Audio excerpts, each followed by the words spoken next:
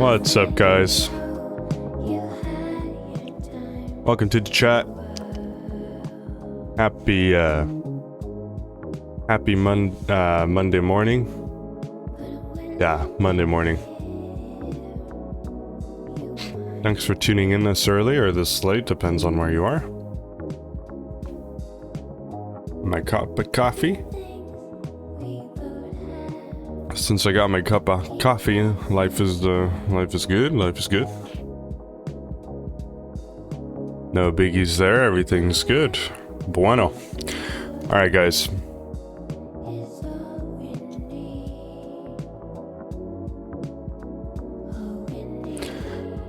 Let's go have a look at what we have here. We're in the polef 154.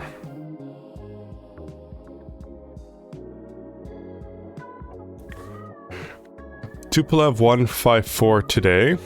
We're live on VATSIM. This is going to be a long one, guys. We're going to fly from New Islamabad to Moscow Sheremetyevo Airport. Good morning, mi amor. Good morning, love. Hello, Liza Nicole. Thanks for tuning in. I love you. Thanks for tuning into the chat.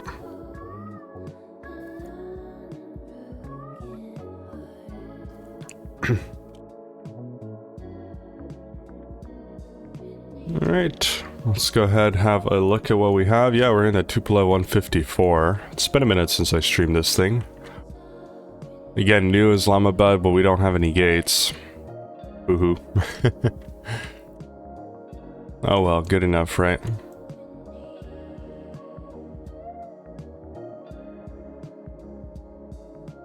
Abitab.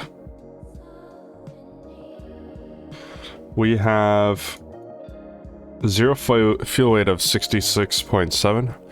I love you more, baby, except for an amazing stream. Oh yeah, me too. Thanks so much. Mike, welcome to the stream. Thanks so much for tuning in. Welcome aboard. Happy Monday morning. Very nice to see you. Thanks, Eliza. I'm hoping for an amazing stream as well, if everything goes to plan.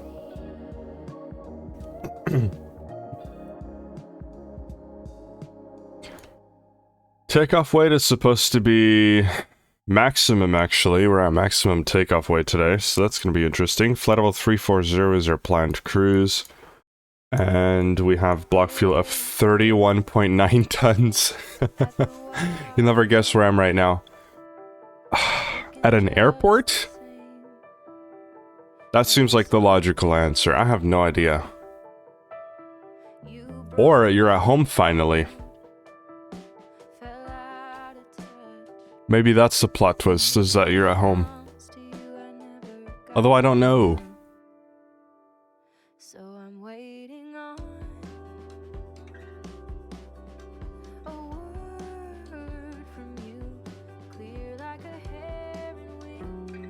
But everything looks good here, so let's go ahead and get some ground power up.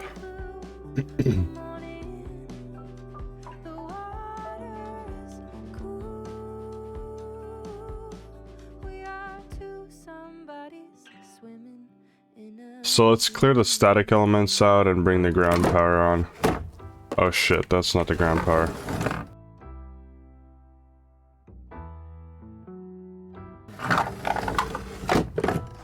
There we go, that's the ground power.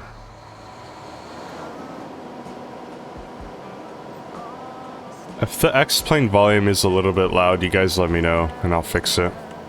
Got the GPU, I can't stay tuned today. I'm on a deck boat. Oh, you're kidding me. That's so cool. Well, enjoy that. Thanks for coming on, though, for a minute. That's so cool. I'm very jealous. We love our boats. Special stream with a polef, but not a problem. I completely understand. Let's go ahead and get the, power on. Inverters, external power on.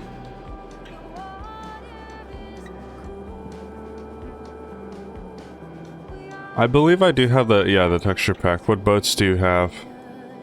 I don't have any boats, actually, but we do love them. I was saying, we love our boats. We do like boats a lot over here. But can't say I have one. I wish I did.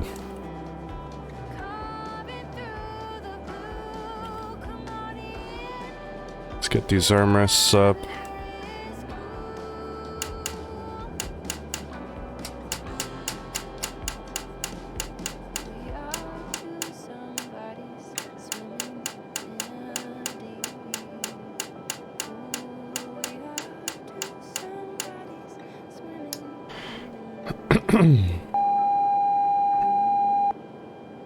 All the avionics are powering on, so let's go ahead and go down here. And go into utilities, go into our...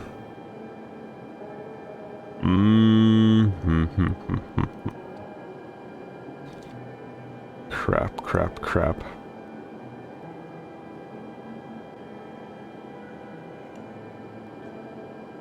Actually, it was system GPS status, so now we could see turning everything on. Yes, exactly. That's how we do it in here.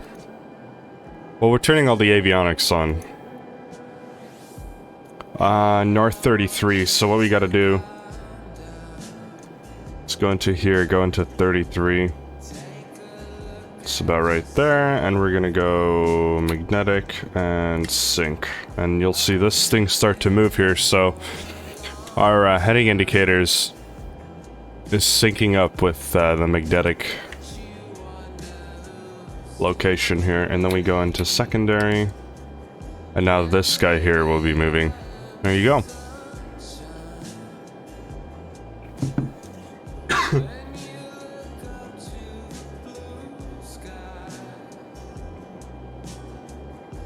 Okay, there we go. Now we can change that to feet. Our QNH is 1002. Awesome. Okay, the kids want to tube again, so I'm off. We'll watch on VOD later. Have a great flight. And hey, Eliza. Not a worries, Mike. I hope you have fun tubing on the deck boat, so enjoy yourself there. Be safe, have fun, and happy captaining. We'll catch you later, Mike. Thanks for coming on for a minute.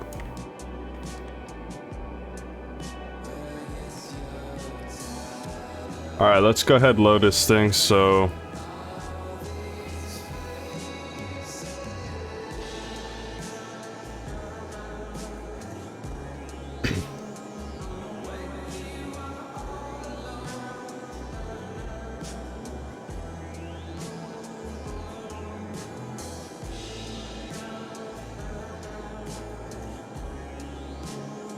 Yeah, so we had 31.9 for fuel.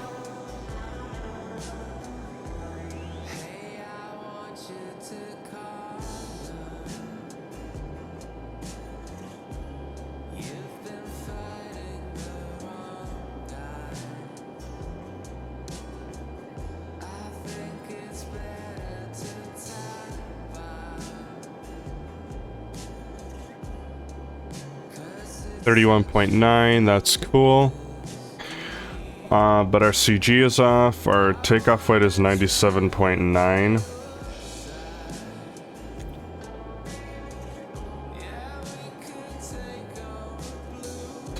Topliwa na полет.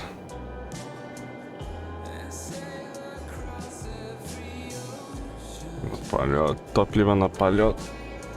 26.4. I guess we need more because we need 31.9. Hang on, let me change this to English real quick because I forgot how to read this a bit.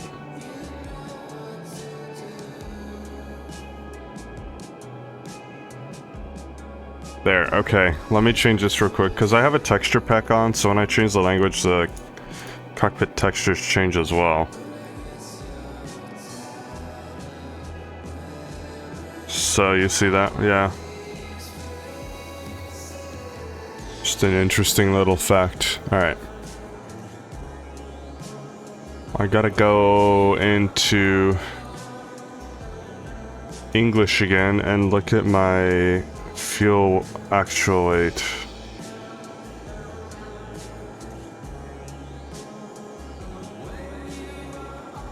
Trip fuel 30... What was it? 31.9. Shit, I might not be able to get the fuel I want. 31.9.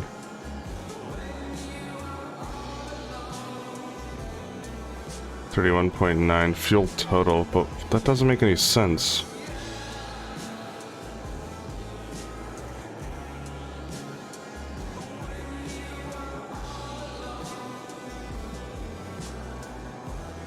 $1.9 load fuel. Fuel actual. Okay, there we go. Okay, cool.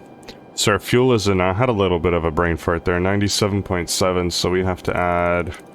We're too far aft, so we have to add weight in the front, and we have to go take off weight to 97.7. Now we're too far. So we got a 97.7. There we go. Okay, that's good. Load fast. So now we're loaded in right now. So this, we have a red warning here, but that's fine because it's, our landing weight is over, obviously, but it is what it is. And then I did, what do you call it? I did load the aircraft a little bit forward.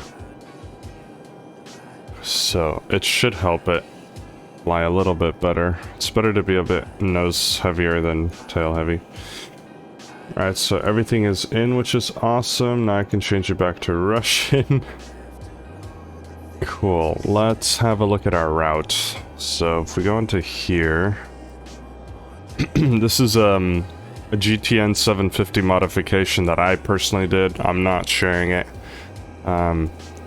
just because I don't have the rights to do that.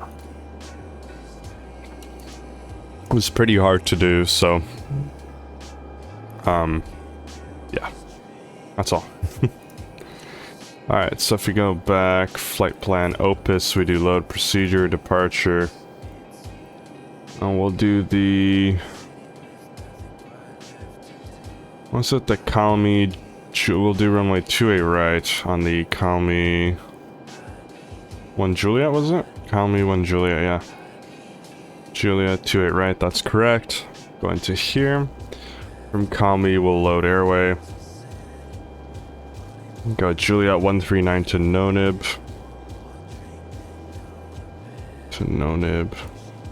My goal is to get out of here within 24 minutes.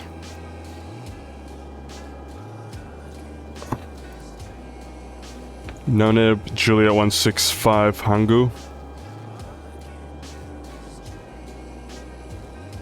Load from Hangu, we go Lima 509 Lajak.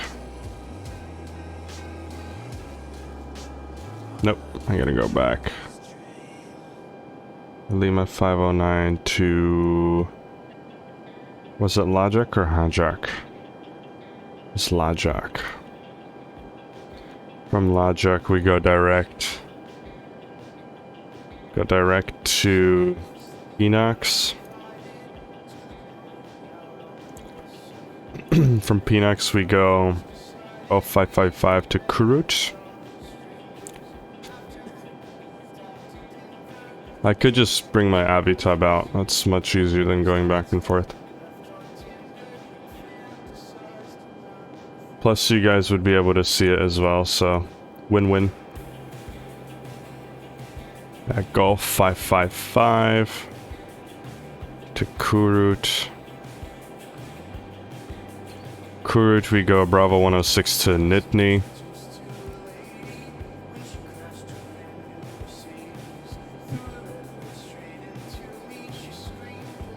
Okay, from Nitny, Lima 162 Odiva.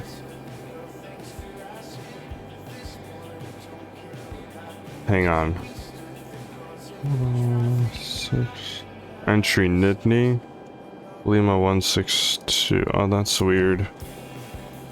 Okay, so we'll just go from Nitny direct to Odiva, because they don't have that. From Odiva, T531 URL. Uralsk. From Uralsk we go Mike 166 Arisa. Nope. Arisa.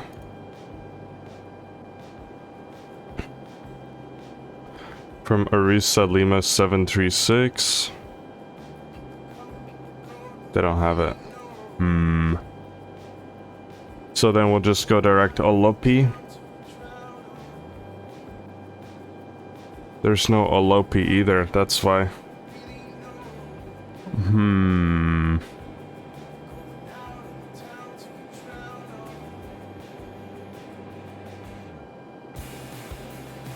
So then we'll just go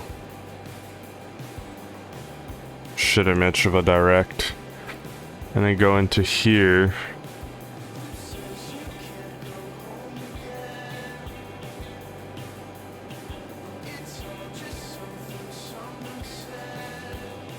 I guess that arrival doesn't exist or something. That's weird. Oh well. Let's make sure the flight plan makes sense. Yeah, that's as much as I can zoom out. That's how long the flight is. That's crazy. Alright guys, so everything is in here. Let me go into CDI mode. And if I go into...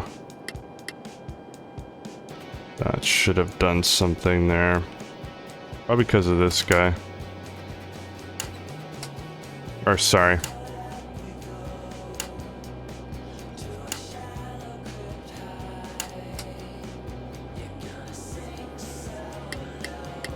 You know what? I don't think I have all the power in.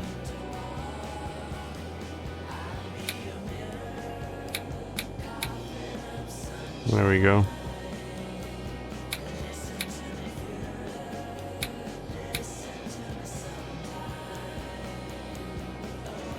Huh, that's weird.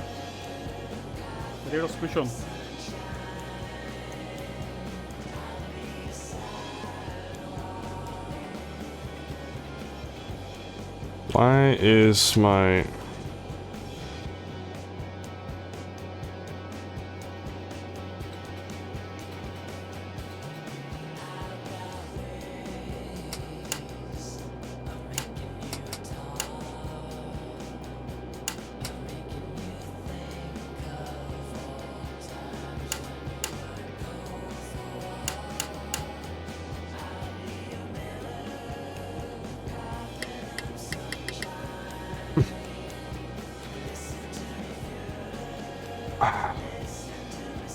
That's definitely weird.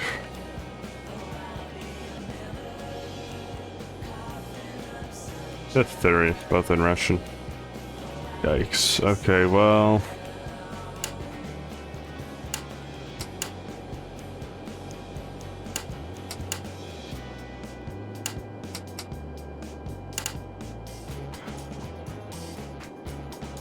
Hopefully that'll sort itself out soon. Alright, let's go ahead and set this up. Set the fuel on. Turn the fuel on, turn the fuel pumps on. There we go, that flow master's on, there we go. Engine gauge is on. Go. Alright, ice detection is on.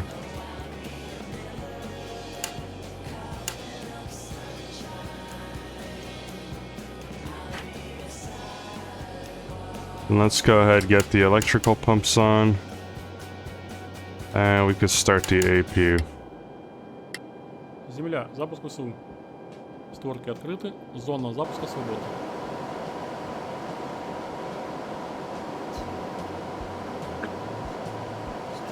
Excuse me.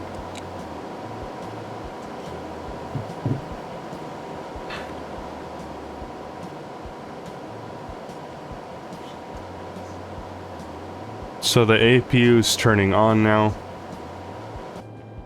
It's going well, except what's with this flight director? I can't get the flight director to get on. There we go, now we got it on. Now I can do this, and our navigation should be there. Perfect. Cool, that looks good to me. APU is the APU starting? No, it's not. There we go, now the APU is starting. I knew it was too quiet outside. There we go. Alright, this plane is a very complicated one to fly, so bear with me. Alright, let's go ahead and pressurize the emergency hydraulic system. Oh, I'm so lucky that coffee just went where it went. Which is on me. Now I smell like coffee. There we go. So we can turn the electrical pumps off now. The APU started, so let's get the APU bleed on. There we go, and we can call the pushback. Ground to cockpit. Please show me where you want to go. And since we're going to 28 right, I want to do a push that looks sort of like this. Okay, thank you. Just give us a few seconds. Cool. Alright guys, so that's fine. So everything here is set up. We'll power this on after engine start. Well, the 1200 is armed in the box. 1200, that's all good. 1228 for Unicom. Aftermath. I'm just really setting up early for the approach later. Just being most prepared as you can in this aircraft is like literally the key, because it's a very hands-on plane, so a lot of stuff can happen. Walk-around completed, all doors and hatches closed, steering pin inserted, we're connecting right now, pushback, then we'll Alright, so let's go ahead and switch this to APU power, and then we can turn the ground power off, but I did something wrong here, so we lost all the power. I'm trying to see what I did wrong here. I think all I did wrong was not...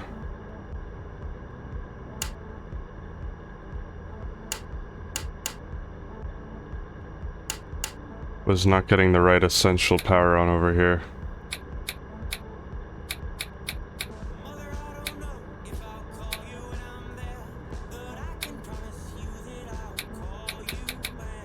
Oh yeah, I didn't get the APU power on. That's why. There we go. Cool. Have fun, says Eliza. Awesome.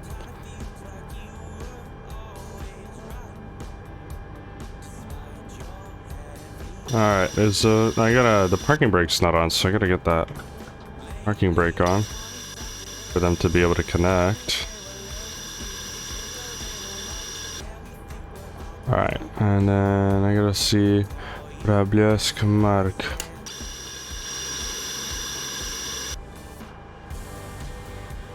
Trying to figure out which light is which.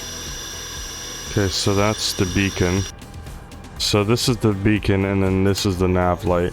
Cool.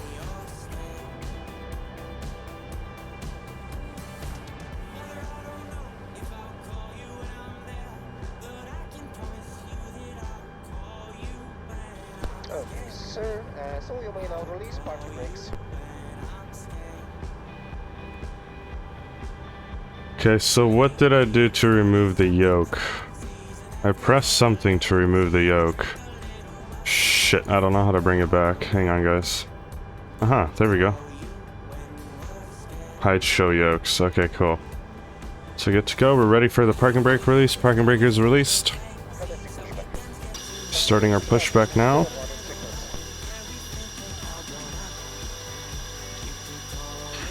Alright, let me turn this music off for now.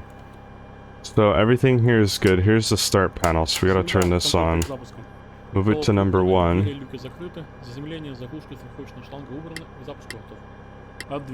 we go. Starting number 1. Number 1 is starting. We're looking for the rotation here. Once N1 reaches like 22, we'll go ahead and introduce the fuel. Here we go. Introducing the fuel. Fuel flow, EGT, N1.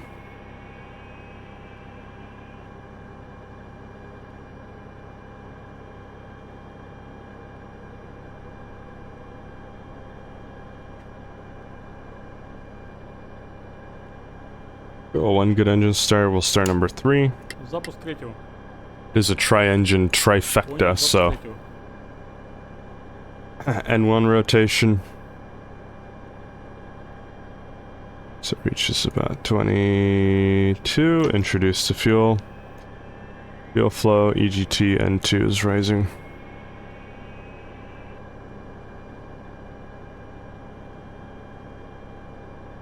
Okay, perfect. And we'll start number 2. Запуск второго. Понял, запуск второго. N1 is rising. Usually the N2 rotates first, but I guess this plane's a bit different, isn't it? There we go.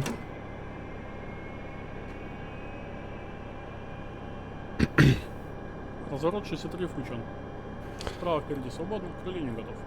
Alright, so all engines are Слева спереди свободно. good start. Внимание, We're вызов. go ahead, turn the start panel off. Проверяем тормоза. Go ahead and turn the APU bleed off.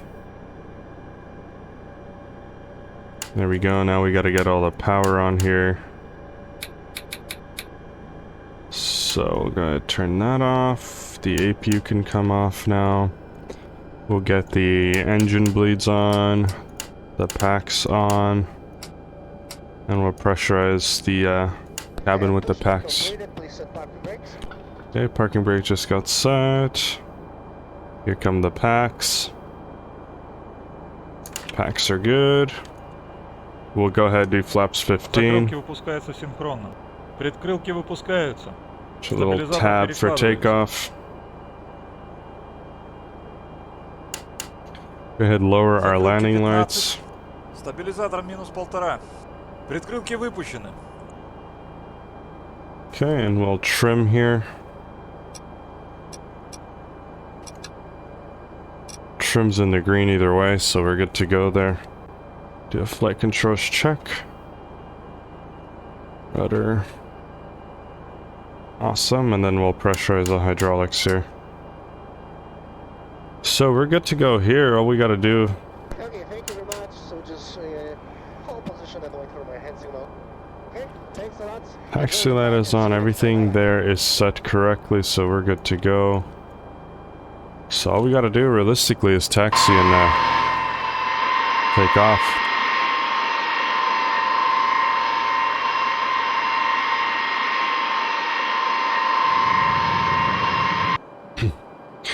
Islamabad traffic, AFL898, we're taxiing to runway 28 right, is New Islamabad.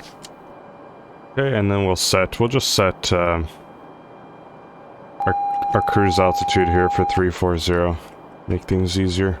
That's probably what we're gonna get anyways, we don't have any ATC. Alrighty. Power up just a little bit and taxi to the runway.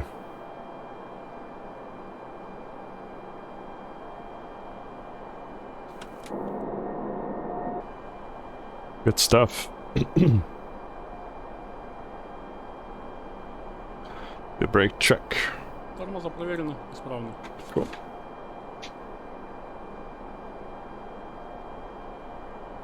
Need to get like a new headphone jack, because this one tends to cut out.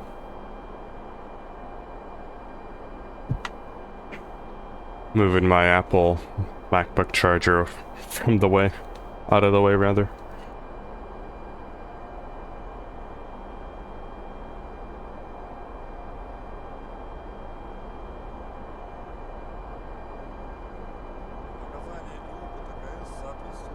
Alright, so make a right on Foxtrot, and that should be good.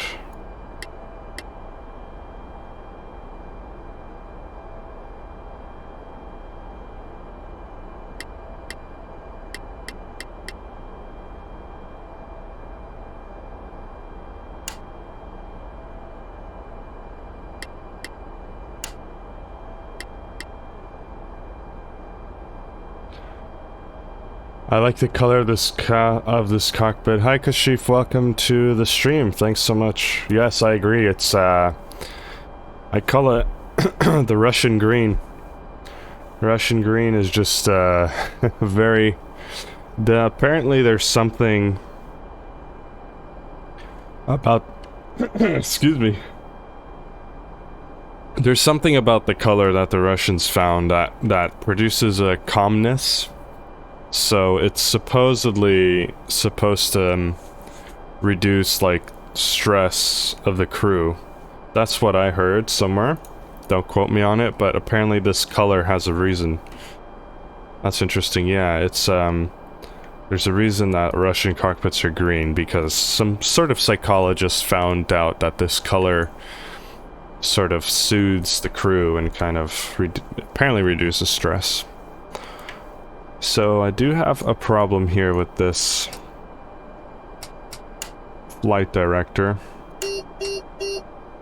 but hopefully I can resolve it. Make a left here. The cockpit is cockpit of the behind is a similar color, I think. Of the behind? Yeah, it's the same color behind. I mean, all old school Russian jets kind of have this color. Even the Antonov like 24, the turboprop of the hind. I'm not sure. Not sure what you mean by that. Oh, the helicopter. I'm not familiar with helicopters too much, but yeah. I think I know which one you're talking about.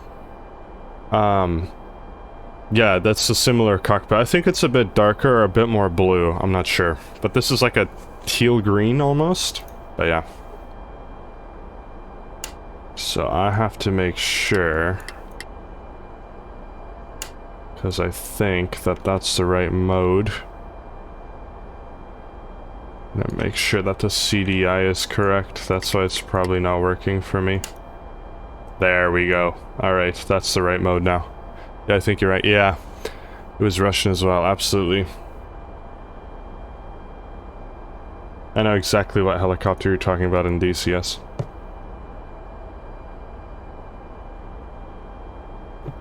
Yeah, so the problem I was having is my LNAV was not syncing up. That's because I had the wrong mode here for the CDI as well as the aircraft. So we're coming up here onto the runway. Our flaps are 15. Everything's looking good. This can actually be...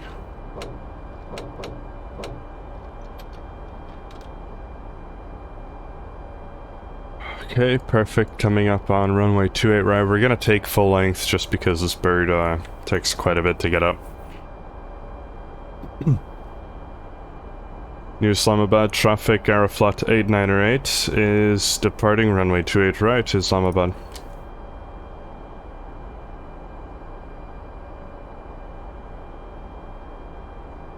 Okay, so we'll go ahead, turn on the TCAS.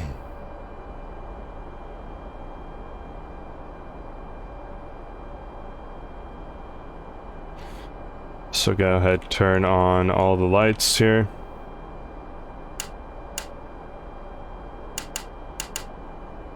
Landing lights are on. We'll turn all these out. Exterior lights on. Approach path is clear. Everything is good to go. I have everything set up. Altitude is good. Okay, so I'm ready to boogie. We'll do QNH1002 as well. Oh shit. 002. Go ahead, line up. Runway 28 right is confirmed.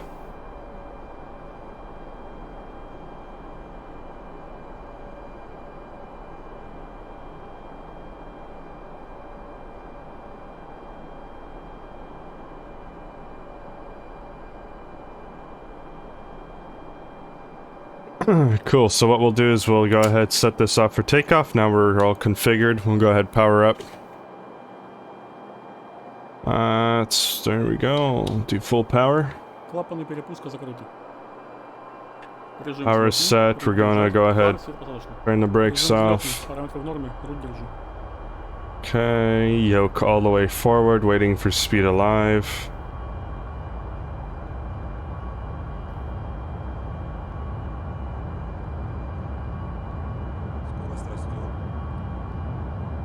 Speed alive. Go ahead, relieve that yoke pressure.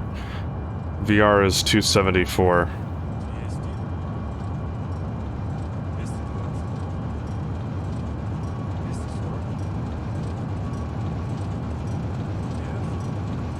V1 rotate.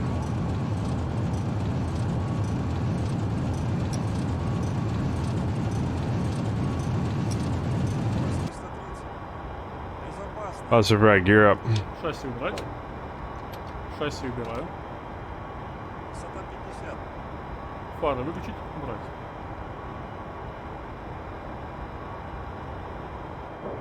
Шасси убрано.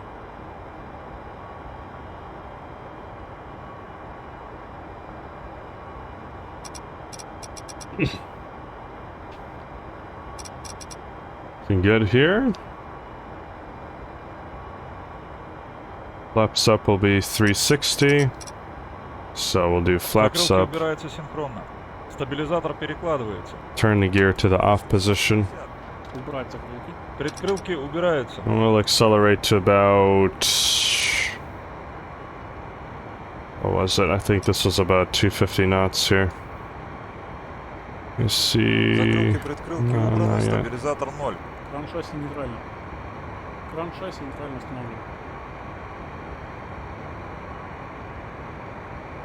I'll just hand fly this thing for a little bit. Let's go, Lev. Oh yeah, Eliza. Old school Tupolev action. Old school Tupolev.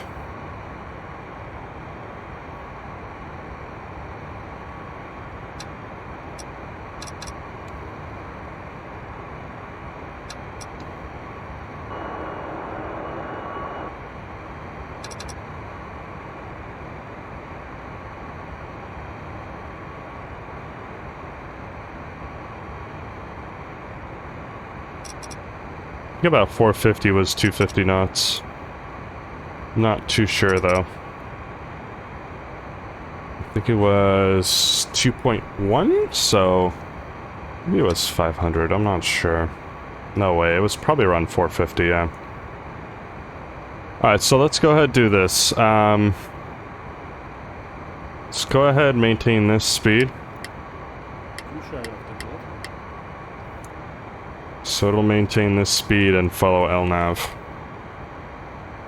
That should be good. 8,800. I think it was flight level 140 that we had the transition.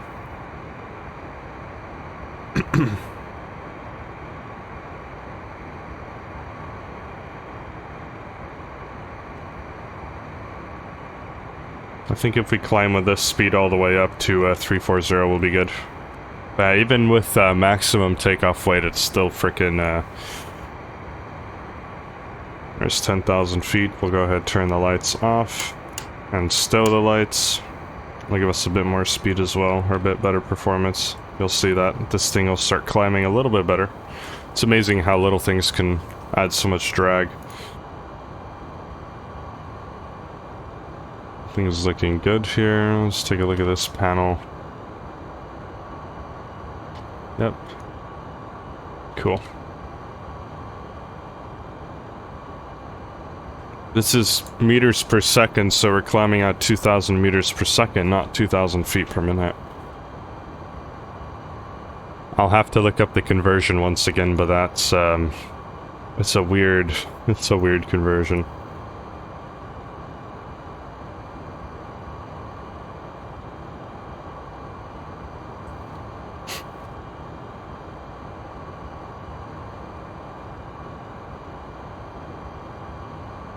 Okay, here we go. Here's 140 coming up.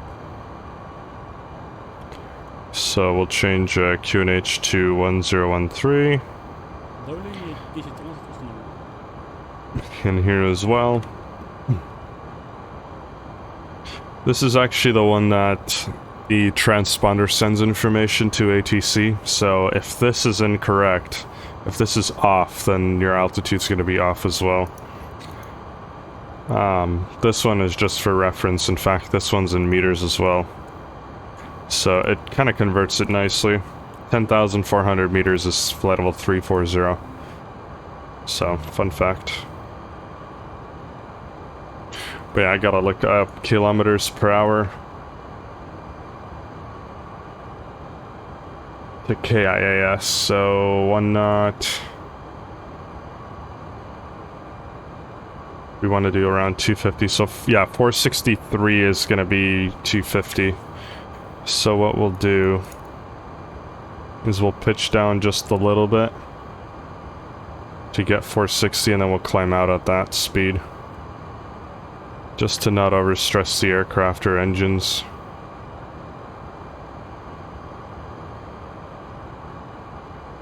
So we'll continue to pitch down just a little bit to maintain 460. Because we do also want to get there, so I want a good ratio of speed and climb. Already flight level 180, which is way more than half, but... So... accelerating just a little bit. And we could stay pinned on this power setting because we're well below 100%.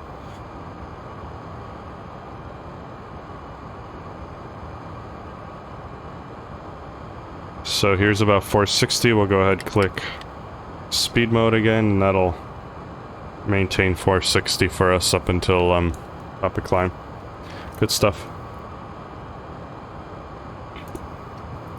And then the other conversion I wanted to look was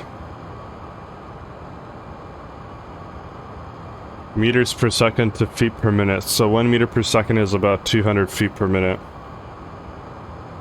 So let's say 2,000 feet per minute is going to be 10 meters per second.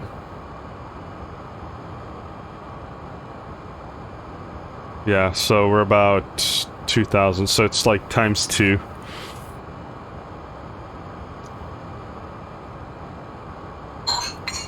It's the end of my coffee. Good morning. Yeah, this is a long-ass flight, but this is for Captain Khan, so... We have one more leg after that. We have Moscow to Birmingham, and then we'll be good with it. I chose to not fly real-time just so we can take a break from night and just do day.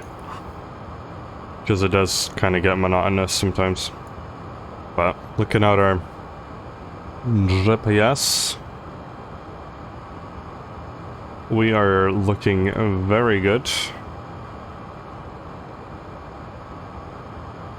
I like to go into utilities, trip planning.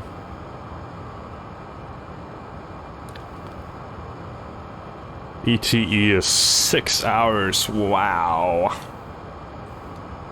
That doesn't seem right. I think what we have to do is once we reach top of climb is accelerate. Literally like Mach 0.8. In fact, should climb out a little bit faster here. That's why we're losing some time. So now we'll climb out at like 485. Just a little bit faster.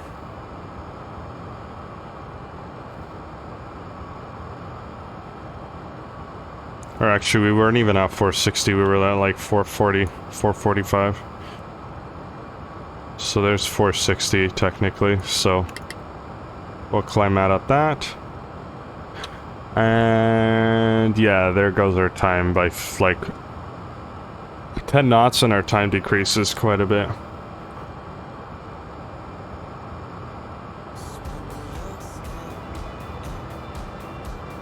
Awesome stuff.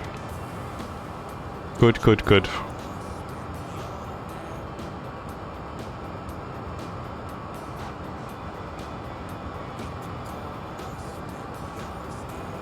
That time will decrease though once we like accelerate.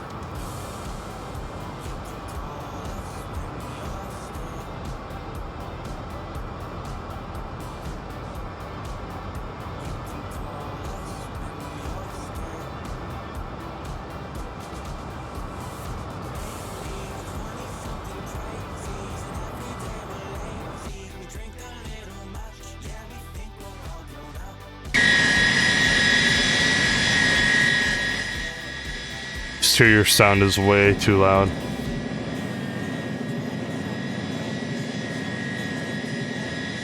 Beautiful. This is just super beautiful. I love the terrain in Afghanistan. It's like awesome.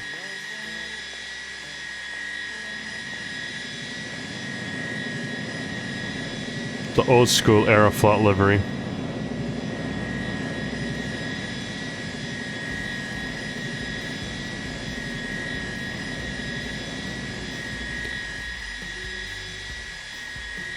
So, nice little river there.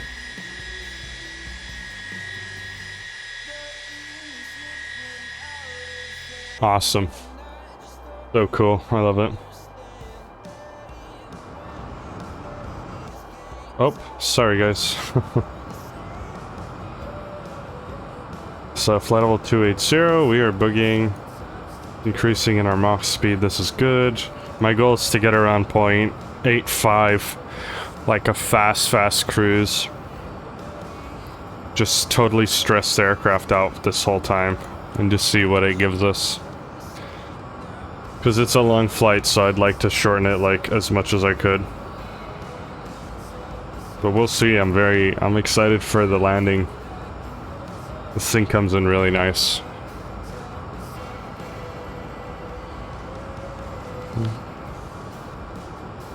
Yeah, we have about 3,000 feet to go.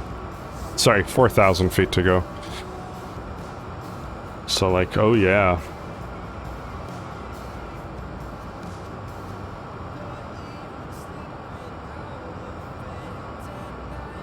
Because based on Avitab, we have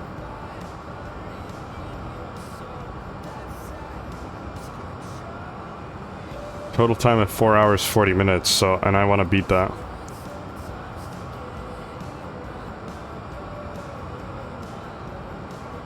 Like by a lot. So we'll see. We'll see what happens.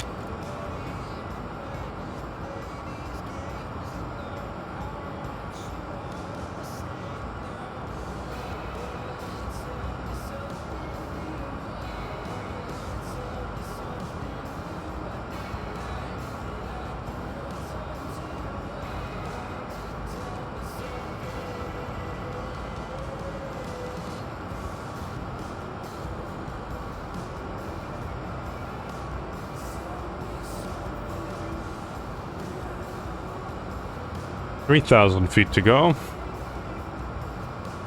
Very, very awesomeness here.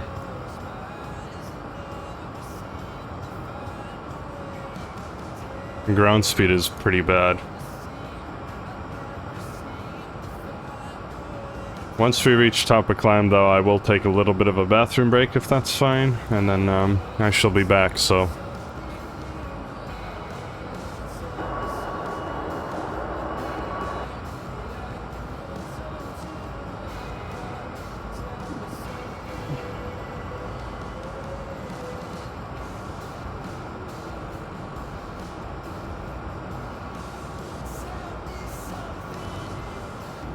Setting up some views here.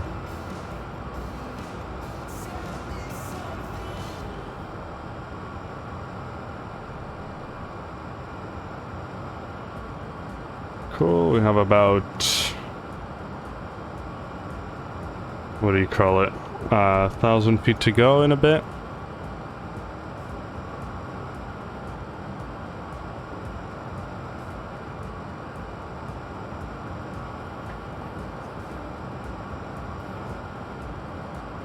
Yeah, I was trying to think about the plane that I wanted to... I gotta take that ETA out because it's not correct.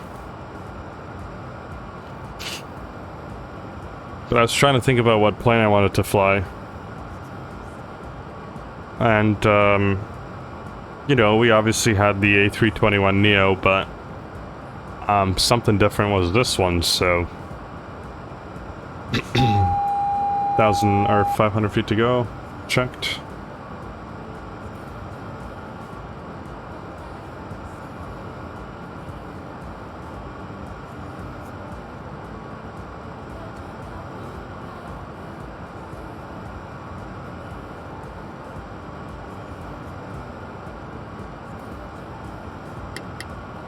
Go, and now we press hold, so it's gonna hold our altitude for us, and we'll be accelerating here.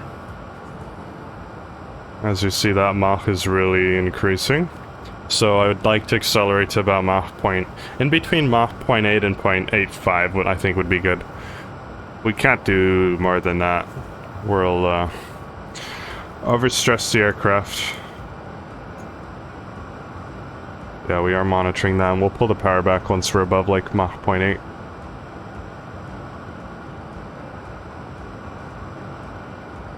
I do want to decrease that total time though as much as possible. For me, it's hard sitting here for a very long time, so we're doing our best to get this flight done, but kind of lagged because I knew it was a long flight.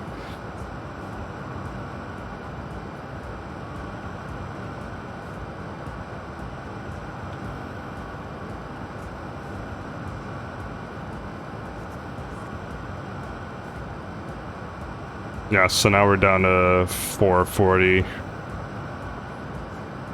Want to keep decreasing that though. 438, yep. 37. If we can get to Mach 0.85, that would be awesome, but I doubt it. We're above, so let me reduce just a little bit here.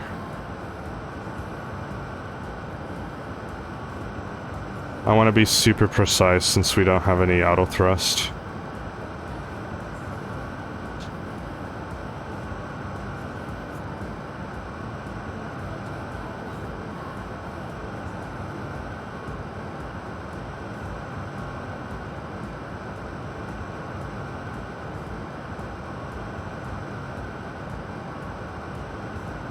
That should technically be good right now. Yeah, 430. Awesome. Good stuff. Alright guys, I'm gonna take a bathroom break, so I shall be back shortly. Hopefully the plane doesn't yell at us. I think our power setting is pretty good here. If anything, scream in the chat.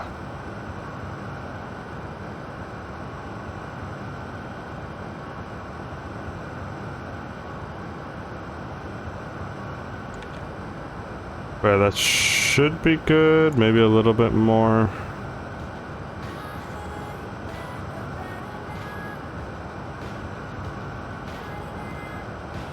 Alright guys, I shall be right back, so enjoy the views. Taking a little bit of a break, I'll be back soon.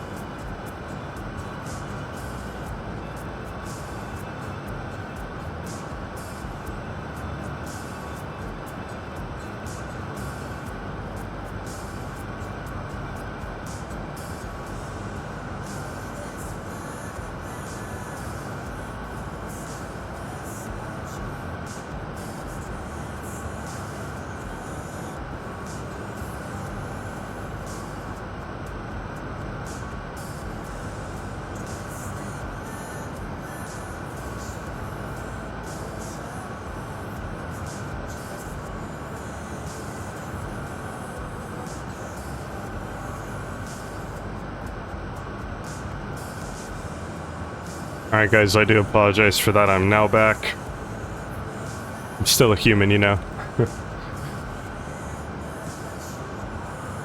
Dad's root beer? Oh yeah.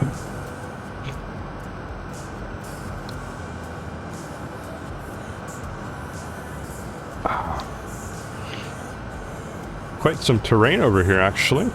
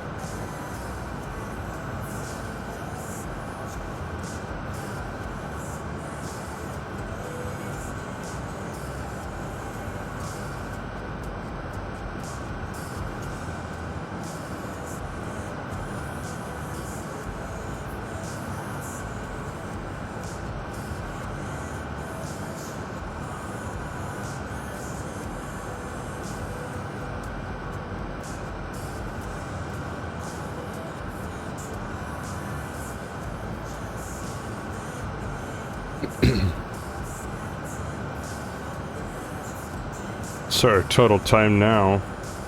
Wow, almost a ground speed of 500. That's awesome. Look at that, Mach 0.85, just like we wanted. Looking good, guys.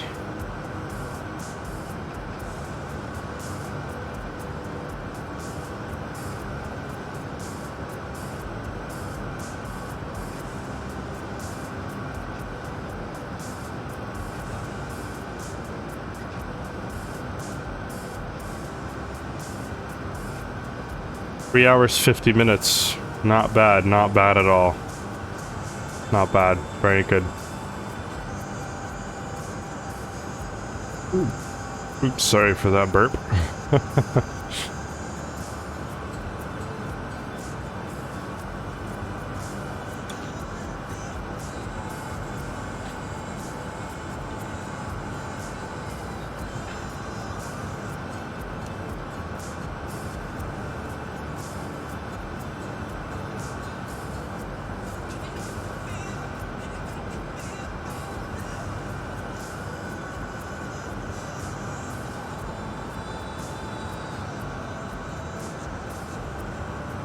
Perfectly cruising at 340.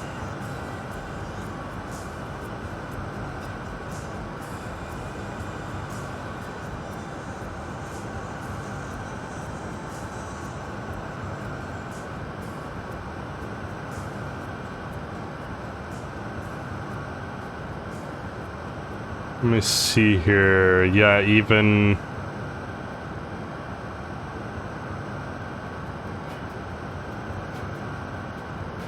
Oh.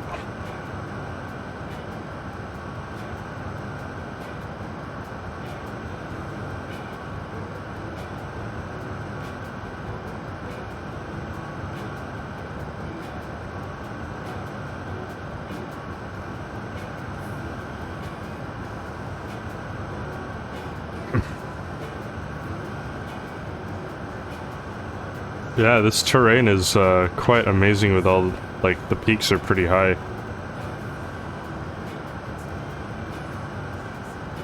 But what's wrong with this picture?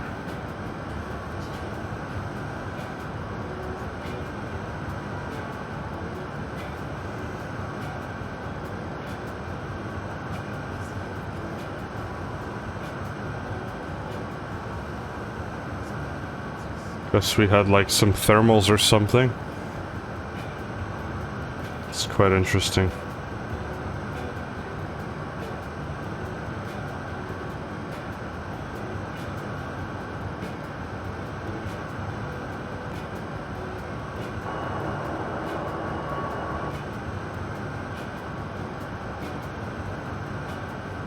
Very interesting.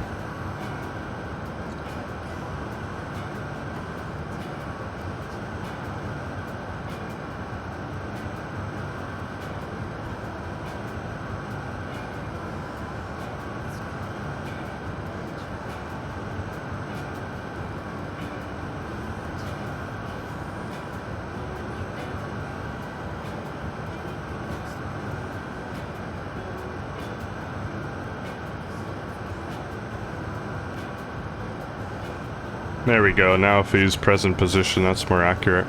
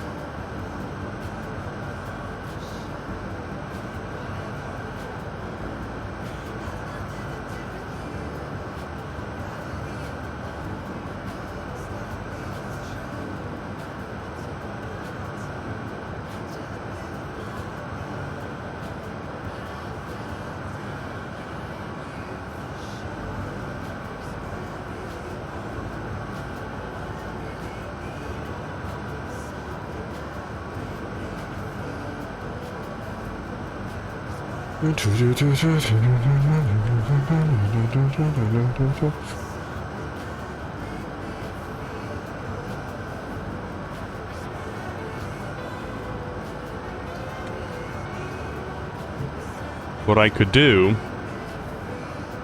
I want to look at if Squire, the electric base company, released any new bases, so that'll be actually quite interesting. Let me have a look. Oop. Seem to put that on. Oh well. Alright. So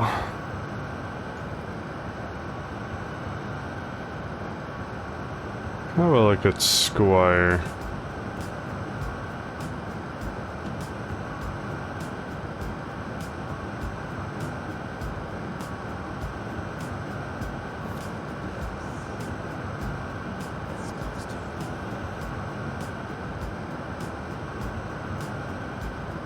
You guys can have a look at what I'm researching.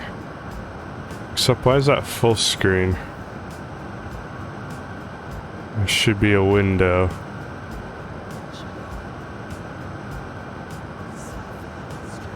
And then let me transform and center vertically. Or horizontally, rather. Ah, keep clicking the wrong one. There we go.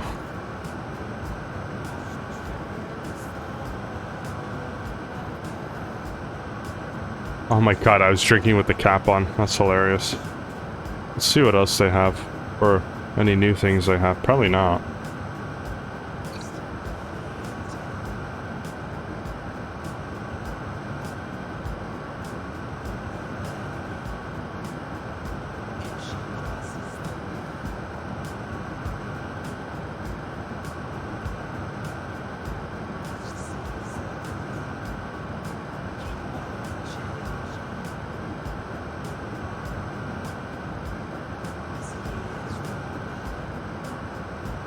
That's some really old school contemporary jazz bass. That's cool.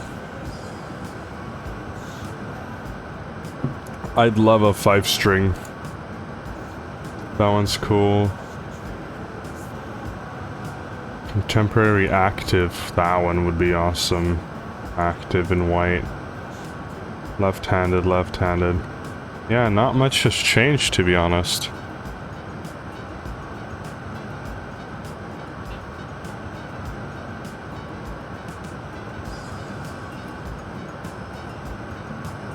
Huh.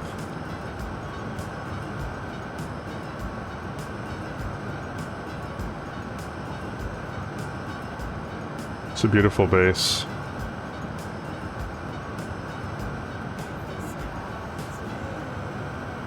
ICS, so that means that it's made in Singapore, or sorry, in Indonesia.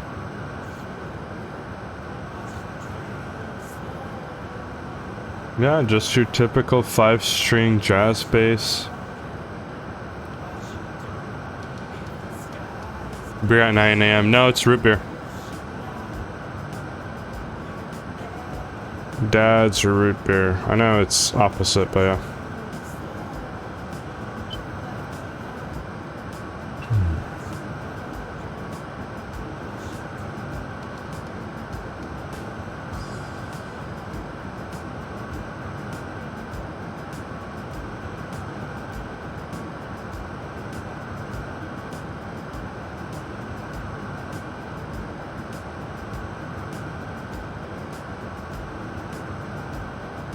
Without me, trader. I still have a few, don't worry. I'll bring one.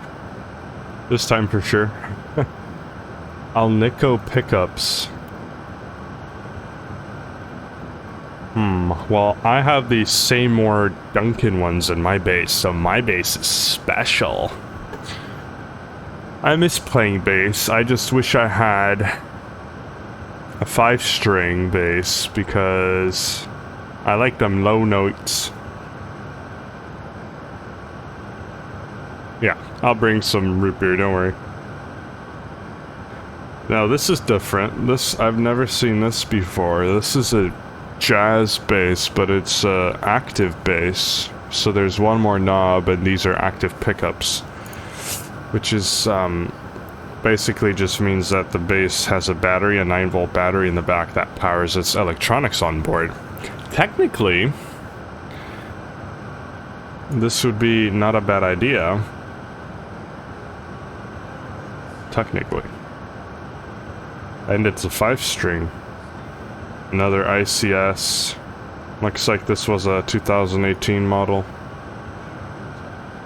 So it's been around. I was out of the loop for quite a bit. But this is a nice headstock here. Notify when available.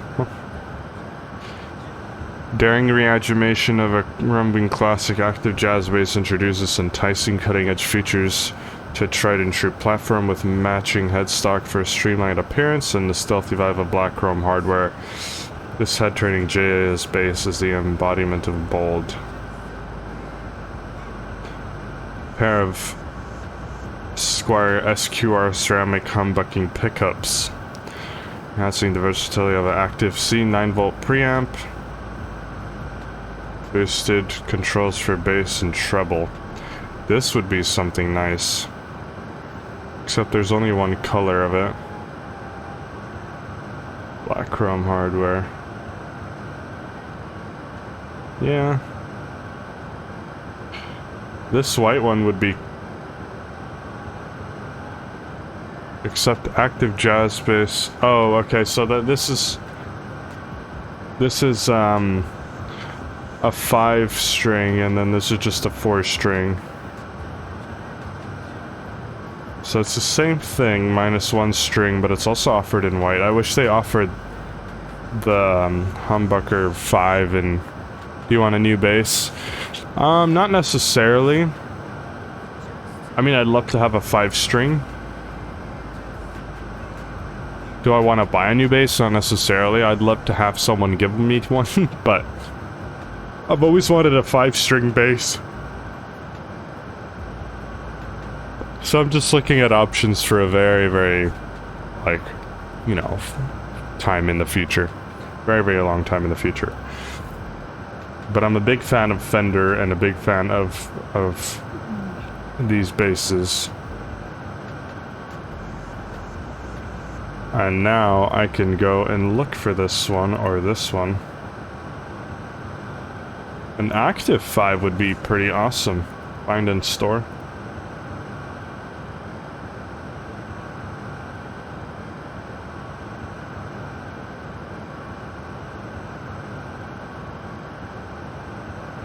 Guitar Center, Lake Forest.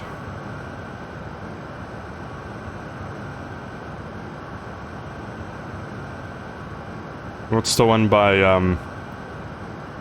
That's the one by Harbor Freight Tools, Eliza.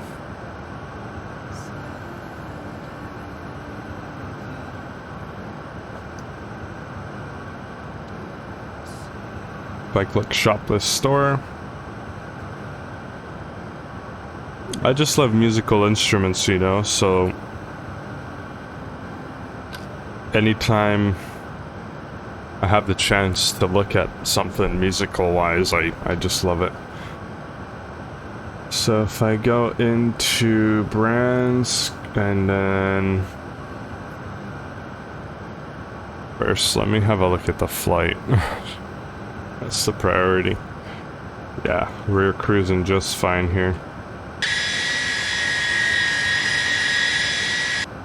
I know that's loud, sorry. Menu or 9. Utilities, trip planning. There we go. 3 hours, 3.5 hours. That's not bad. That's not bad. So that means we'll be there at 1 p.m. Eliza. So I'll probably be at your place by 1:30 to 2. Got when your class starts. Okay, going back to this.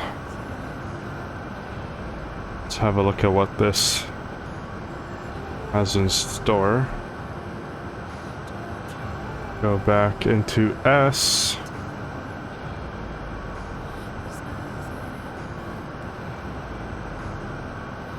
Squire, they have 15 in stock. That's off to a bad start. Affinity Jazz Bass 5. So this is not it, okay. They don't really have anything. They have this affinity, but the affinity is like the bottom of the barrel type of line.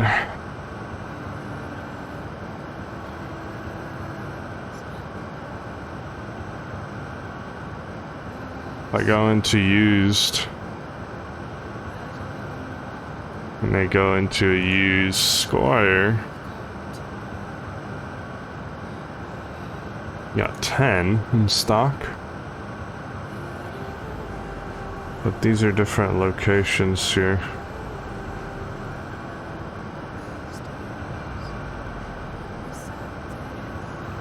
Yeah, so it looks like they don't have it. So let me try another store.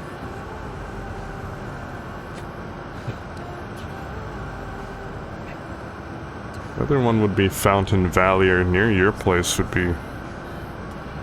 Let me try 1 to 2 Fountain Valley. Shop this store.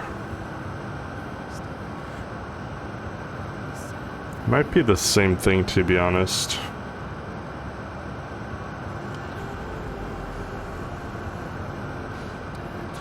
Got one more here.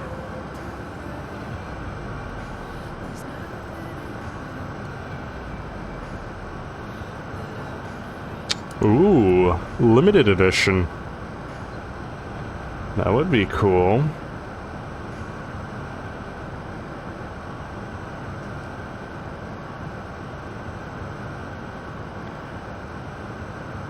See, they have this one, which is the limited edition of this guy here. That's cool. That's very cool, but the problem is that it's a 4-string, and I'm looking for a 5-string. Let me keep trying different stores here. This is good though, this is good.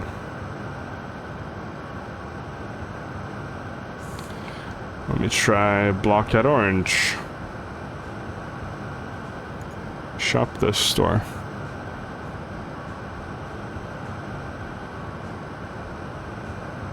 Go into here again, type in Squire.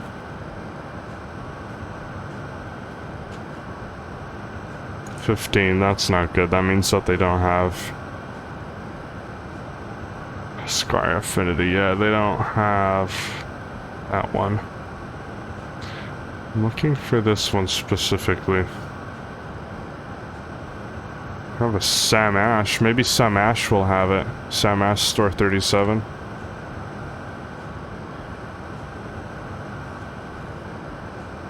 Sam Ash. Stores. Store locator. Because Sam Ash is Eliza's favorite music store because she loves playing the bongos. There we go. Potatoes. Let's have a look at this one.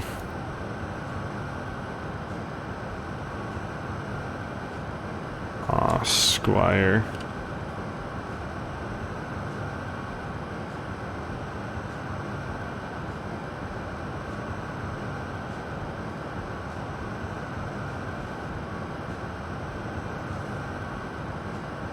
Look at that, they have it.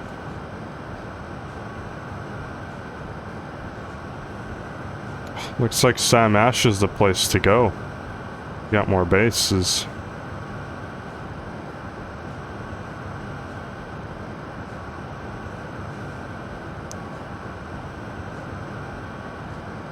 That's actually the one I have, this Squire Vintage Modified Precision.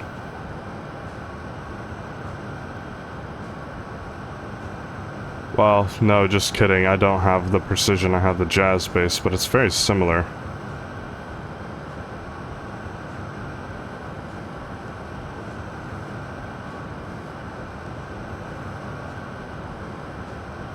But this one is here. On the way to chat for availability.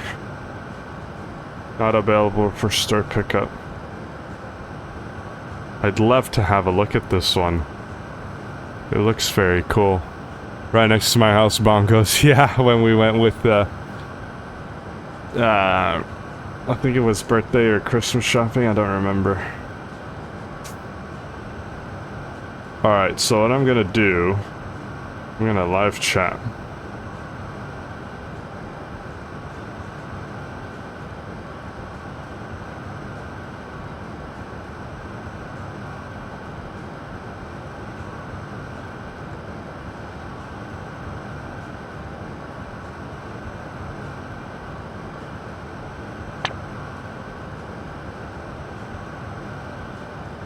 Doing a live chat here.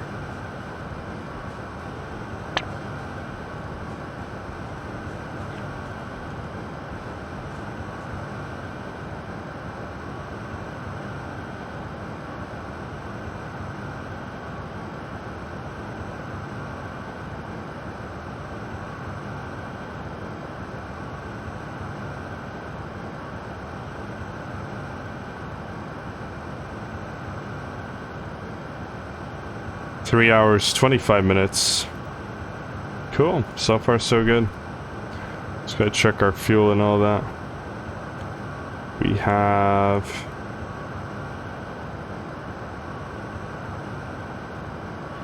One, two, 6, so 12. 26. Yeah, we're going fuel. We have about 28 tons. Let me see how accurate I was. Oh, I got a chat back from the agent. Let me take a look. So let me try to capture it with the chat window here. There you go. There you guys go.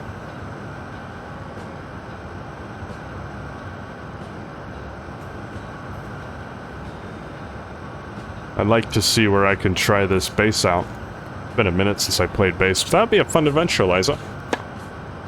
Looks like the base is currently back-ordered. Ah, shit.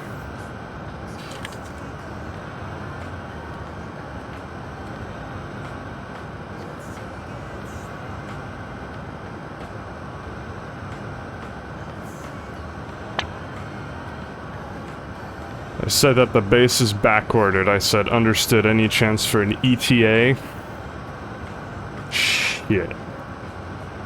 That sucks.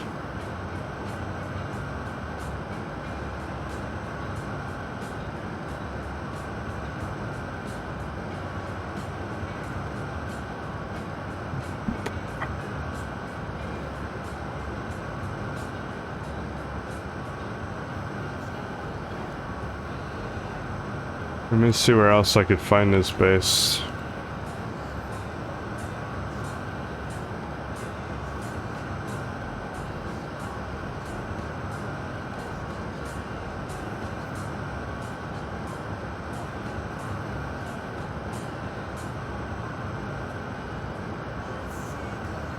One review says I would buy this 100 times over again. Interesting. Huh.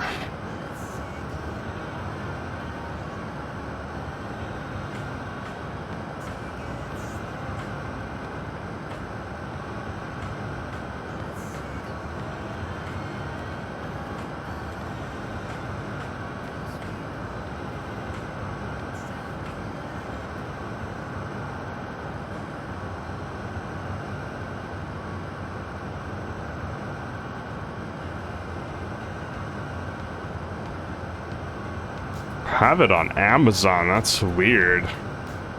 2 in stock. Oh my god.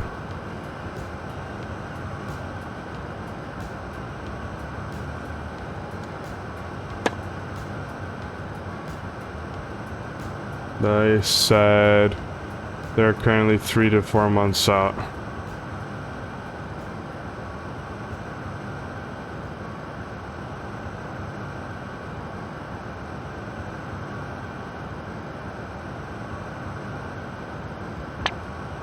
Yeah, well, for Bugs of Chat is still on the screen. Yeah, I know that. There we go. End chat. Well, that sucks.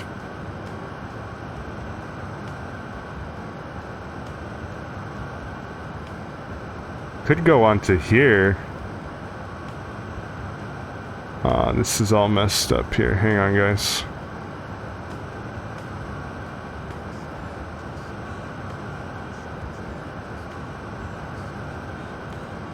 Yeah, that's fine. Not hiding anything. Alright, let's see if I click on availability. Ship to store, all of them are unavailable. Yeah, so they do have a backlog of them as well. That sucks, to be honest, but whatever. It's a nice base. It looks like you're getting it for Christmas. No, they have them in stock. You just have to find them. Ooh, this one is cool. This one's all blacked out. That one's definitely cool.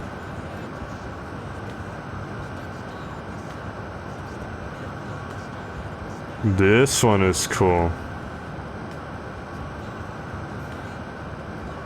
Wow.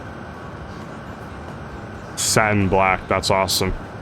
I'm gonna save this, add bookmark, go into other bookmarks, or choose another folder, music, there you go. And this one I'll also put into the music folder.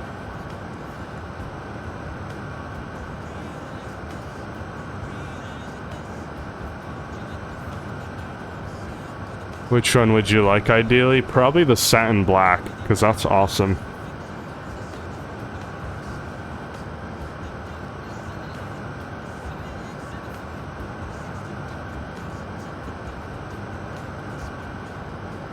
I can also go into OfferUp and then look at Squire 5s.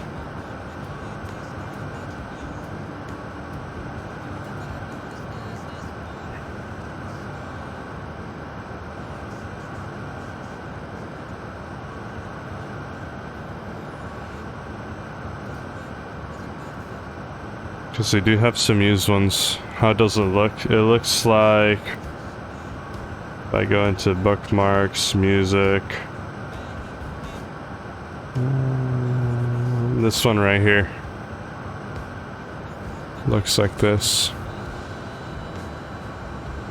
It's all blacked out. It's called the Squire Contemporary Active Base 5HH Satin Black. MSRP is 649, so that's a deal. Just a beautiful base.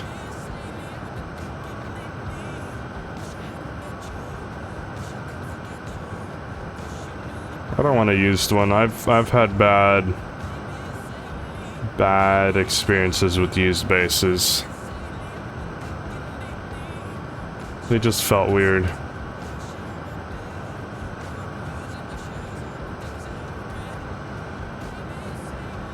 Cool. Let me close all this.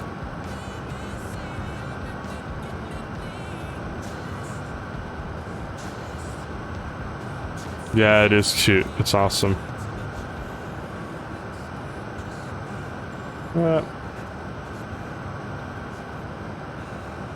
On our way. Trip planning. Yeah, 3 hours, 20 minutes left. Good stuff.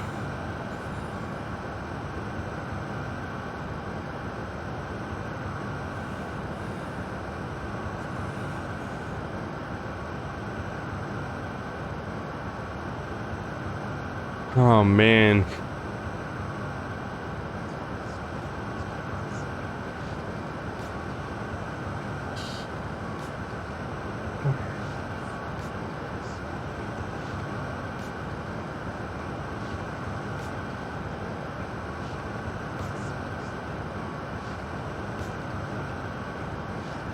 Should we play our motorcycle game we used to play in the beginning?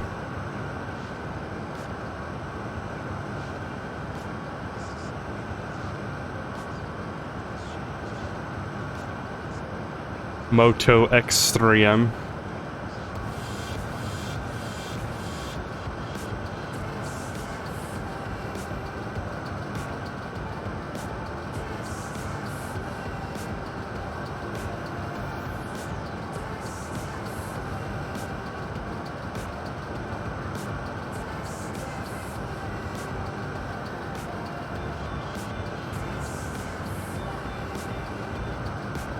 Oh my god, I just remembered.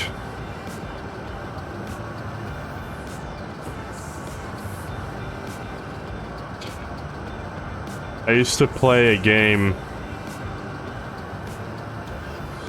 I think it was called Pocket Tanks.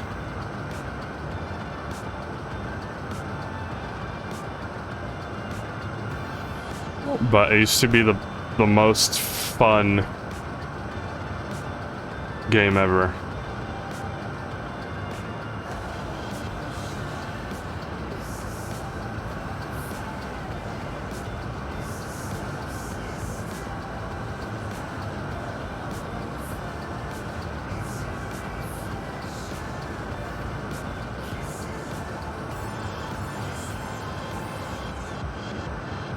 I think it was.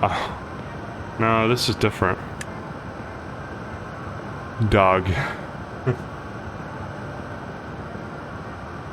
Tank. It was an online game.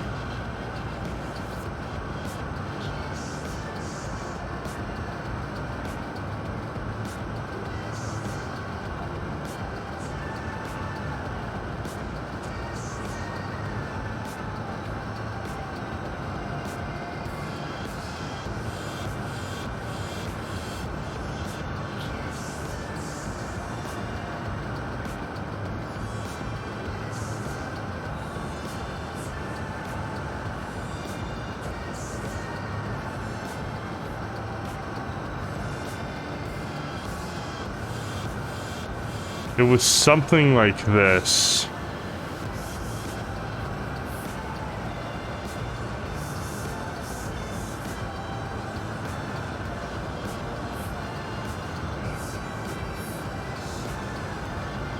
It's like an old 2001 game.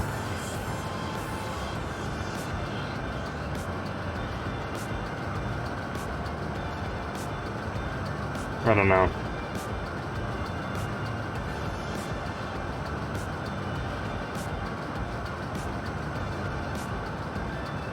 Bunch of physics games here.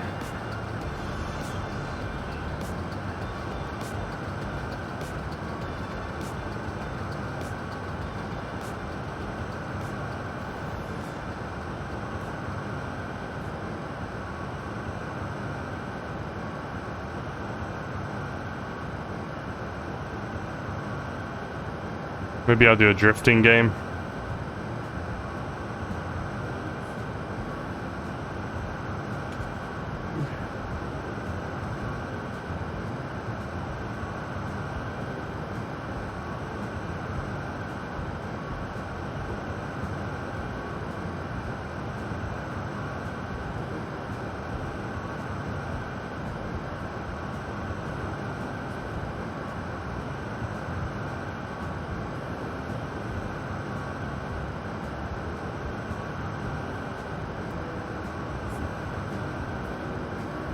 Drift boss.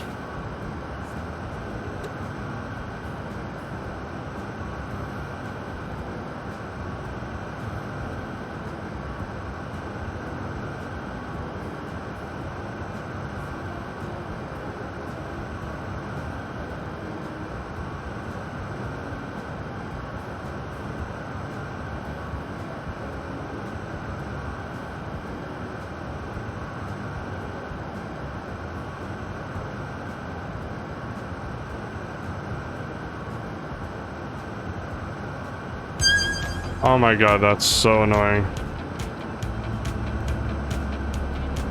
How do I turn the sound off?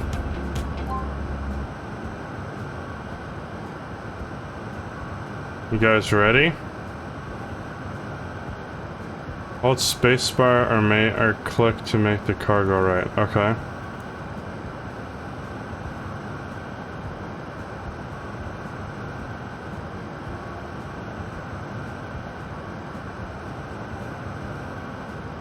Alright, I think I got it. Start.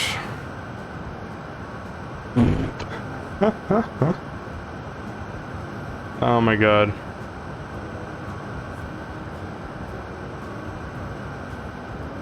Oh Jesus. I suck at this.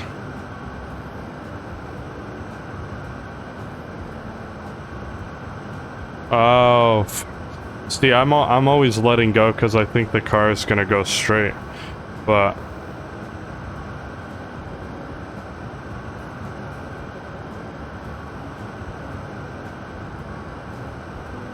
fuck, dude. It's one of these games where you'll just rage if you completely lose it.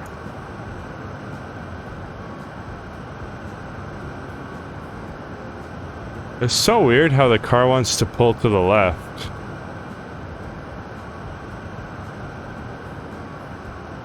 It's like on a weird axis. Oh my god. I suck at this for sure.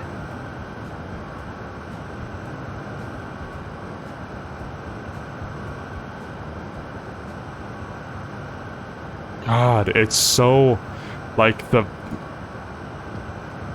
theory behind the steering is so weird.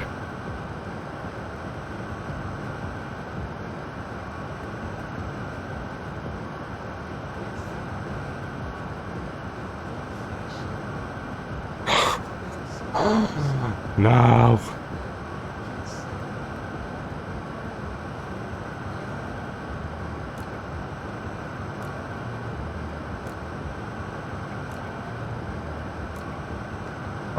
Okay, I'm done. I'm done playing this game. Before I rage.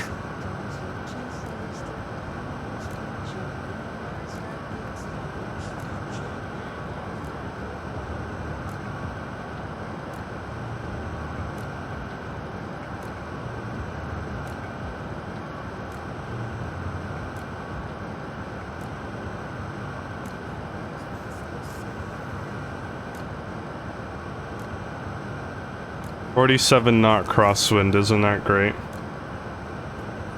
Look at that, exactly a 46 knot. Sheesh.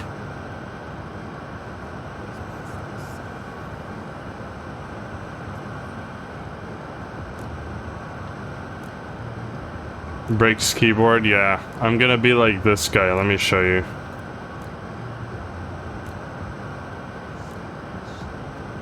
Let me show you guys a compilation of streamers smashing their keyboards.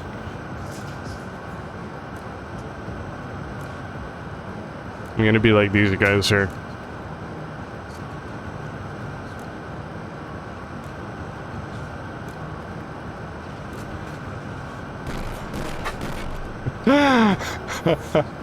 Snot or not. Not.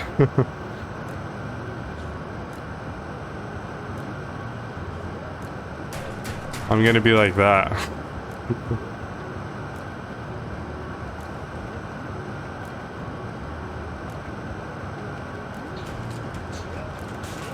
Especially that one.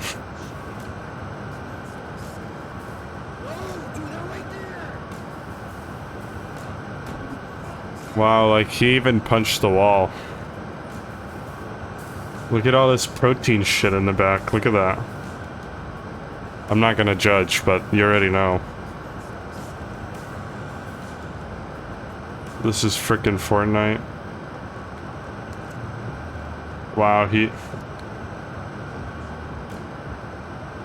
Looks like all of these guys, like, smash their keyboards so hard that it looks like they're shredding.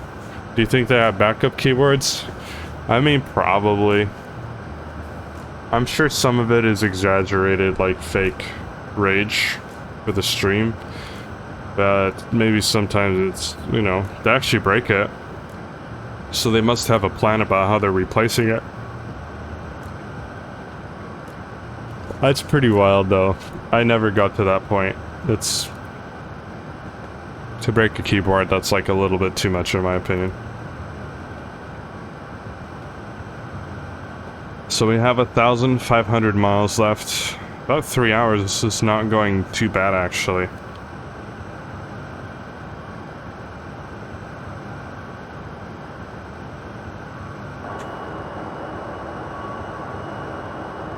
Pretty stable, looking good.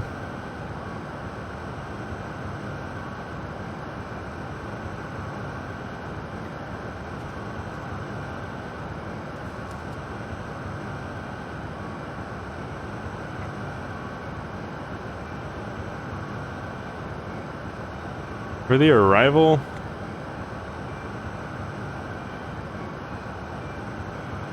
the winds right now 2 meters per second, 1 FPM landing.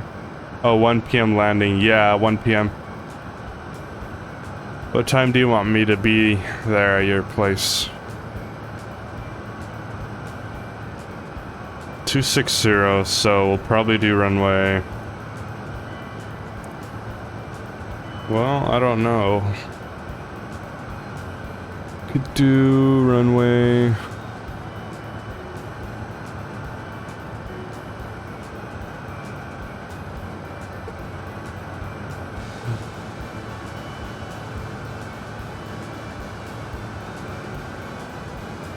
Runway 24. Let me look up flight radar.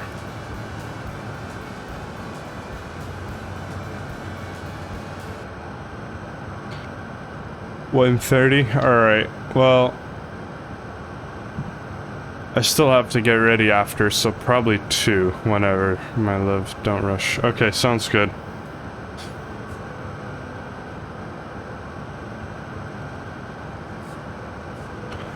Just thought that I would take my time here today, relax.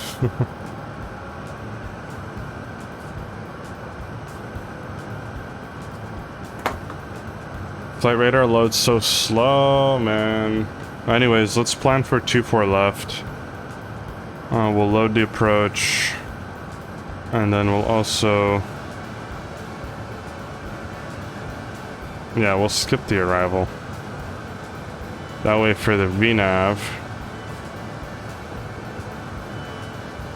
Cool. Oh yeah. Yeah, flight radar is like not even loading. In fact, I'll probably go get ready now, so I'll be ready to go afterwards.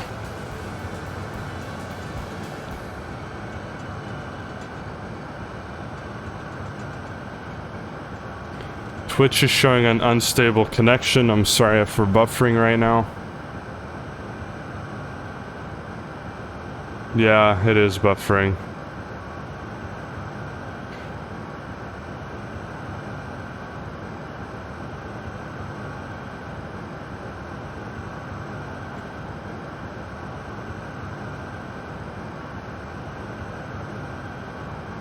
You guys hang in there for now. Taking a break once again. Back soon, guys. 10 minutes.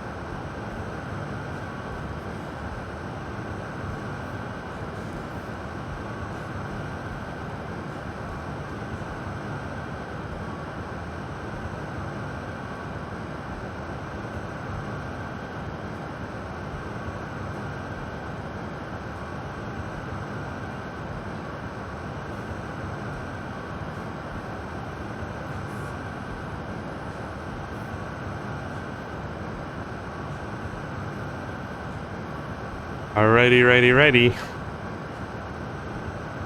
I am Zebek. And my closet door is open once again. Isn't that amazing? I always forget to close it.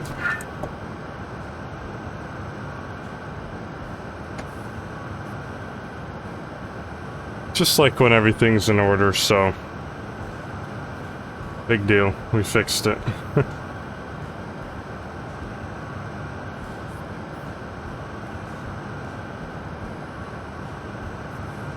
Alrighty, let's check on the flight here.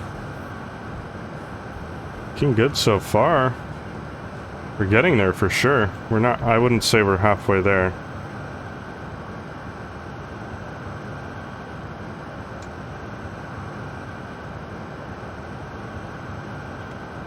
The stream is a little iffy in terms of the bitrate, so I do...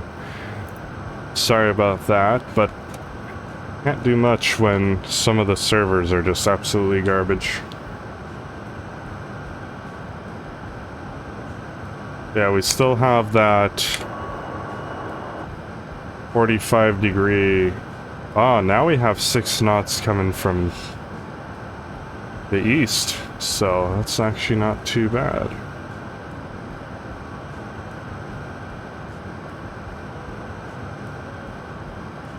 Good. Almost 500 ground speed, that's looking fine. I think we're under 3 hours for sure. Yeah, 2 hours, 45 minutes. So if anything, we're gonna be on schedule here. We might even have sort of an early arrival, earlier than planned.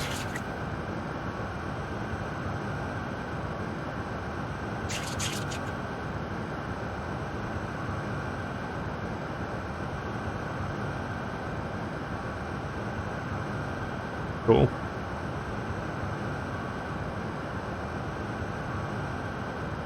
Check.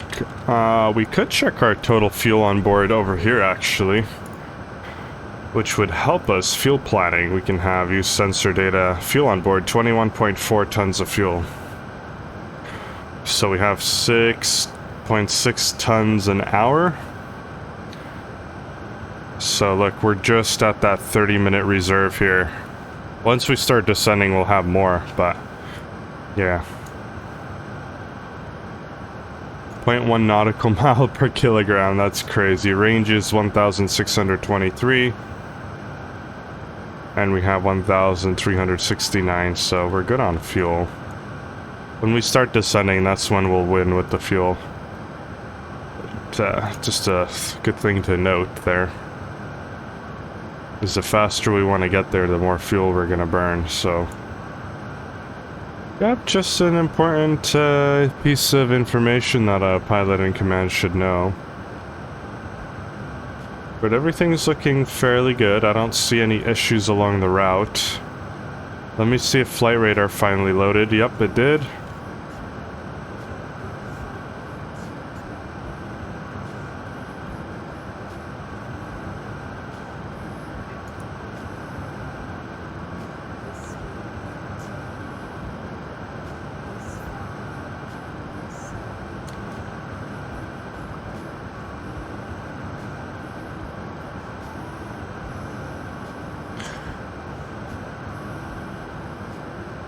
I had to refresh the page. For some reason, flight radar loads really slow for me. Now, I don't know why that is, but...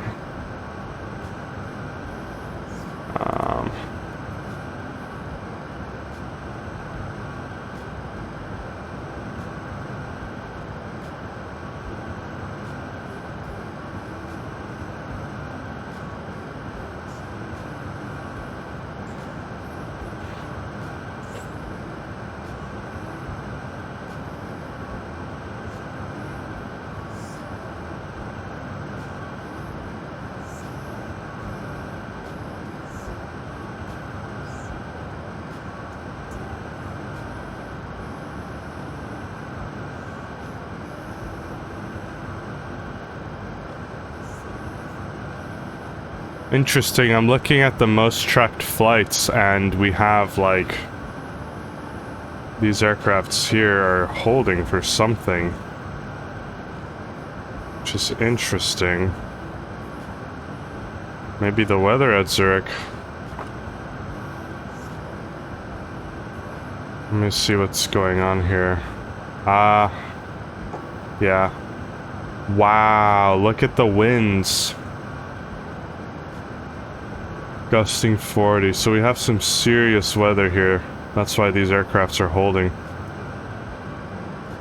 Wow. This guy's just tooting along. Yeah, these guys are like major holding.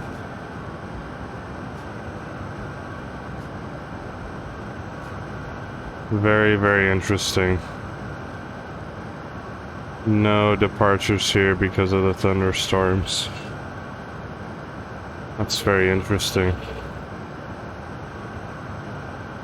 So that explains why these are the most tracked flights. What about this one? 787 Dreamliner. Ooh, that's a long ass flight. Leipzig to Basel. This is probably gonna be a... If it loads, god damn it.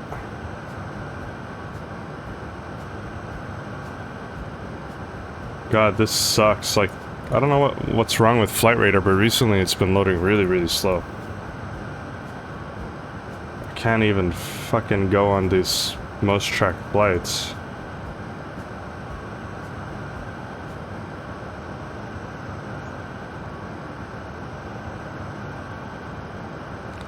This one's gonna be like a military one here.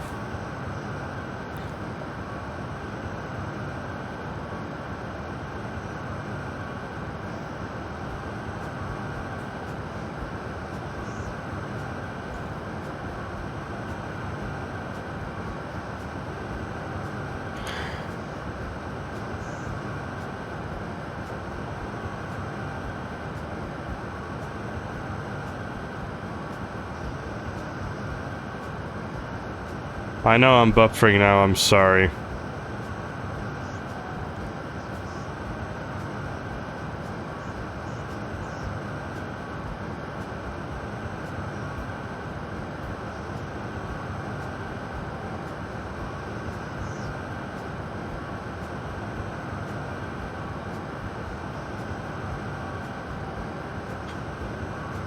Alright, it should be good now, sorry guys.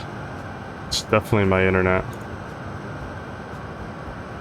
So this one that's being tracked is cargo air. That's cool. Ostrava to Corfu. That's cool. I guess Corfu opened up. But anyways, we're looking for Moscow because I want to see the arrival runway. Wow, it's bloody busy there. It looks like some people are arriving on runway 23 right, or 24 right. So that's what we'll do. That answers our question very, very simply. Oopsie. Uh-oh, we went inside the electronics. There we go. Yeah, we could see UUEE right there, so that's cool.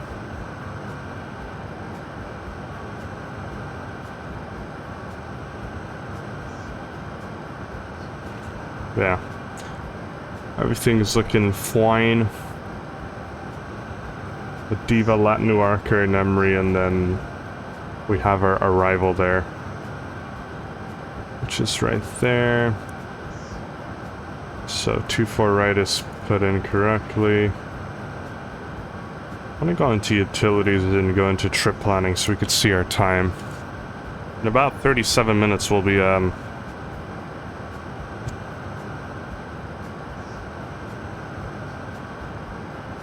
237.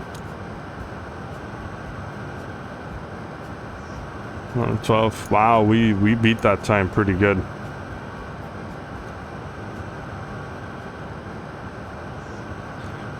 So, because I am very organized, we'll go to home.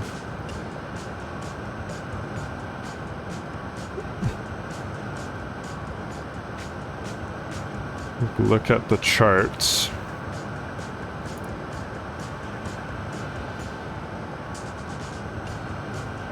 Here's too far right for the approach chart.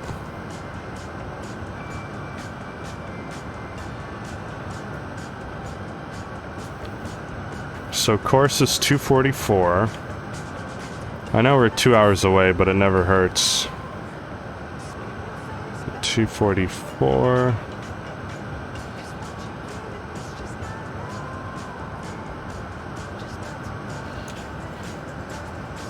We'll do both of these as well. So 244. And then 10935 is the ILS frequency. Alternatively, we can also go ahead here.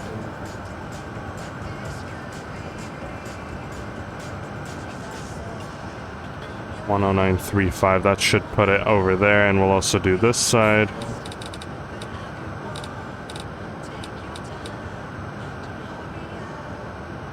There are lawnmowers outside, sorry if you guys hear that. Cool, and then minimums were for category D, I would say, so 789. So I'll put, ooh, but we need meters. So let me go 789 feet to meters conversion, 789, so that's 240. So in here, we'll do there's 200, here's 250, so 240 would be like right there. Cool. So, yeah, our approach is set up and we're like 2.5 hours away from the airport, but it never hurts to be this organized, because I know for sure it's going to be runway 24. So yeah, not much to do now, just kind of monitor everything. Everything's looking good. Technically 1200 is the wrong squawk, so let me just enter 2000 is like the standard IFR squawk in Europe, I guess. Let me actually look that up just to confirm.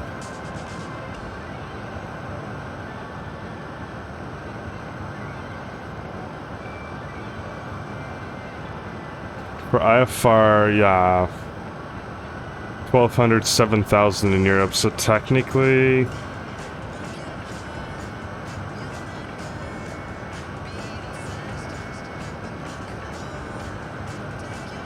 there's no default IFR squawk, obviously, because it's always assigned by ATC, but 2000 is like...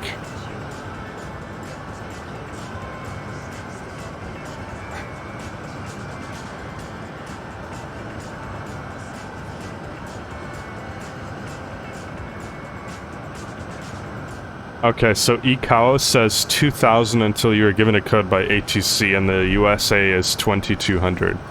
That's good to know. So 2000 was correct. So 2000 would be the transponder code.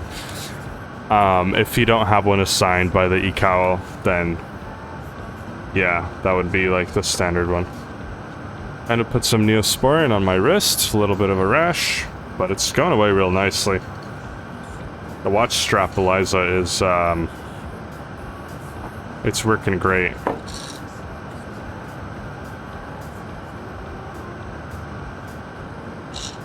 And then I also mix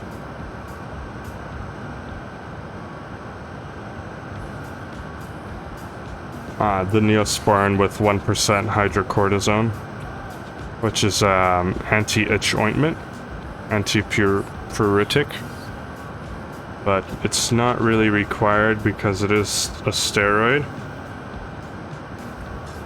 So you just literally put a little bit on there and just kind of mix it in,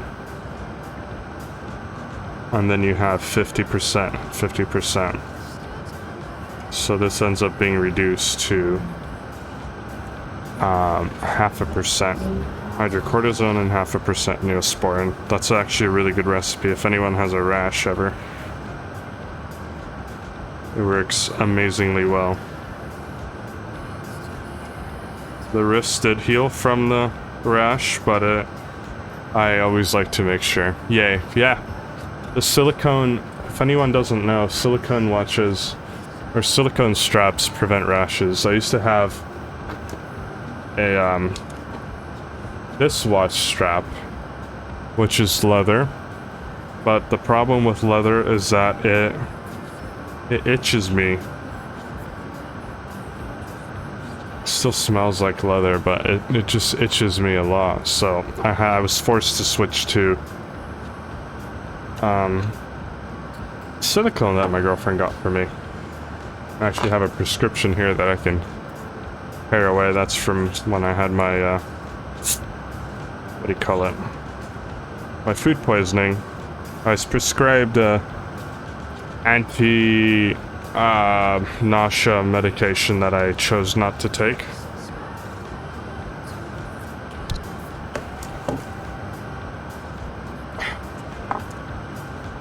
But my beautiful girlfriend also got me leather straps, but here's the cool thing about them. The cool thing about them, and I love these so much, Eliza, thank you.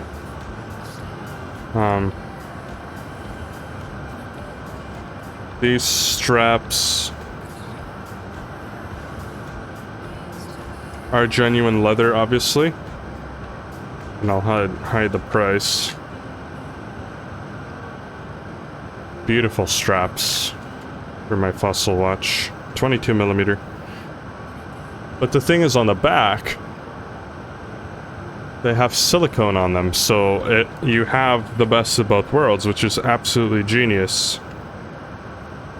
So, like, you have the outside, you still have the aesthetic of real genuine leather, but on the outside you have this awesome silicone, which does not irritate your skin, which is one of the best things that they probably have ever done. So, thank you, Eliza.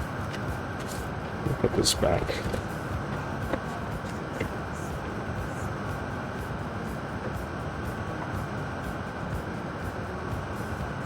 And the whole point is that, like, I love wearing my watch all the time. Jewelry as well, but you have to be careful because I work on a lot of things, so there's a point where you have to take the jewelry off. Otherwise, you know, it's gonna mess with everything. Of course, me more. Good, thank you. I like this ring. When I work on my car, I tend to take it off. There's a lot of things I take off just for safety and to preserve the jewelry.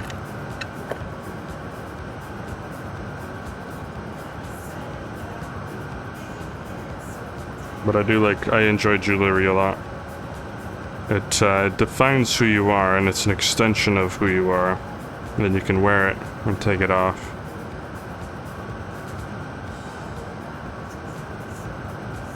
There, I got my right hand sorted as always, and I'm waiting for the cream to dry, and then I'll put the watch on too. So,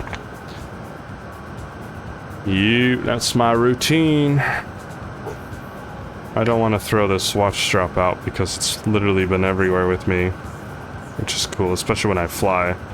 This watch has seen about like 80 hours of flying, 50 hours of flying in real life, so it means quite a bit. So I'm gonna put it in the same bag as the rest of the straps. Mach 0.86, I think, right now, which is yeah, we're hauling ass.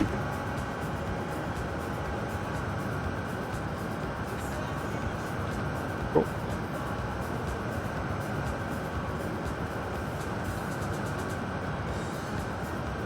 I don't think we'll have any ATC coming into Moscow, but at the end of the day, it is getting late, so it is what it is, right? We are flying over Kazakhstan. Its gardeners are still outside. Over Kazakhstan, this is gonna be, I think, the Red... No, not the Red Sea. We'll have a look what that would be. If I go to maps...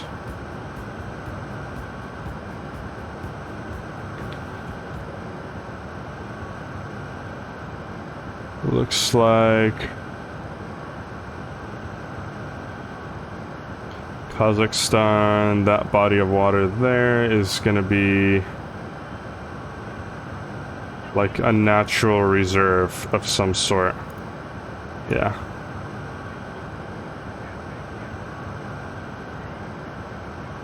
It's called the Barsakilmes Natural Reserve. Barsakilmes. Yeah.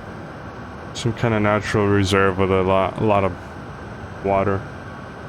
And so after we fly through Kazakhstan, we'll be flying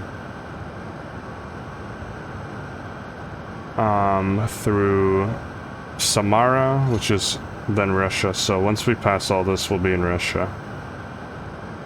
Yeah, long flight. Got 1,250 nautical miles left, about 2 hours. 25 minutes will be arriving before 1 p.m. local time at where I live. So we'll be at like 12:56. And then if I go into fuel planning, we could see that our endurance is 254. So about, again, 30 minutes of range there. So we're still looking good on fuel, especially with these winds. It's only 18 knots of 18 knots from the southeast. Not southeast, but more of like an easterly wind. Well, we're looking good though. And if I go into VNav, utilities, VNav, our target is still not there, so we have to wait to get closer. It's not going to catch our VNav profile yet.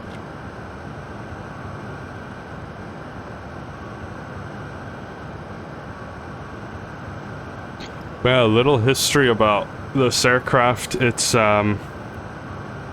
Soviet era aircraft. 1960s is when it was first introduced and first flown. Used in many airlines, some research airlines as well. Well, some research utilities. But it mainly operated Russian and Bulgarian and Ukrainian carriers. I think Moldova had some of them as well, but tri-engine jet, short to medium haul aircraft.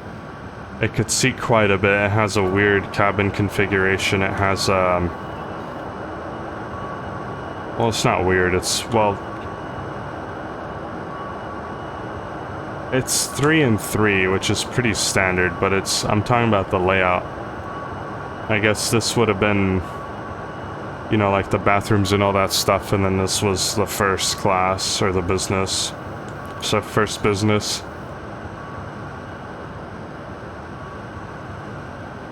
Sorry, pay a little bit more to sit in the front. And then you had this split with like the middle galley here. You'd have kind of a prep area, you know. And then you'd have, I think you'd have the bathrooms right here as well. Some jump seats. And then this would be like your standard economy class. More galleys in the lav. Obviously it's a tri-jet with, yeah, there were 2 toilets in here. And a middle storage section or something like that. I'm not too sure. But, yeah, you have 3 turbofans in the back. Soviet aircraft, then it bled into the 70s, the 80s, the 90s, early 2000s, and then like mid 2000s you started seeing the final retirement of like the big Bulgarian Airlines and stuff like that. The Russians stopped flying it, I think, in the early 2000s. Let me have a look. If you go into Aeroflot fleet, then you could see like the exact history. But Aeroflot, the two... You know what? It looks like Aeroflot never flew this in real life. They had the 2134, which was a little bit of a different jet.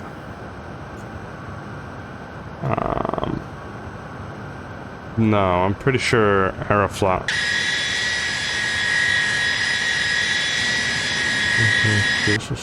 Alright, 855.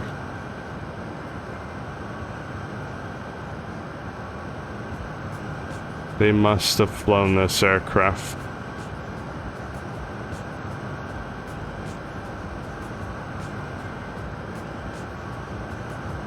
No, they never flew this. They never flown this plane in real life. Actually, Aeroflot. Aeroflot, interestingly enough, never had the 154 in their fleet. They did have the 134 though. And the Antonov 124, but that's about it. This aircraft is actually registered to Siberia, which is a way different airline, but. The point is that the Russians used this jet in their fleets until about 2006 or so. 2010 max, but then you started seeing retirement because the plane was just not economical to fly at all. It was just, it burned too much fuel, it wasn't good for the environment. It needed a crew of 3, which like is non-existent right now.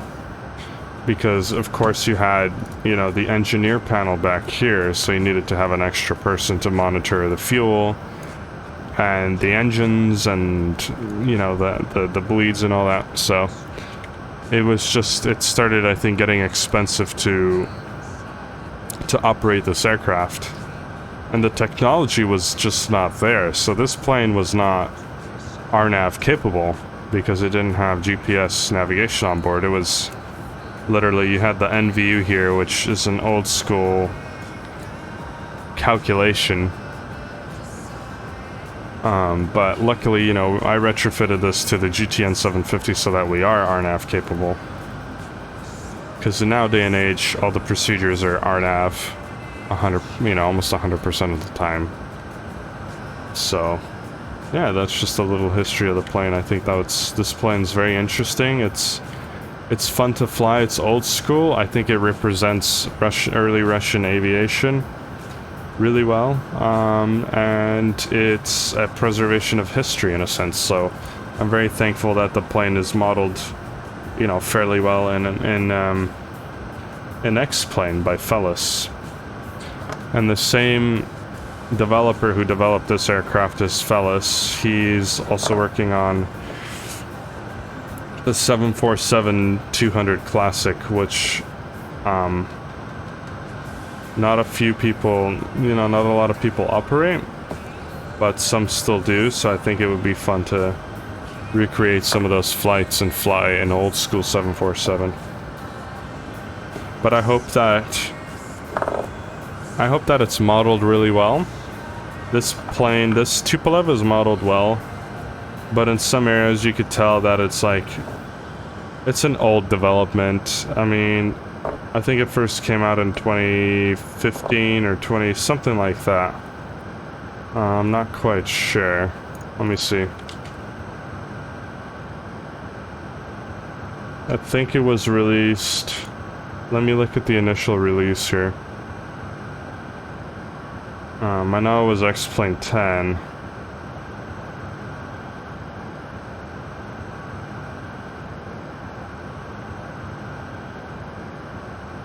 It might have been 2015.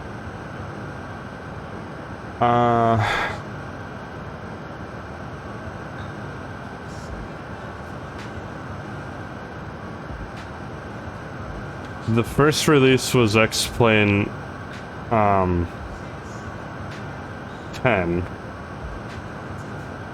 That I do remember. There was a review of it in 2016, so it must have been 2010.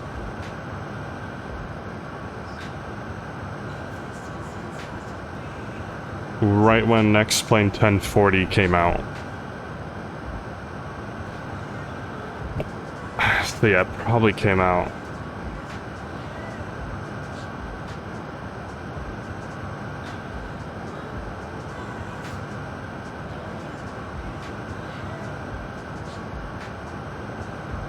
Yeah. So this plane's been out for 5 years, which is quite awesome. But it's starting to show its age for sure.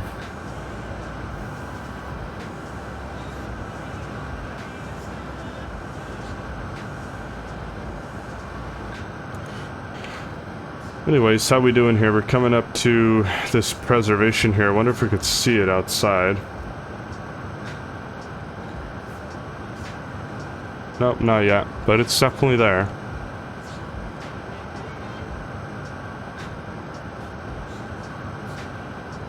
Got 2 hours and 15 minutes left.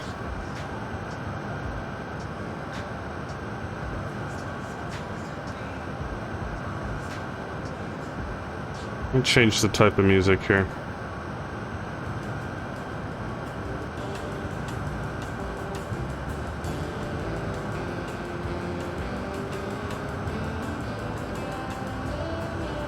Alright, I'm just gonna relax for a little bit, you guys.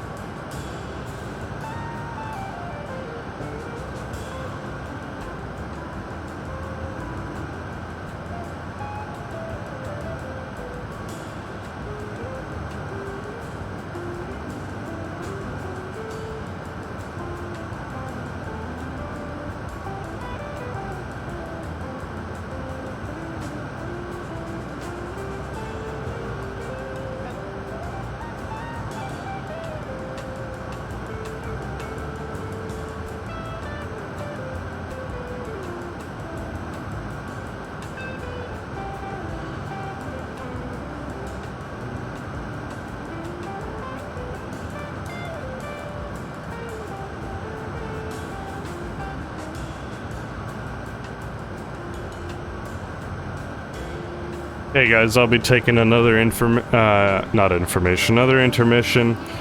I am going to get a snack here, so be right back.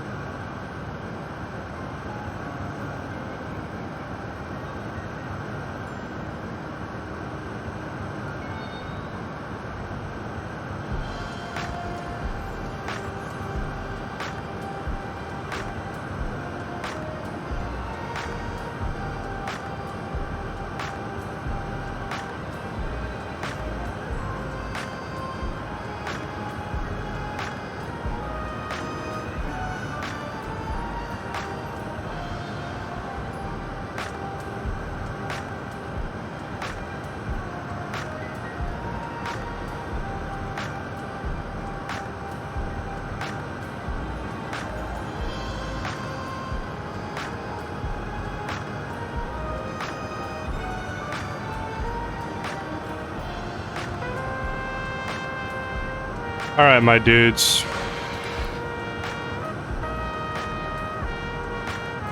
The gardeners are definitely here, so you can hear them. You can hear the stuff going on. I'm back for my little break.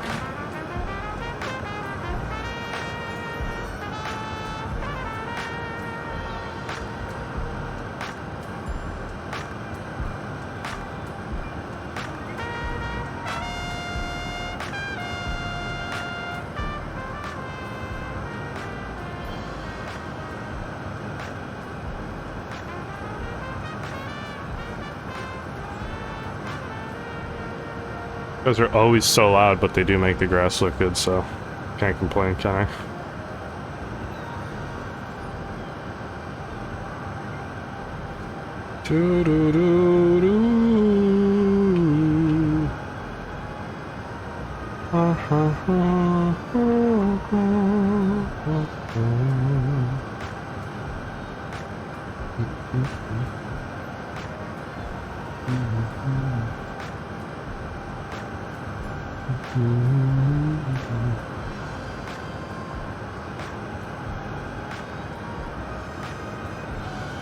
I would say this is about our... We're not even half there, that's the thing. But we do have a tailwind right now. Well, not really. We have a left crosswind, actually. And really good trip planning. 2 hours left. 2 hours to go. 1,000 nautical miles. Awesome, awesome, awesome. Fuel, still have that 30-minute reserve. That's awesome. Cool.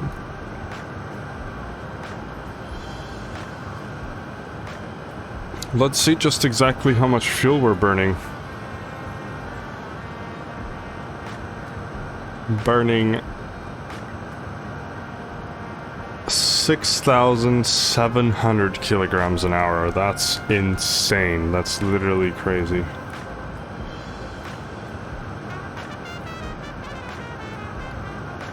We have 16,000 kilos of fuel, so let's see exactly how that's calculated. So in here we have about 3, 6, 14. So it'd be 3, 6, 7, 8, 9, 10. Yeah, so something is off here, but maybe it's 3, 4, 5, 6, 7, 8.5, 9, 10,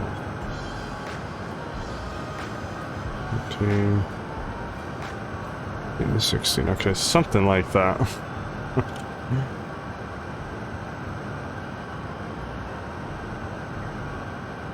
I'm sure if I would be better at counting fuel, what do you call it, from the aircraft, I'd have better luck in life, but whatever.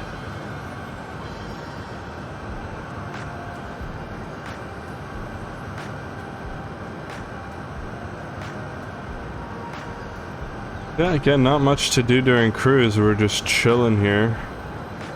Just chilling, killing. Let me show you guys the exterior. There's that body of water I was talking about in the back. But yeah, looking good. It's the longest flight I've ever done with the Tupolev.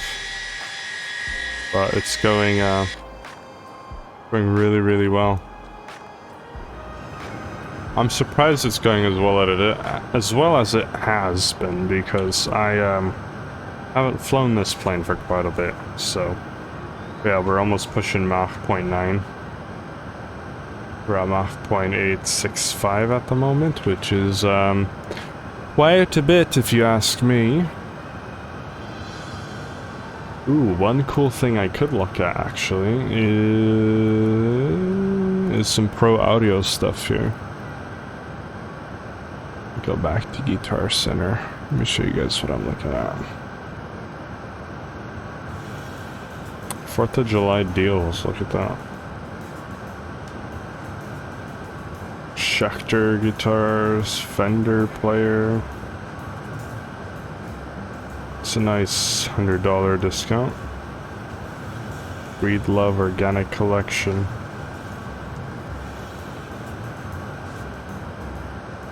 Sterling Audio Studio headphones. It'd be nice to get some nice studio headphones. Looks like Sterling Audio is like the star of the show.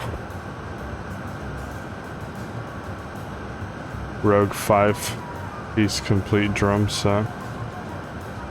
That's all the deals there are? Oh no. Never mind.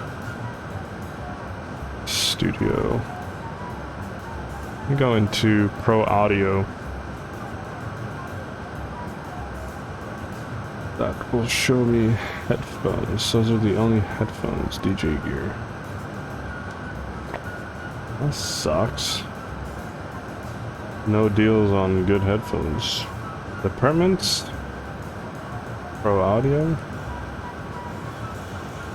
They're actually recording studio monitors. Headphones. There we go.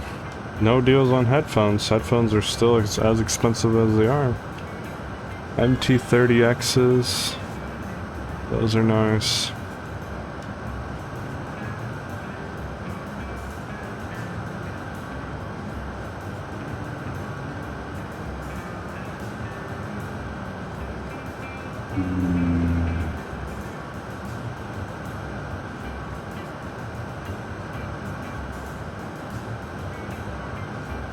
Available nowhere. Crazy. They got some shit availability for these headphones, but look, they even come with an adapter. This is what I was talking about. My adapter right now is just not up to par with what I like. That's okay. Ugh. That is definitely okay. These will do. These are fine. Sometimes I gotta remind myself, don't buy stuff you don't need, you know? Because impulsive buying is a waste of money, because then you regret it.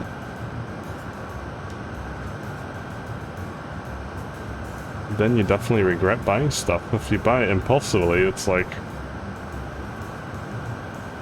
there's gonna be a point where you ask yourself, why did I buy that? Like, why did I do that?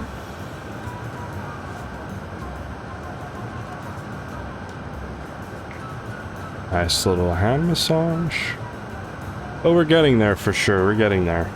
I know it's a long flight. Everything's set up though. All we have to do is just descend. On the topic of descent, I like to have a look if I can see my descent yet, but I don't think so. No.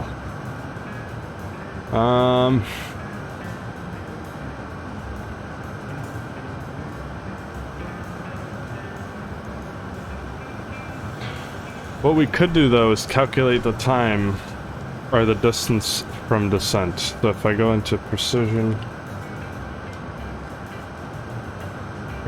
descent calculator, I'd like to have a look.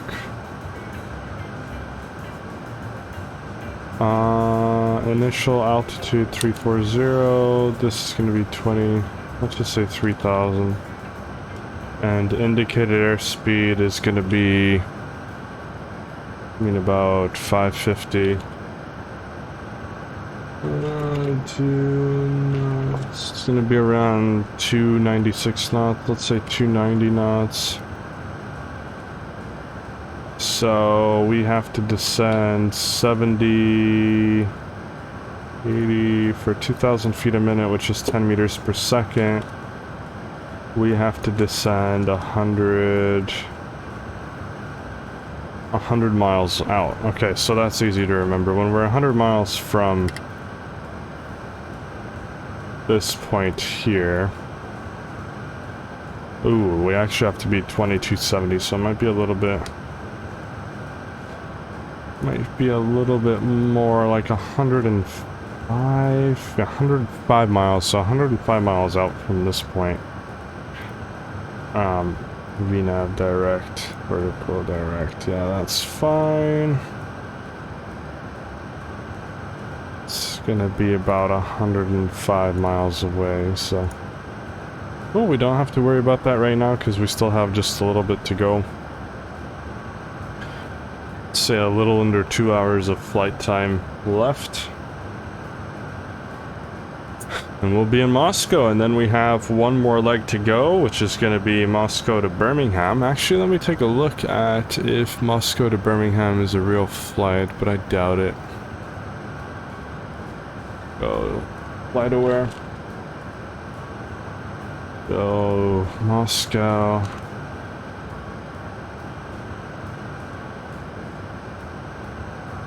I don't believe that's an actual route. Yeah, no, it's through KLM. So we'll have to make a fictional flight, but I do want to see how long would it take us to fly there. Given the fact we fly, let's say, 737 for a change. Oops, not the 9321neo. 737, that's 1479 nautical miles, that's 4 hours, 20 minutes flight time. It's another long leg. Jesus. Captain Khan definitely gave us a mission here. Yeah, he is what she is. It is what it is it not?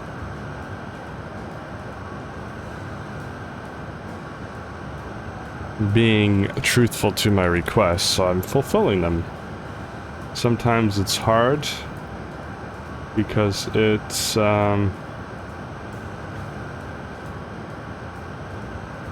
very demanding on me, but I'll still do it because it is a viewer request, and if the viewer wants to see certain thing, then we'll see it. But I did make some changes. The viewers are now limited to one leg for a flight request, so not a series of flights, just one leg for the request, but it is what it is. Some other changes, obviously, because my engine shutdown point redemption was less than I wanted it to be, and so I had a very early engine shutdown, and so that bird strike channel points were increased to 10,000 instead of 5, but it might not be enough. I might have to go like 15,000. Just to be mean. 15,000 would be 68 hours of watching me. I think that's quite honorable, and so that would be a good amount for the point redemption.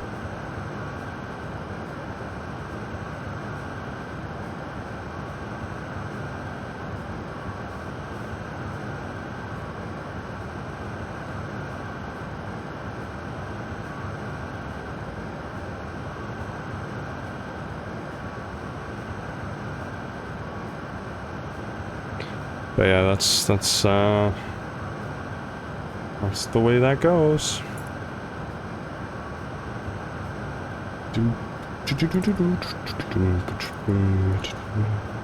Just trying to feel the this thing made in Germany.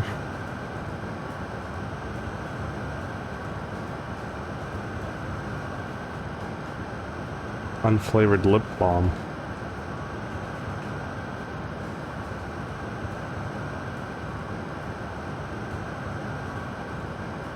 Who would know, or who would assume, that Liquid Moly, the oil company, would make a lip lubricant? Isn't that amazing?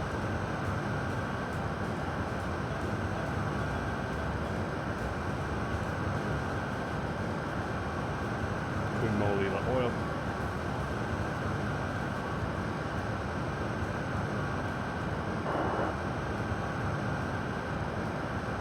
I tried taking a little nap, actually. Well, let me get my...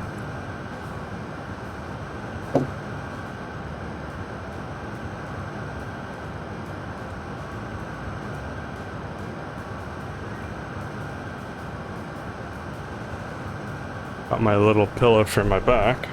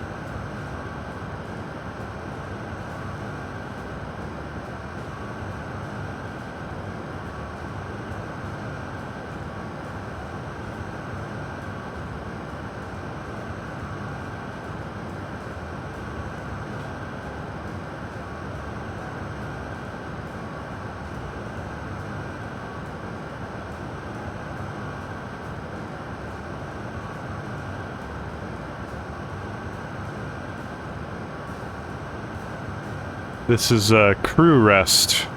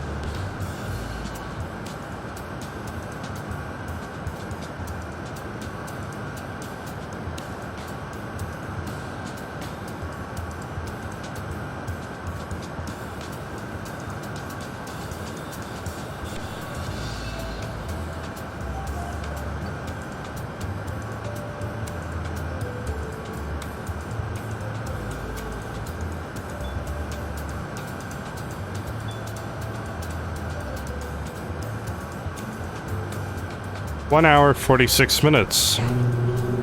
873 miles.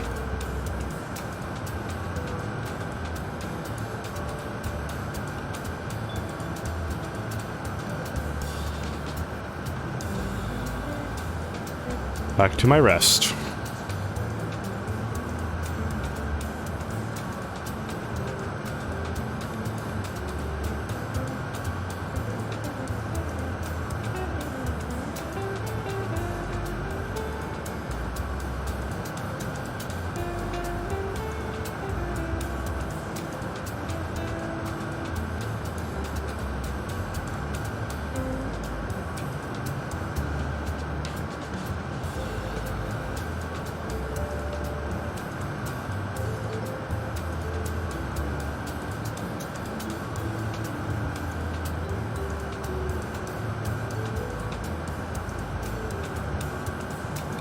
Alrighty, I had a letter that just fell. I will put this...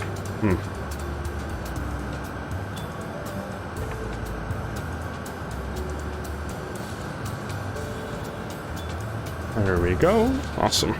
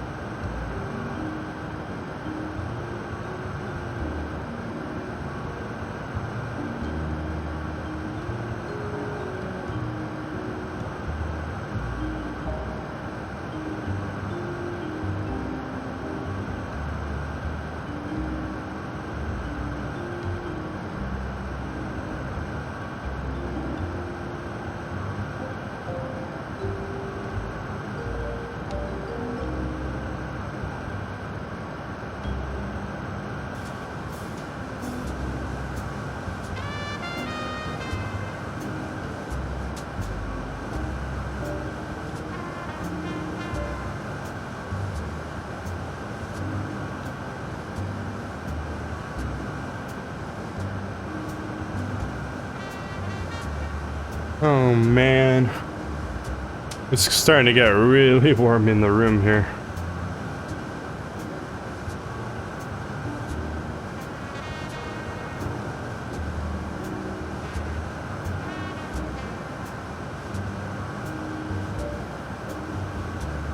We're trying to manage here. Let me make sure that the AC is off because the window is open.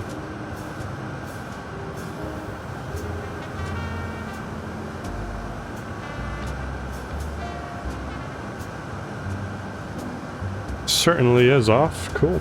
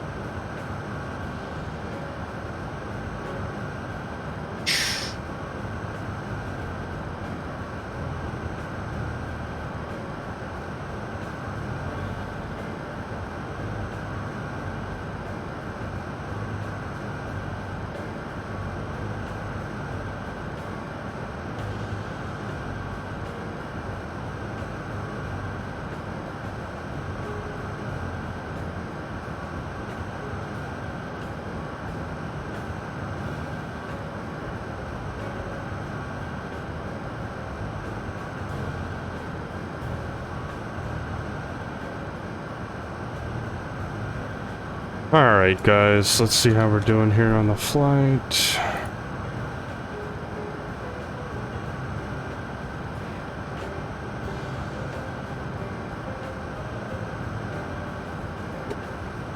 I've got an hour and 39 minutes left.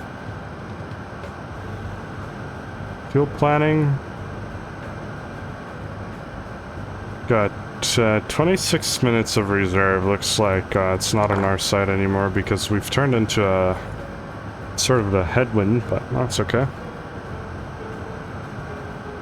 Should have brought a little bit more fuel on board knowing that we are flying the Tupolev.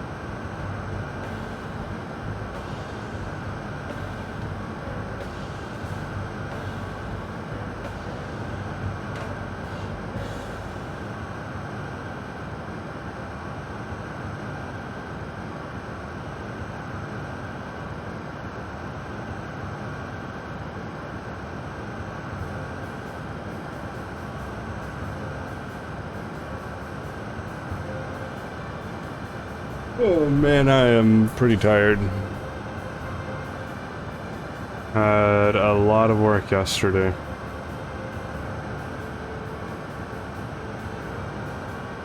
Hello, Tavarish Captain Hetman 777. Welcome aboard. Thanks for tuning in. Thanks for writing in the chat. I was falling asleep here on this cruise.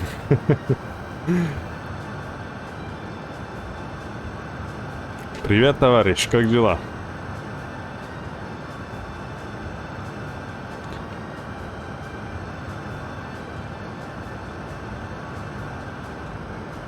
That wind correction angle, that's crazy.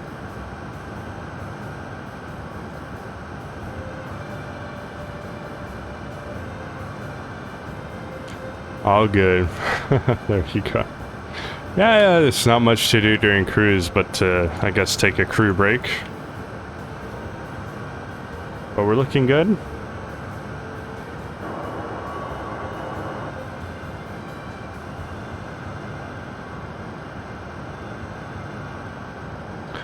One thing I do need to look at is go into here.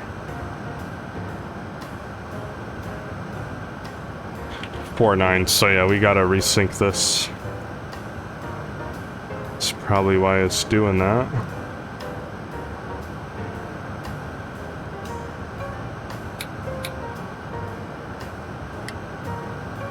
Oh yeah, look at that, now we're synced up.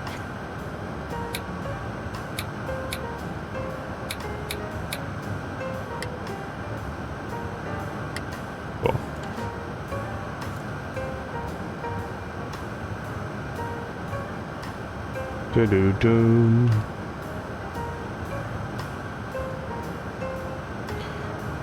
Hope you are doing well, Mr. Hetman. Nice to see you on board. We have...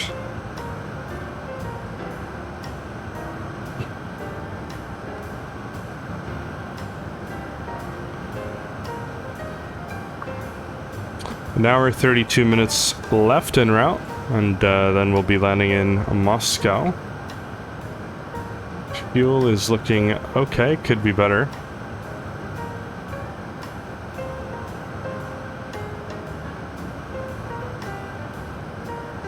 We'll have enough fuel coming in, but barely making those reserves.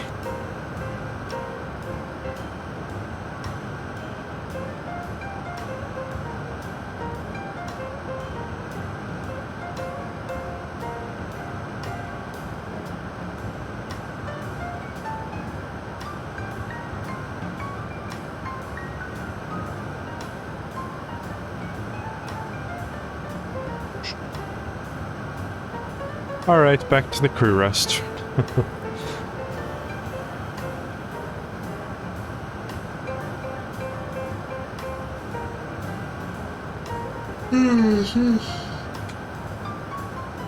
Sheesh.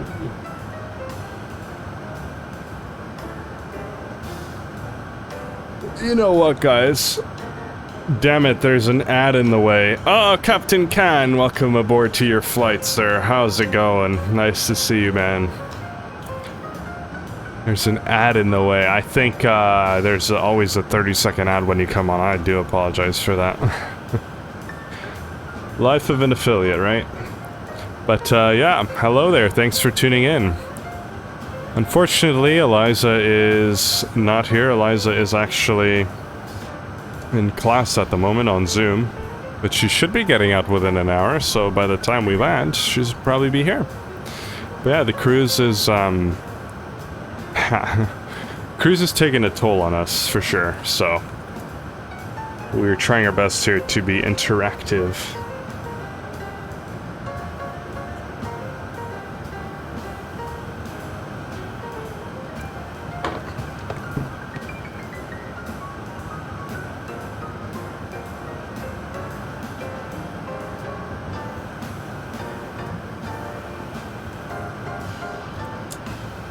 How are you doing, Captain Khan? How's the move going along? Kinda need to go now, so sorry, it's like 2 days until we move hose. Is not a problem, I completely understand. It's a bummer that unfortunately you're moving during the flight, but it's okay. Always video on demand. Thanks for stopping by. That's a loyal viewer right there. Thank you, Captain Can, as always, for coming on and saying hi. Enjoy your move. Well, enjoy the process of packing. And don't forget anything.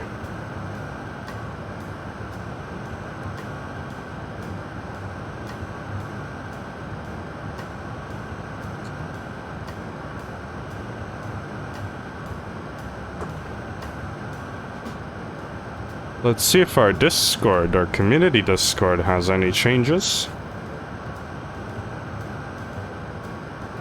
And wow, that's great. I love it. You're going to Moscow in a Russian plane. It's just perfect. Yeah. We try to do this as perfect as possible here. So this is, I think, the best combo we can even do it. Tops it all up. You don't. Yeah, you do. Exactly. We definitely topped it up. Our maximum takeoff weight, our maximum gross weight was achieved, which is quite a feat. We definitely have to top it up here.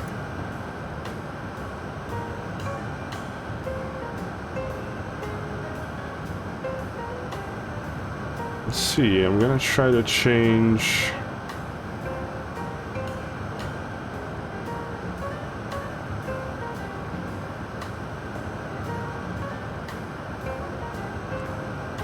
Well, I'm so sorry for being rude to leave you. No, it's okay, not a problem. I completely understand. It's all fixed here because you came on and said hi and apologized, so not a problem.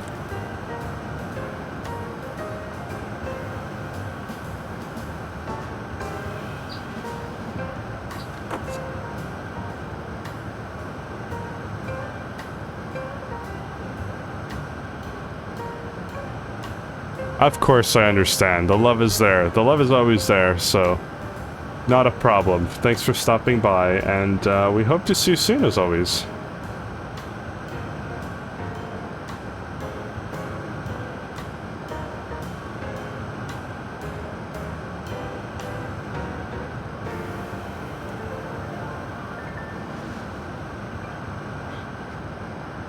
Cool, we'll see you later, mate. Happy flying, not long left to go. Yes, of course, we're getting there. We're crushing it, so thanks so much for the flight recommendation. We're gonna keep grinding, and we'll definitely olive oil the landing for you.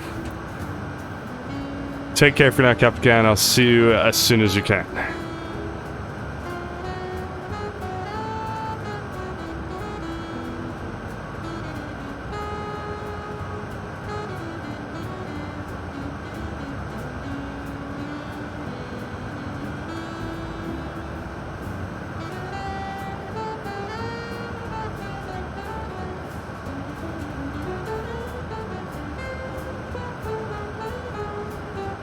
Settings. We're trying to change the banner here for our YouTube, not our YouTube, our Pro FSX Videos channel here. So it's in settings.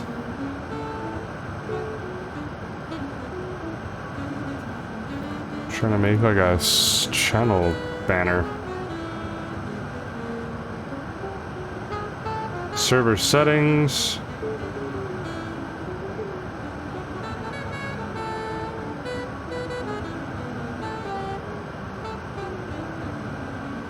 Server settings overview. Server overview.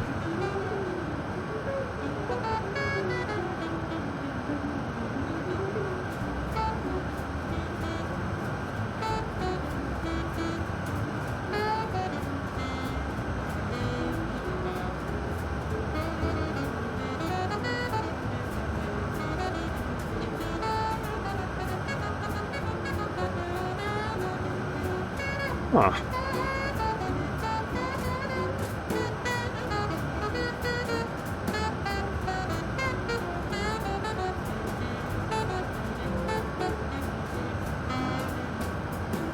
Interesting, I can't seem to do that.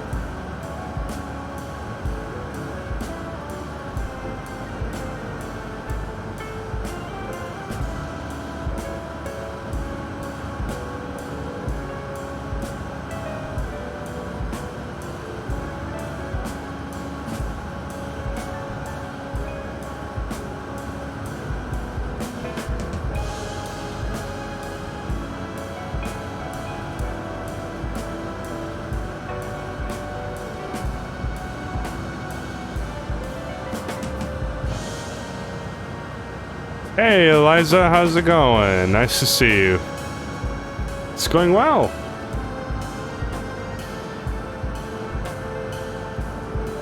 Going quite well. The flight's going awesome. We were just waiting for our top of descent here. We have about an hour and 19 minutes, so I'm excited. Plenty of fluid on board, everything's going great. Just seeing a few changes here on the Pro FSX Videos server.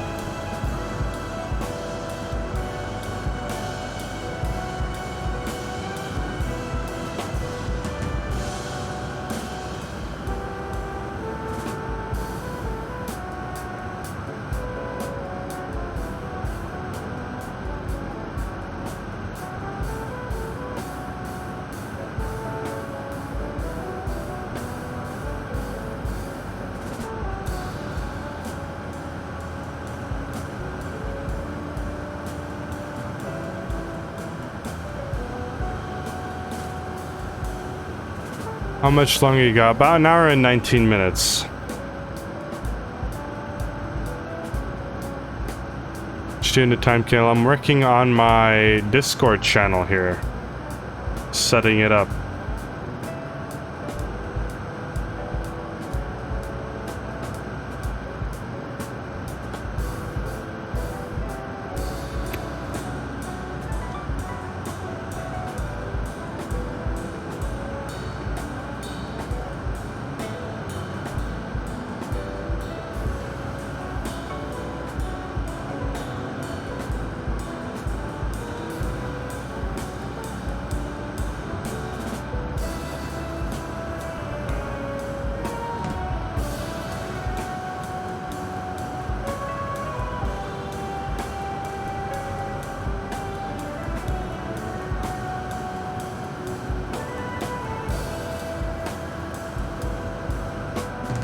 Cool, I think I set it up like I want it to. Except I'm trying to get a banner for the beginning of the channel here, but I can't seem to do it. But that might be like a pro feature or something.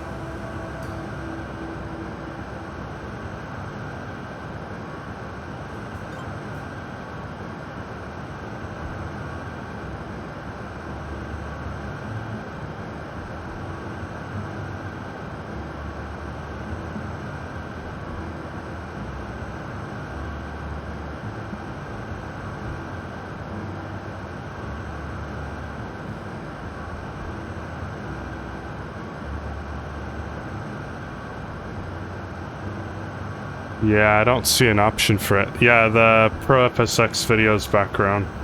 Or the Pro FSX Videos channel. I can't seem to find it. I probably don't have enough,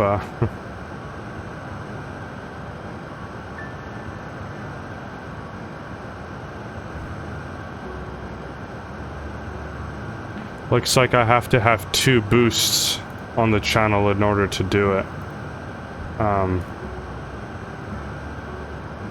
Yeah.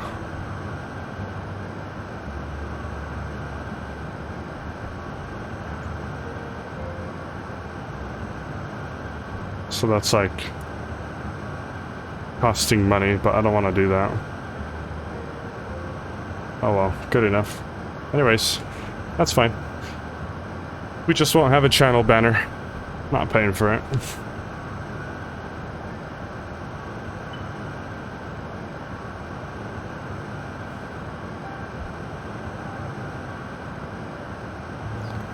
So what we could do here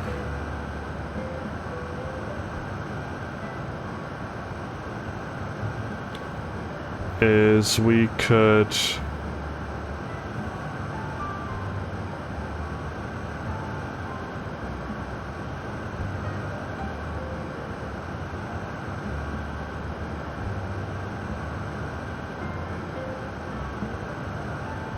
have a look at our arrival here, because we have an hour and 14 minutes and that's starting to get close to our top of descent. However,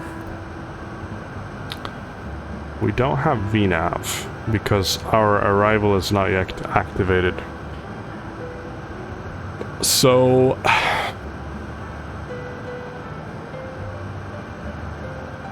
and that's all because of this. But if we proceed direct to there, it'd be Echo 309. So let me have a look at the chart here. Echo 309, we don't even have that. Echo 112 is 3,000 feet. Echo 112, 24 right, Echo 112. Yeah, Echo 309. Let's have a look here. 301. That's for the ILS 24 right. Just to make sure that's what I have here. 24.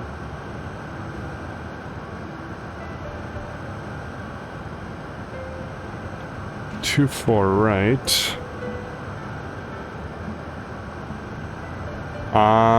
That's why, because I have 24 left over here.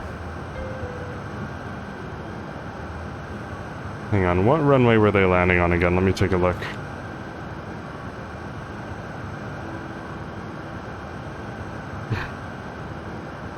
All these problems all the time with frickin' arrivals, you know.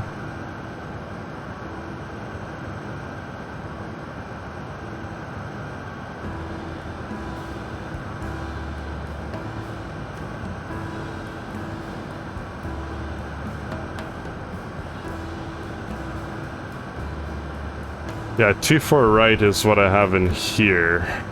So we're gonna put 24 right into here. That's why this wasn't matching up.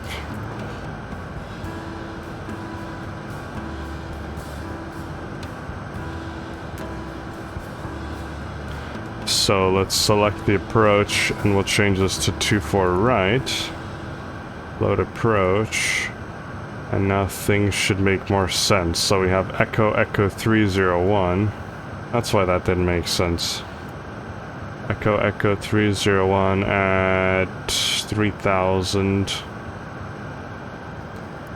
So what we can do now is VNav direct to this. Well, technically.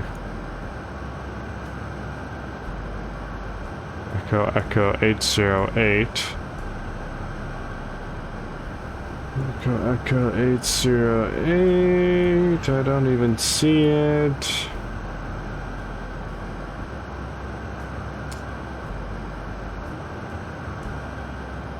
So we'll just go direct Echo 301.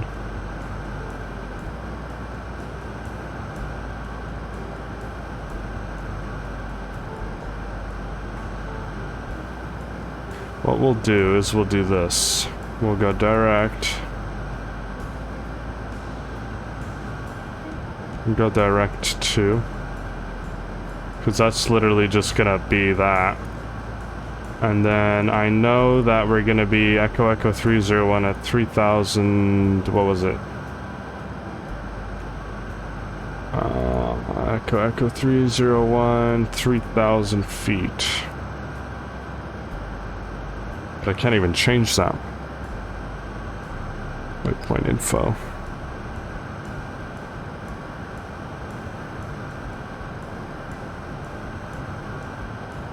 Okay, well, that doesn't make any sense, though. Remove approach. Let's just do this over again. Load procedure, approach. ILS 24 right. Vectors, load approach, yes.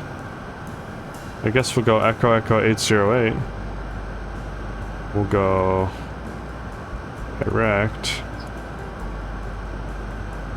From flight plan, Echo 808. Oops.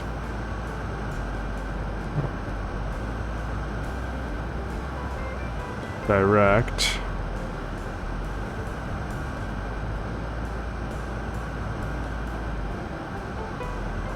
We're we're going.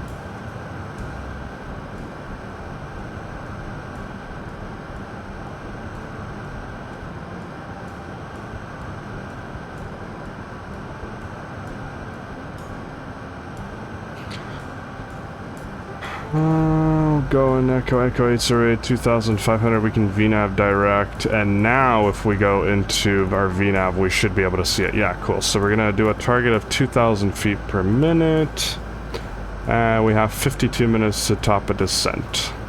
Cool. So that's how we're gonna do it. Everything here is correct now. Let me just double check. We have top of descent marked right there. That's gonna be like that, 2,500 there, so we will have to do like some major slowing down. Cool guys, that looks good to me. Utilities, VNAV, actually let's go into trip planning, have an hour, 7 minutes. Fuel planning will have hopefully 30 minutes of reserve when we get closer. I think that's gonna be the case.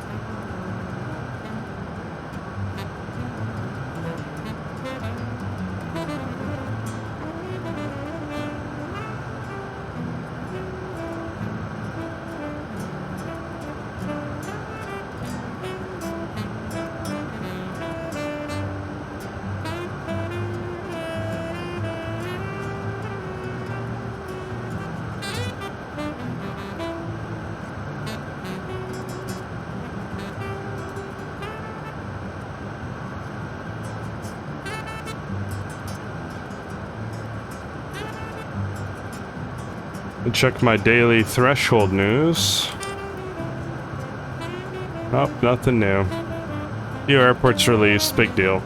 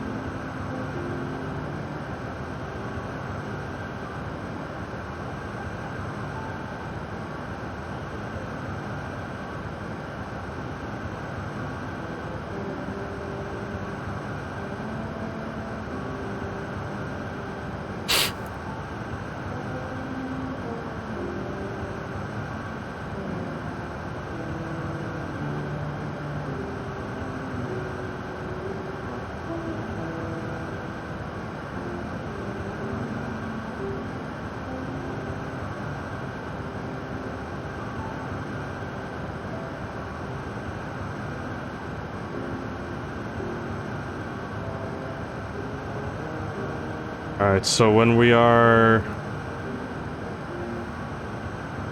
We have a long time to go, about 47 minutes to top a descent. It's about... How many miles to that waypoint?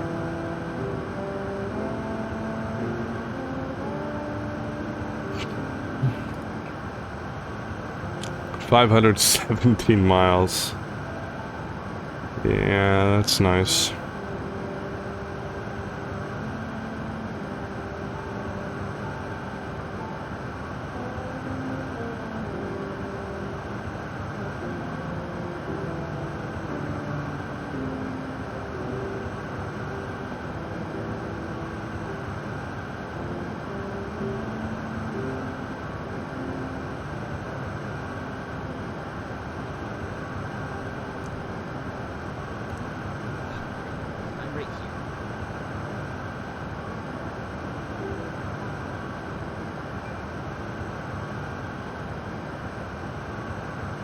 Alrighty.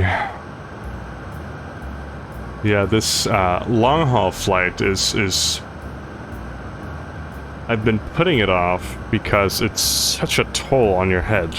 Like, just trying to find out what to do for 4 hours is like, oh my god. I know I'm not the best at long hauls in terms of entertainment, but honestly, it's tough, man.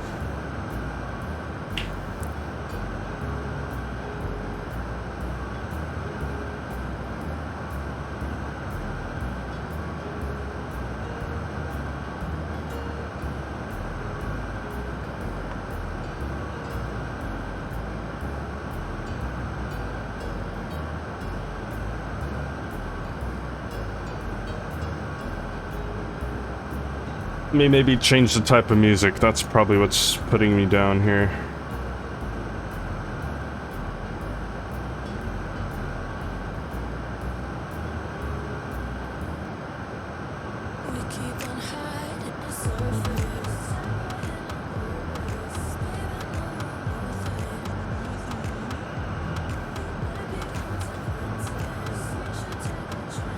Let me put my Discord in the panels here.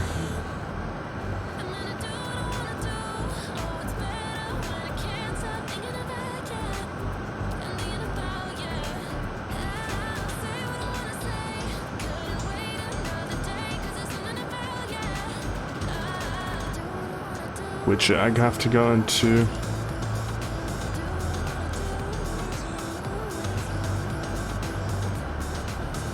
Which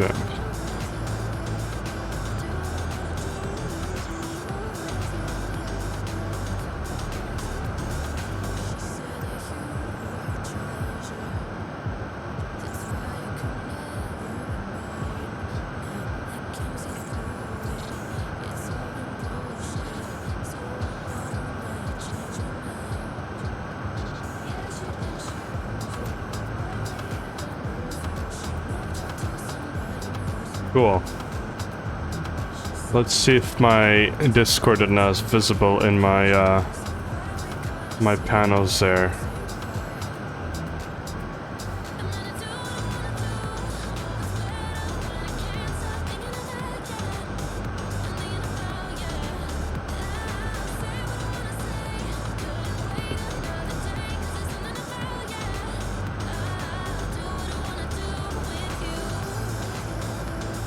Cool, yeah, it is.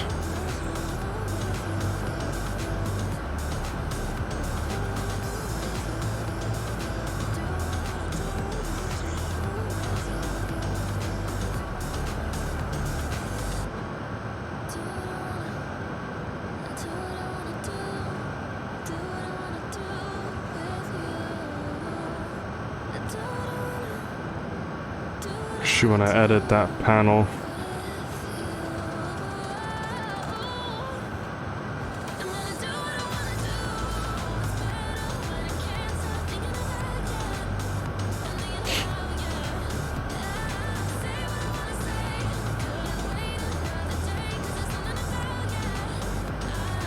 Cool.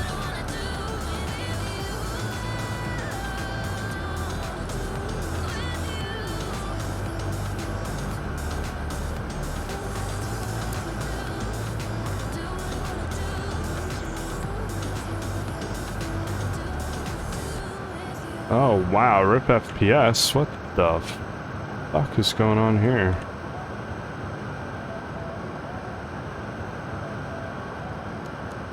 Holy crap.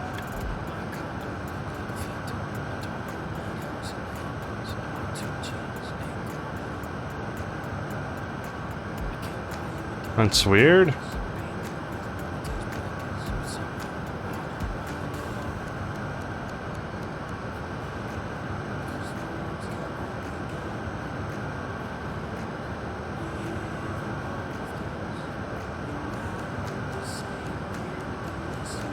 Top of descent in 41 minutes.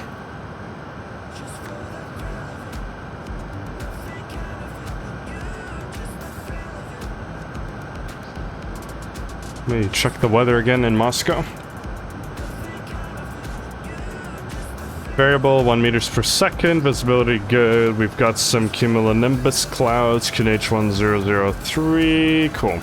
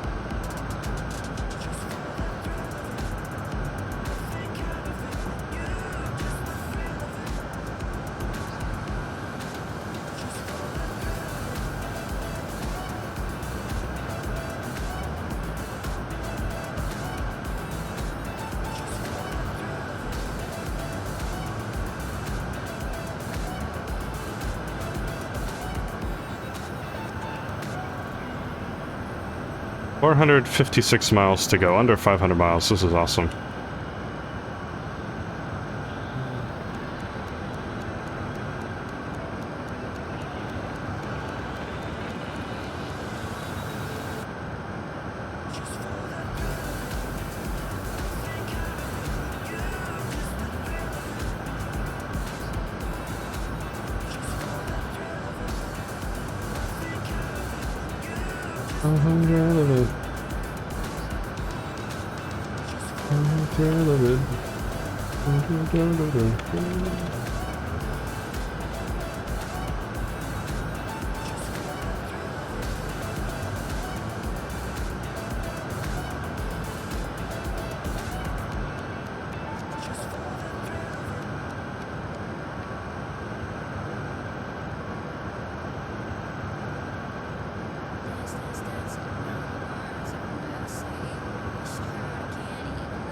Alrighty, guys.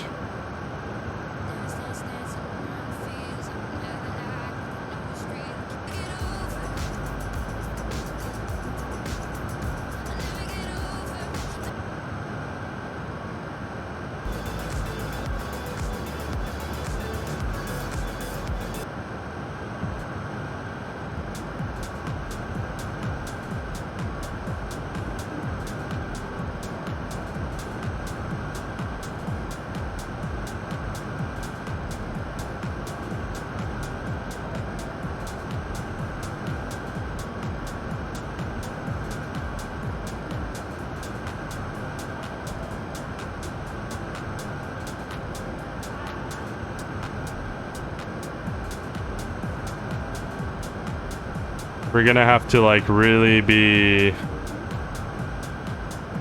Oh wait, you know what? Oh, never mind. Yeah, we're gonna have to really be slowing down before turning final. Like, we gotta be 160 knots or so. Otherwise, we're gonna totally overshoot it. So, that's just one thing we gotta keep in mind.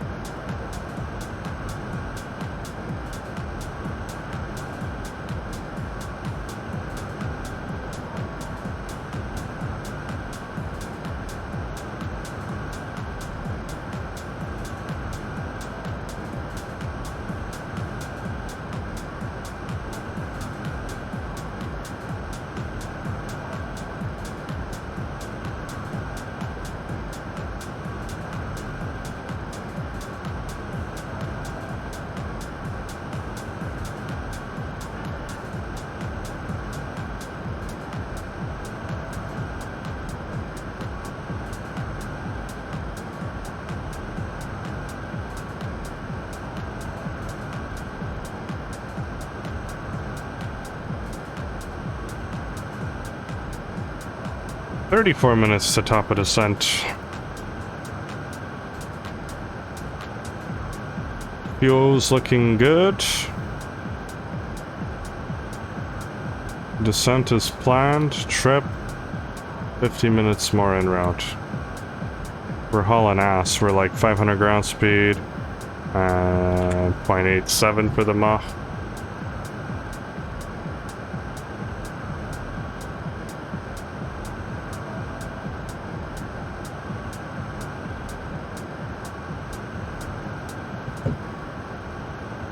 Oh boy.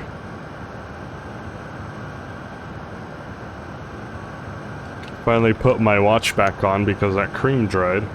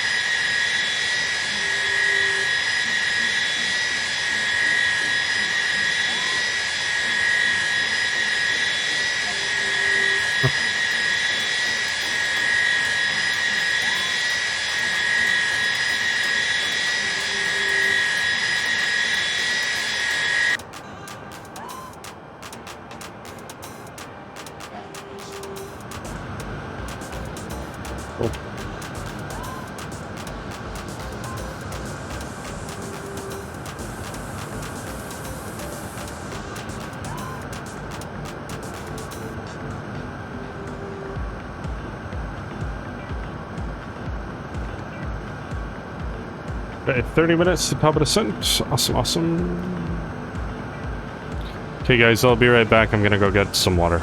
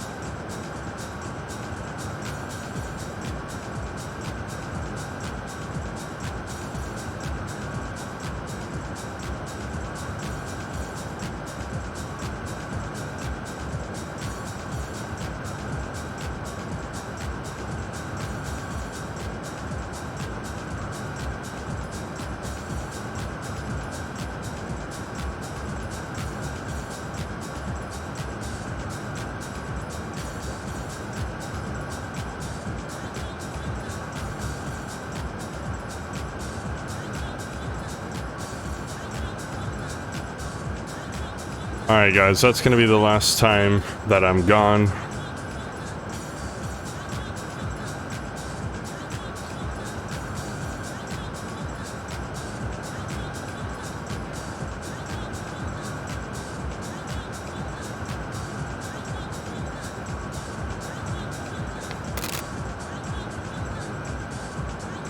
Looks like we flew into a thunderstorm.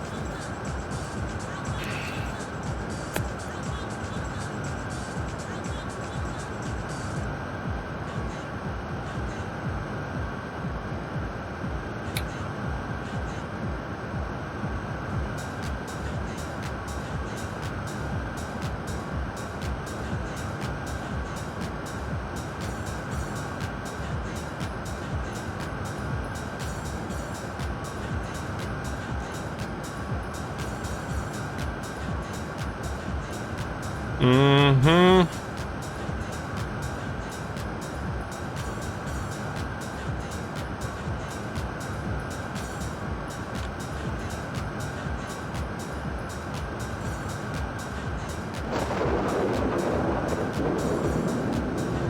Yep, that's thunder.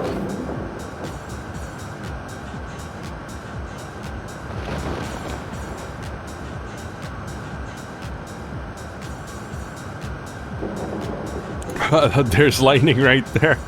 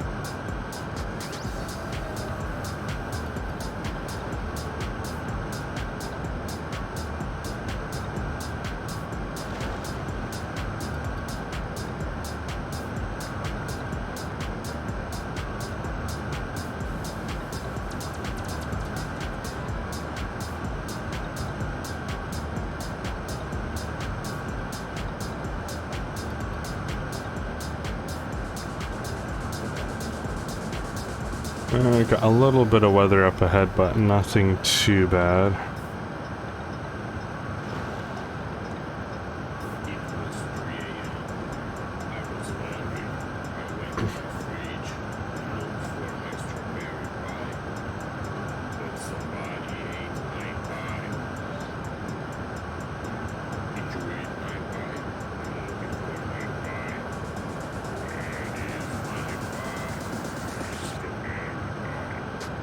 "21 minutes to descent, guys. We're getting close."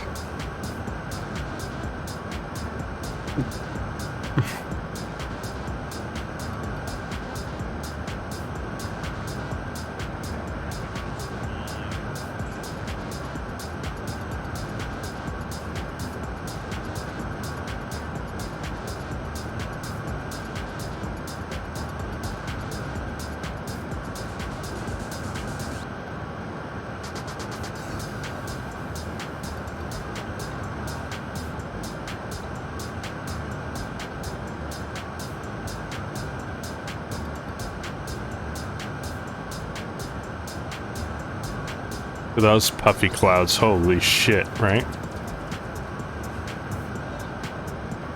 That's thunderstorm material right there.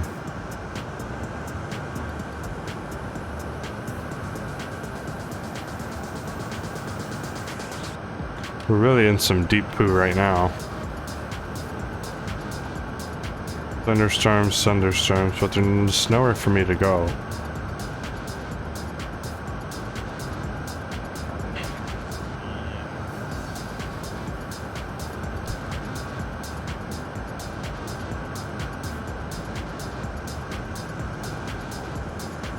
I wish I had the weather radar on the GTN750, but it's just not a feature. Terrain is.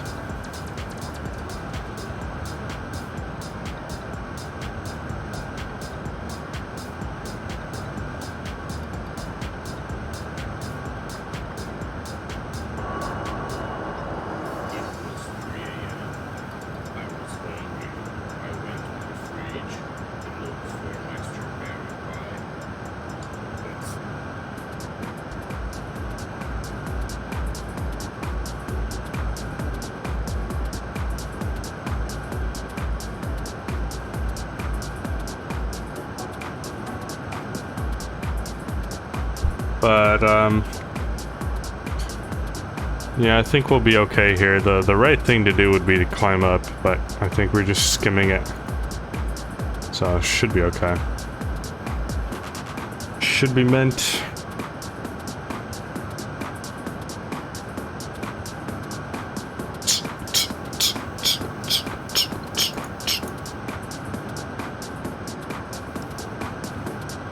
Bum, bum, bum. Bum, bum, bum. Bum, bum, bum.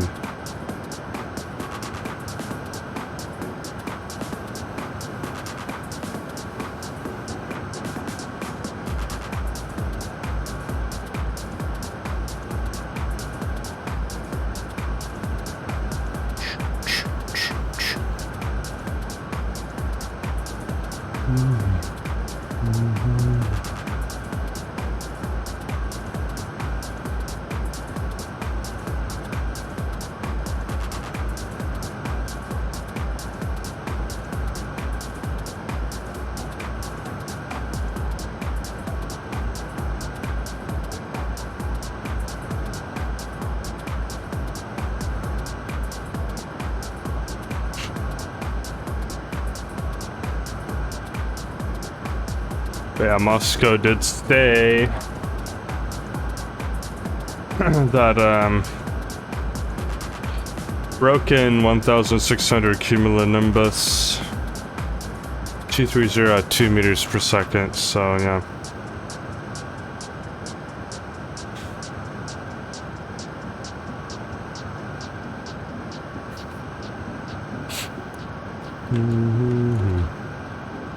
Check out our fuel reserves again.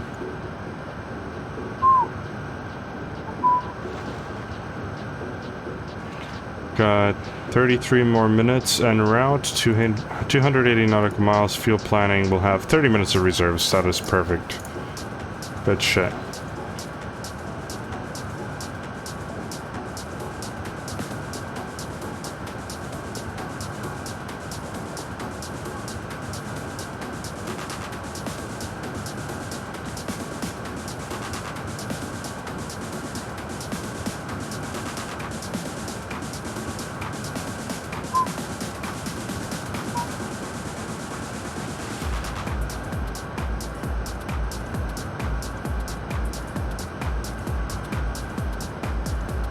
So excited. Oh yes, me too, Eliza, trust me.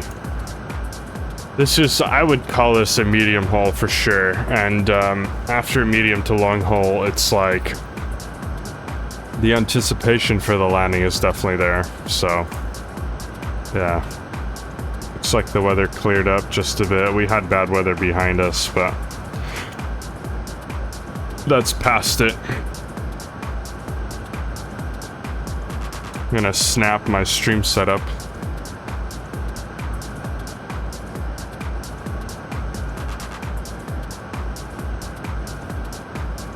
I'll do like a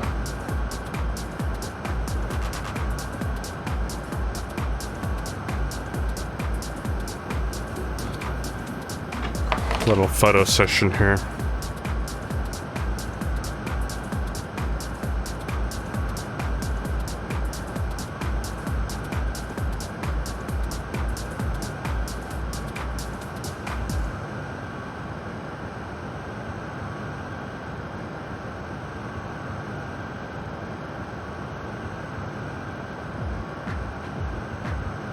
There we go.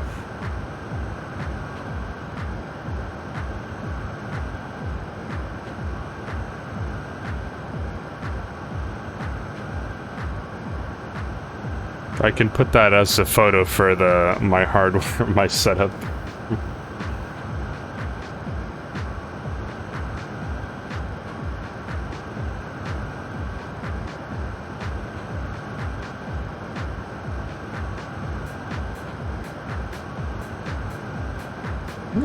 Still some weather up ahead, to be honest. It ain't over yet. It ain't over to the fat lady sings. Cutie, says Eliza. No, you. You is the cutie. 14 minutes to top of descent. Awesome, awesome, awesome. Let me make sure I don't need to go to the bathroom.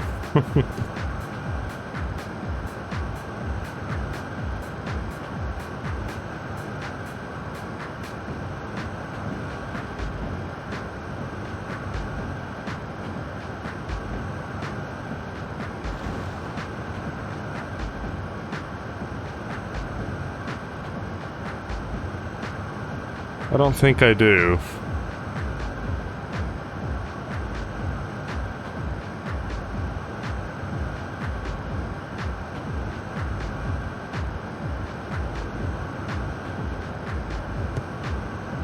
Alright, so yeah, we're gonna maintain our arrival. We're gonna keep the same arrival here, which is just 24 right approach for the ILS. And we're just proceeding direct now to the final approach fix. Hopefully that would be okay. I don't think we have any controlling agencies online at the moment. So, yeah, we're definitely in Russia. We have been in Russia for a while now. We have quite a few arrivals into Moscow, but by the time we're there, we'll probably be good. 510 is our ground speed. That's pretty good. Yeah, we're hauling ass here for sure. Beautiful Russia. Definitely hauling some butt. Now, with this being a Russian plane, are all the components in Russian? Yes, they are. Yeah, every single instrument is in Russian. As you could see, if we go to the overhead, everything is labeled literally in Russian. And I've memorized the positions of what they all are, but it makes logical sense for me because I know, for example, that this is the engine panel here, this is the fuel panel here, this is the hydraulic panel here, sorry, the electrical pump hydraulic panel here, this is the air bleeds, again, more air stuff here, fuel pumps, this is our electrical panel, this is our APU panel here, engine start switch panel over here, so yeah, everything is logical for me. That's why I enjoy flying this plane, because even though it's old, it's still very logical for me. So, yeah, we'll be descending here soon. Long-awaited descent. It's been, Jesus, it's been 4.5 hours that I've been streaming. We have 11 minutes to top of descent, and we'll be on our way down to Moscow finally. So it's a well-deserved flight, I would say. Trucks and all this equipment stuff outside, it's crazy. Unbelievable. I hope you guys are still enjoying the stream, though. I know not many are on right now, but thank you for being on here, guys.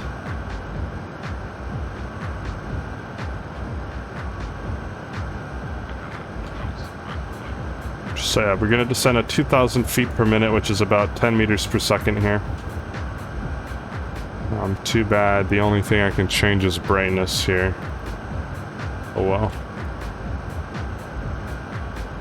Just to get an idea of what our speeds are.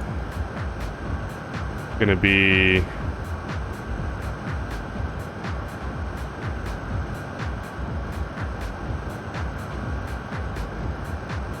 about, we'll do flaps full, so 251. Yes, of course, every stream that you do is always worthwhile. Thanks so much, Eliza, that's very nice of you. I hope it is, because I try my best to give you guys good content, and I always hope that you guys enjoy it.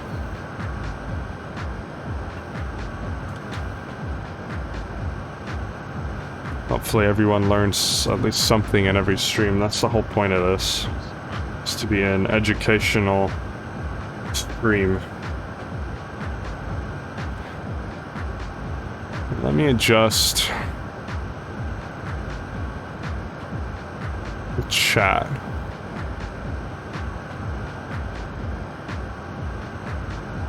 Just a little bit to the right, that should be good. I am hoping for olive oil, so I will put some olive oil in the chat. Hopefully we get some olive oil here. But we'll see.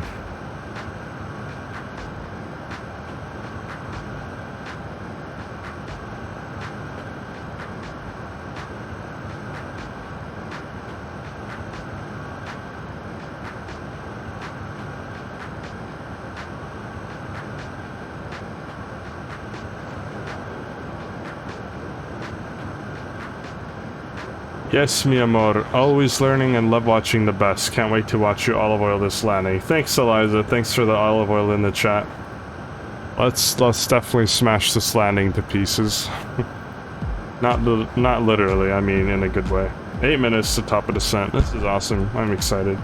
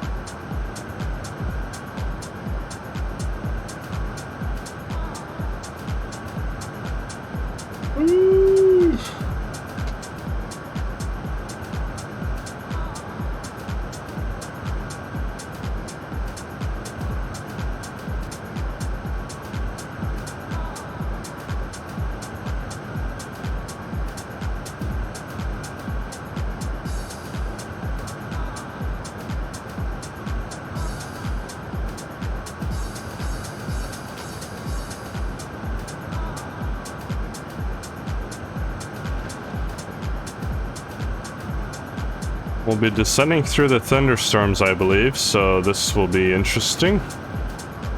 Well, there's an issue, though. I don't know where the anti-ice is. Oh, wait. No, it's back here. This is where the anti-ice would be. I believe it's these switches here. I think so.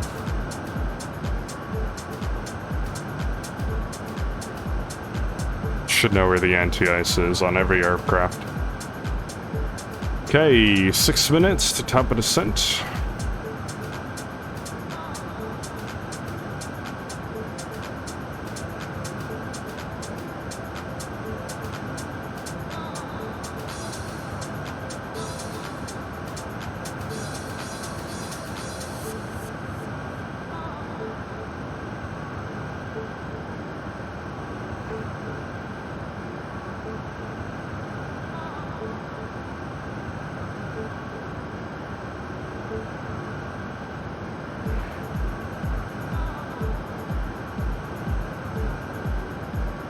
Huh.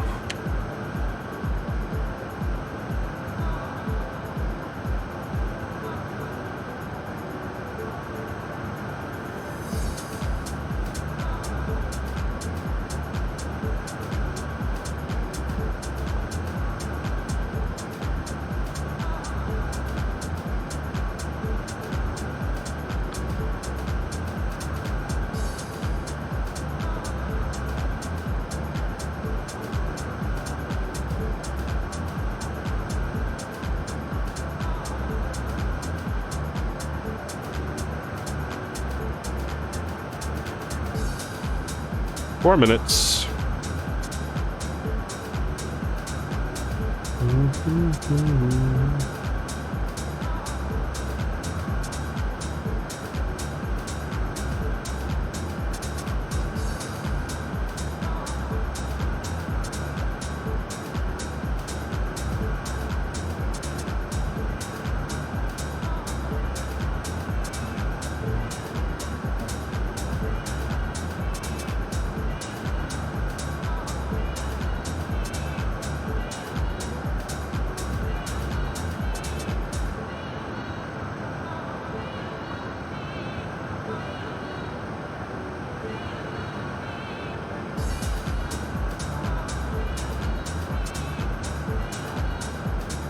Oh, man.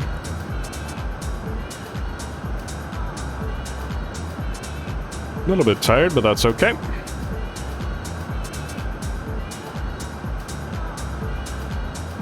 Three minutes.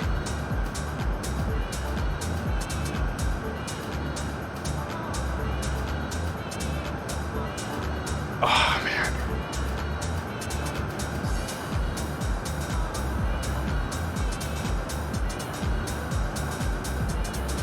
And then let me double check the accuracy here of the GPS. So 54, yeah, I gotta resync that. 52, 54, 54 would be right here.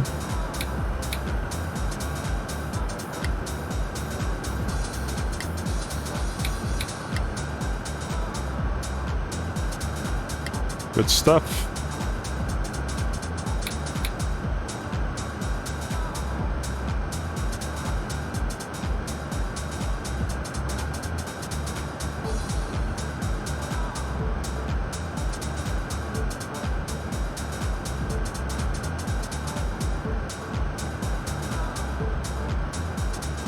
Two minutes to top of the set. Okay, what we'll do is we'll arm. Oh shit, hang on.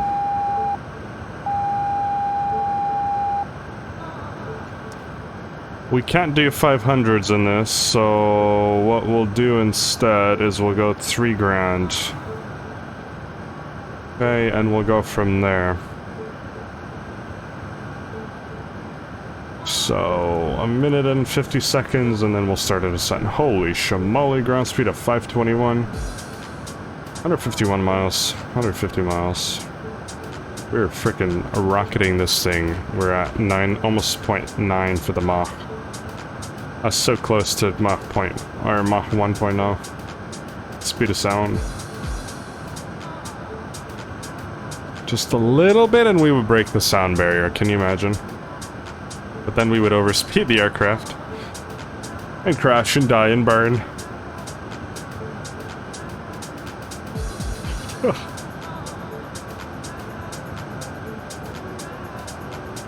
Yeah, we're supposed to be there in 17 minutes. Vertical track.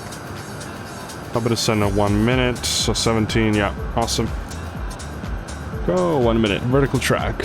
Checked.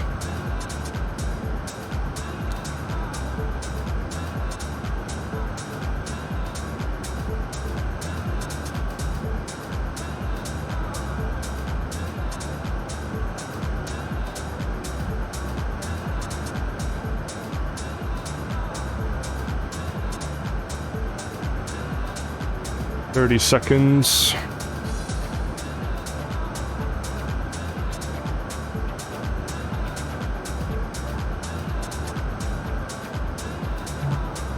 Should 17, 16, 15, 14, 13, 12, 11. We'll start powering down just a bit. And here comes our descent.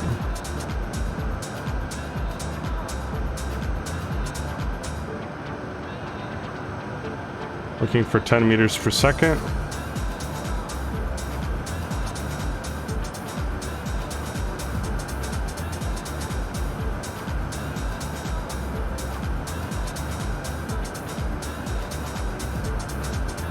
A little bit less.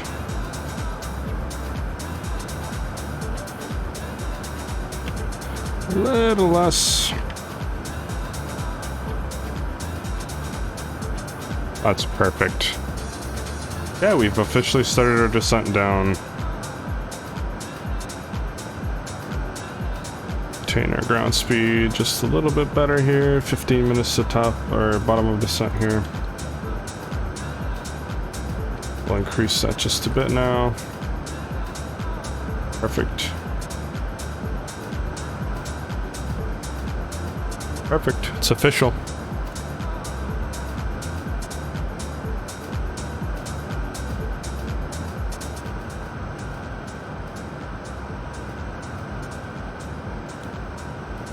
Yep.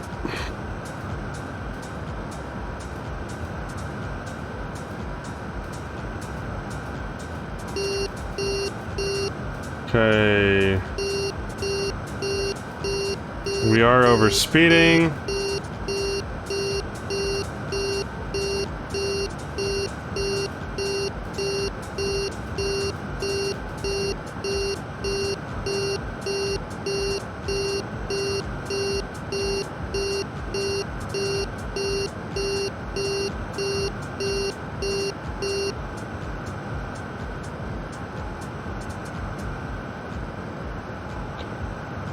Well, that was a little bit of an overspeed, but that's, we're just trying to maintain our current thing, but I don't think we'll be able to. So if we maintain...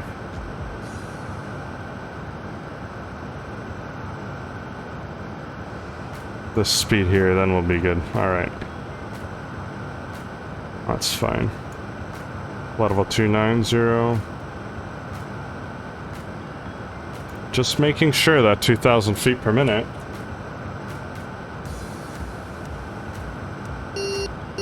Oh my god, another overspeed. Jesus.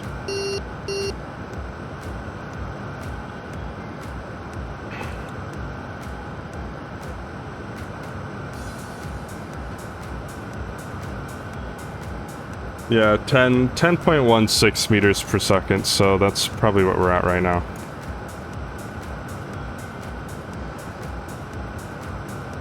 It doesn't look like we have any significant weather here from the weather radar, so that's cool. Just a few clouds.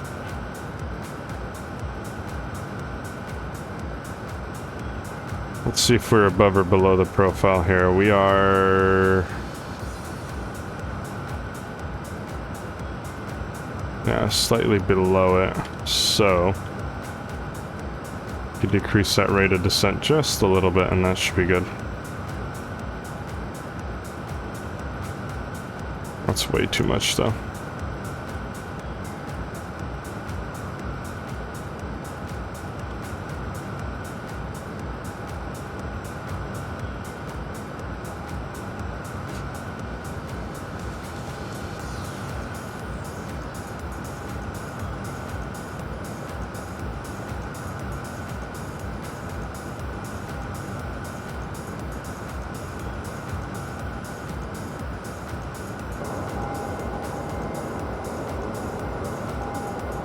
Cool, guys.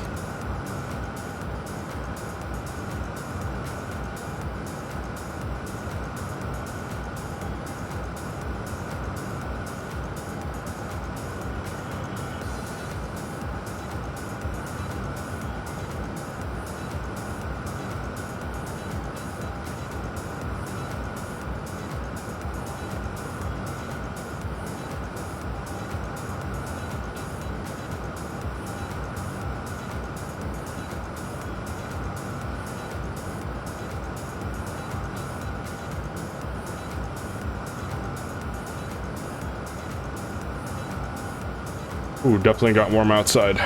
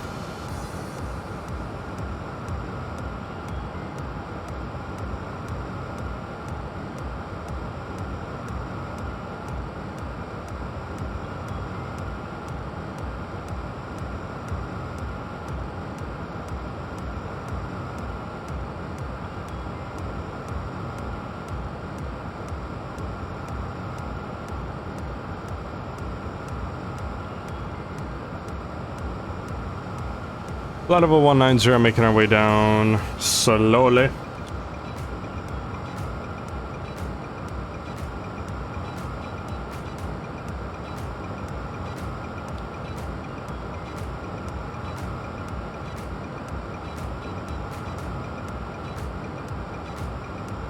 Should be good though, eh?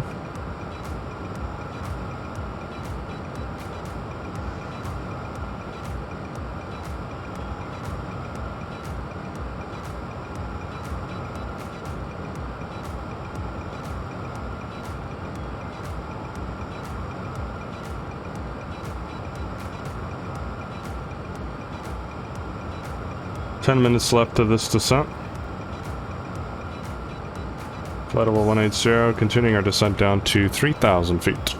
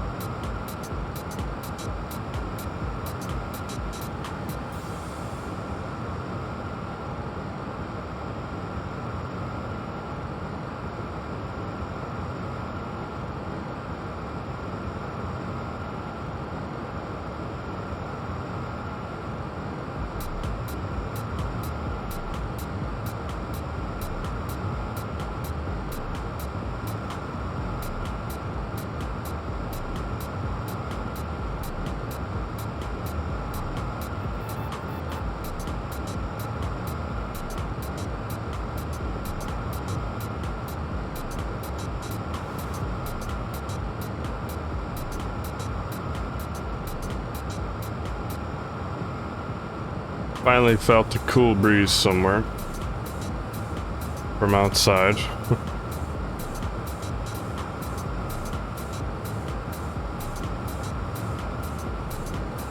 Or the AC is on, let me check.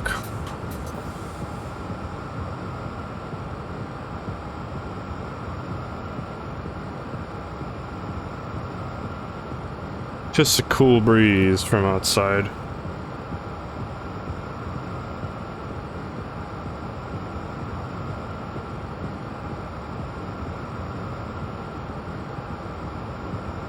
Okay, we're almost at 10,000 feet, about 4,000 to go.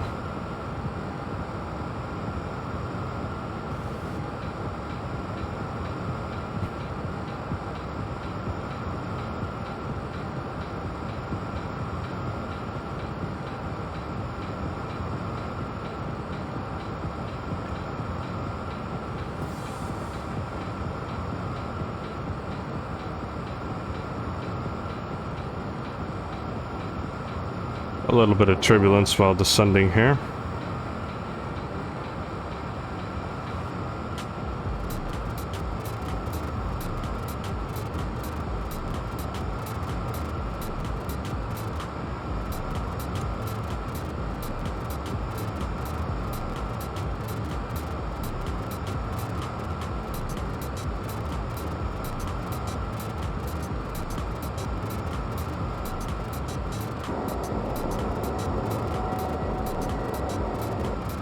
Oh yeah. Let's nail this landing, guys. Coming into my hometown.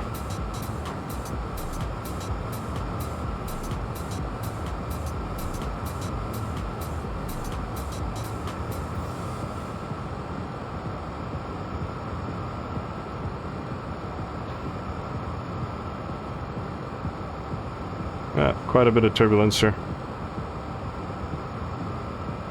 Coming through these cloud layers, it's typical. The whole wing is flexing there. It's awesome. Let's see the autopilot really working out here.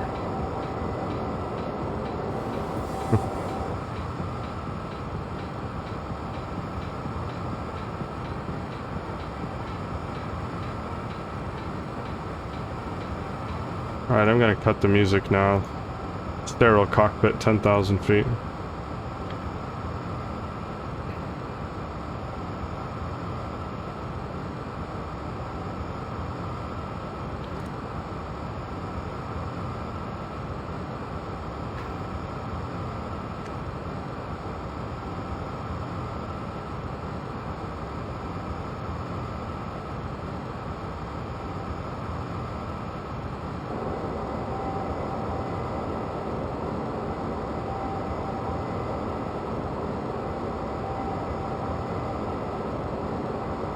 Really flexing right now, that's cool.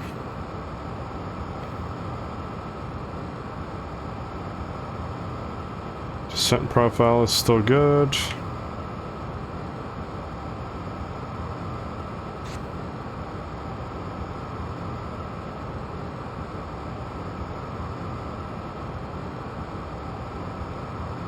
Coming up on 10,000 feet, so we'll extend the lights, turn the landing lights on. You hear that air starting to rush as they extend out, which is awesome. A little bit more drag.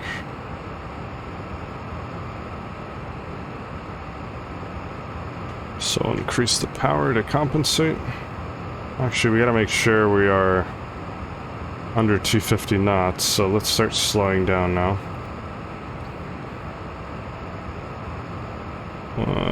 463 kilometers is 250 knots.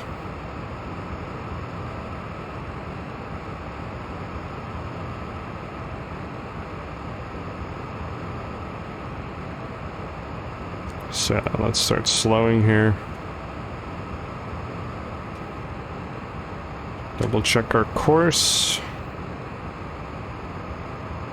System GPS 55.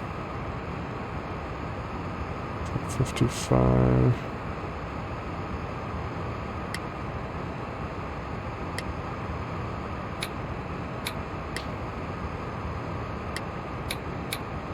You guys ready for this landing? Oh my goodness.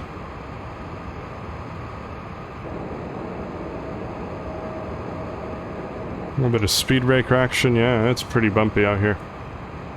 I must admit that it is bumpy. Oh yeah. It is bumpy.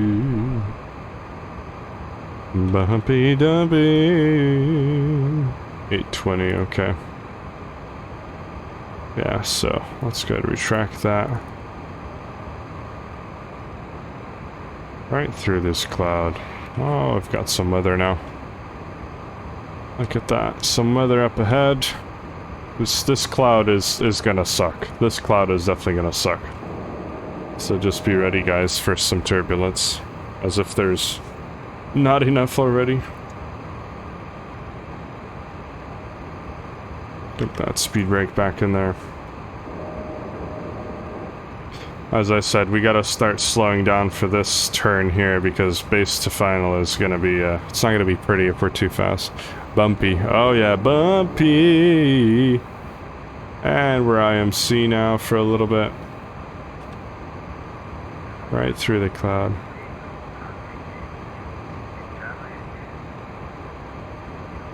I hear someone on Unicom. Shitimichva traffic out of flight 898. We're heading 270, 5,000 feet, descending to 3,000, expecting ILS runway 24 right. We'll call established. Shitimichva. Okay, QNH was 1003.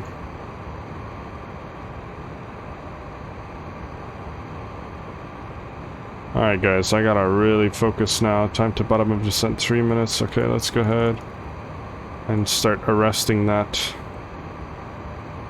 descent there. And here's the rain. There's the rain, guys. There's the rain.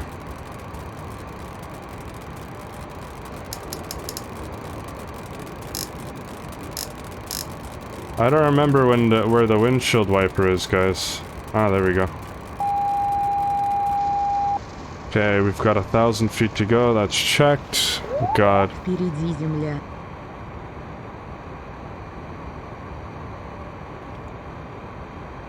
Okay, we'll stop right there. We'll just cruise around. We've got really bad weather coming in here, guys, so... yeah. Safe channel is 06 right.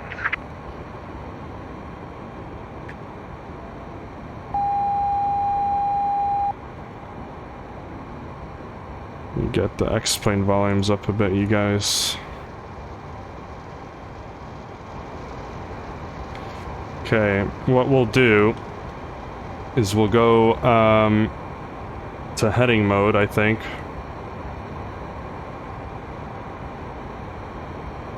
And then we'll go heading mode. I've just got a bunch of bad rain here. Heading mode, and then we'll also turn on the landing mode. There we go, and that should be good there.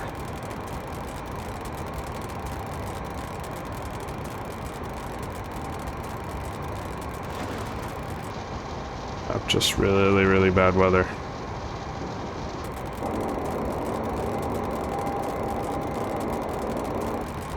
It's not looking good at all. It's just June gloom here. Alright. The other thing is I gotta descend just a little bit down to 2,500. So let's go ahead and do that.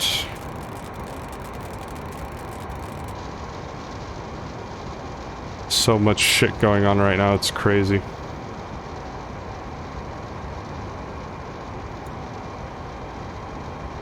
And we're coming up to that. Keep on descending here. We got our V speeds here, good to go. Oh, Jesus. This is like as bad as it gets. Come on, descend down to 2,500. As long as we're about 400 kilometers per hour, we're good.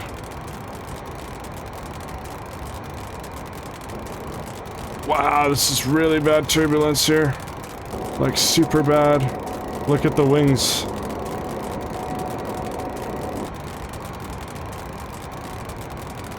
This is really bad. Wow! Okay, localizer is alive. We'll arm.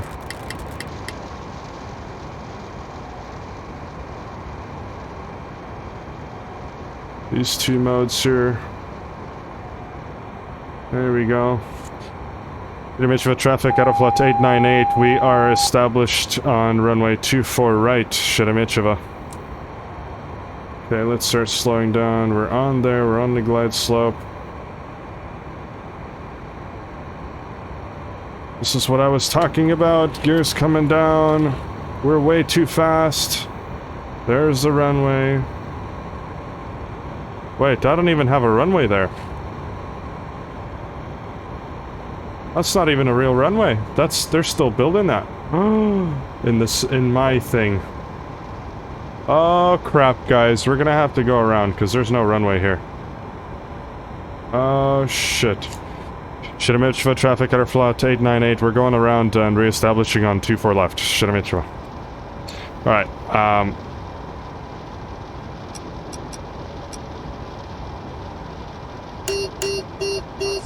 bloody, let's go around. Spoilers retracted, gears coming up. Yeah, we gotta redo this because it's not. We're gonna go up to 3,000 feet once again. Or above the clouds.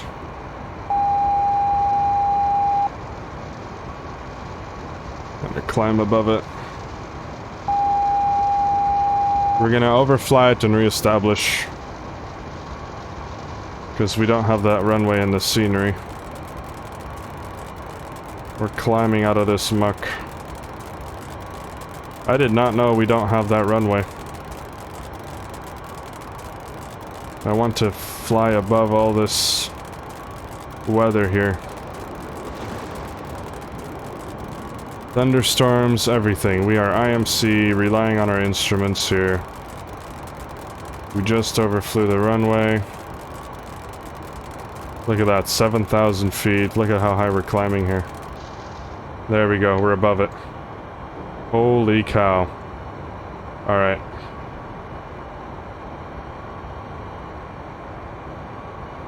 Let's go ahead and hang out at 8,000 feet or so. So let's go ahead and put 8,000, 0003, 1,000. Turn these guys. Включаю автопилот. Hold that. Contain this. Alright, we're gonna go on heading mode now. Let's go ahead and overfly all of this mess here. So let's make that left downwind there.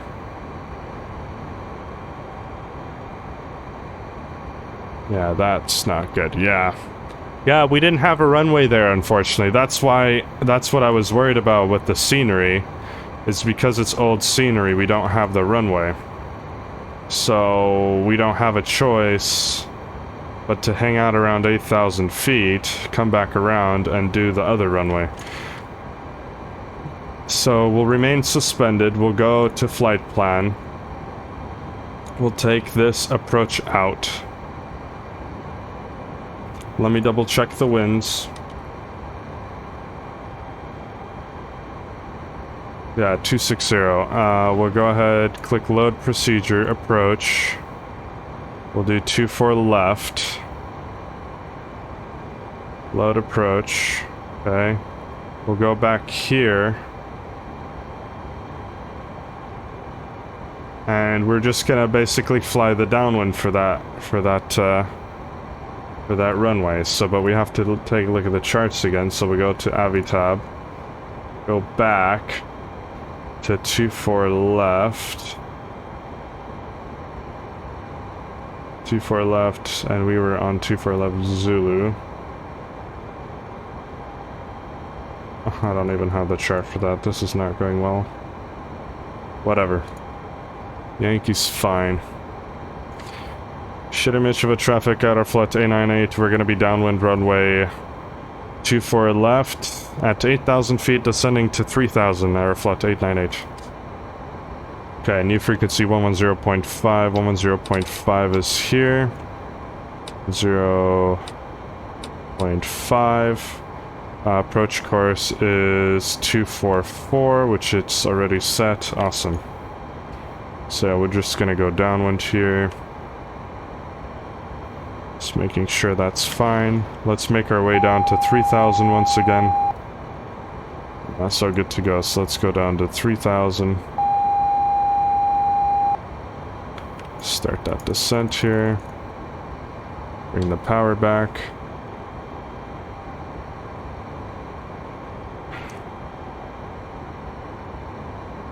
Why are we not descending? There we go.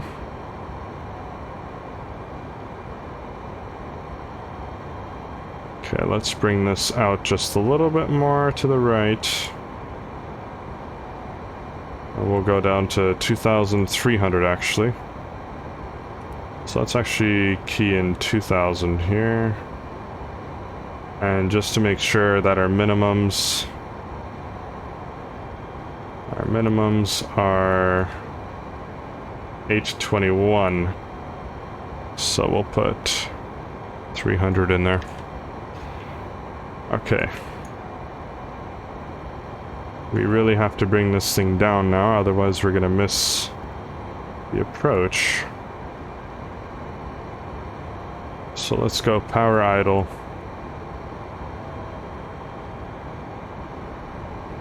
It's bumpy, the conditions are just absolutely terrible. We have the runway in sight for now.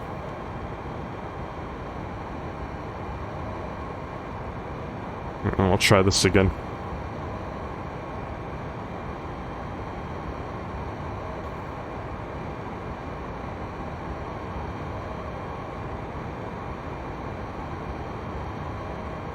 Descend even higher rate. So let's bring the spoilers out. We don't have much fuel to screw around with, so we do have to get down to 2,000. We should have been 2,000 by now. So let's see what we can do.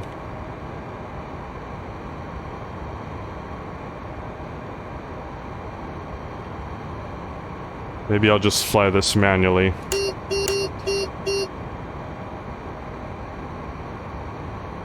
Okay, localizer is alive, that's good.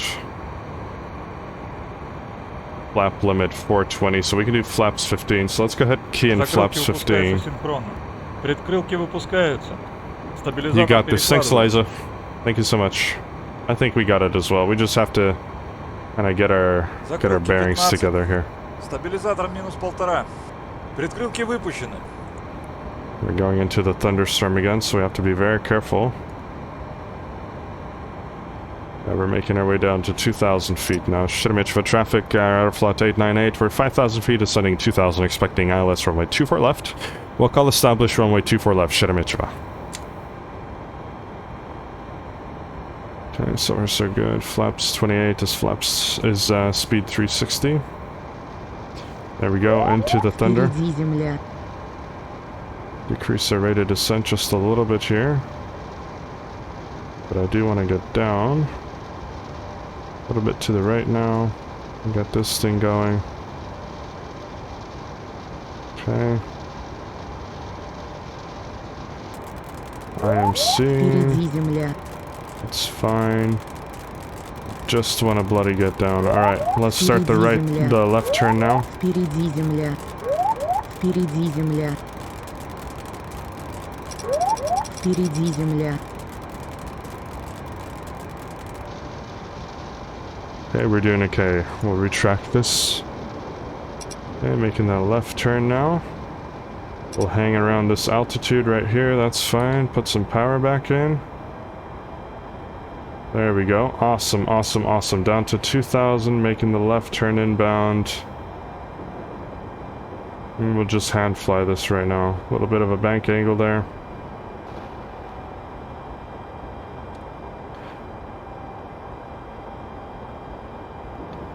Okay, we'll maintain this altitude. Get on a 30-degree intercept. Okay, second notch of flaps Закрылки coming in. выпускаются синхронно. Maintain this. Shirimichva traffic, AFL898, ILS runway 24 left. We're on final. Shirimichva. Okay, get that speed up, man. Okay, there we go. We'll stop the turn right there.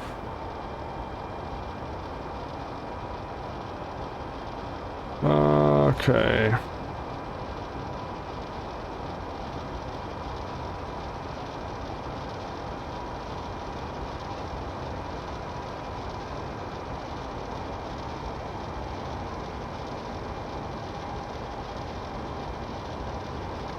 Yeah, we're looking good. We got this. Everything is looking good. I'm very stressed. This is like the worst that could happen. Let me maybe let the plane do the job here. Впереди земля. Впереди земля. Впереди земля. Впереди земля. I'm gonna let the plane manage this because this is too much for me here. There we go, glide slope alive. These are some shit-ass conditions.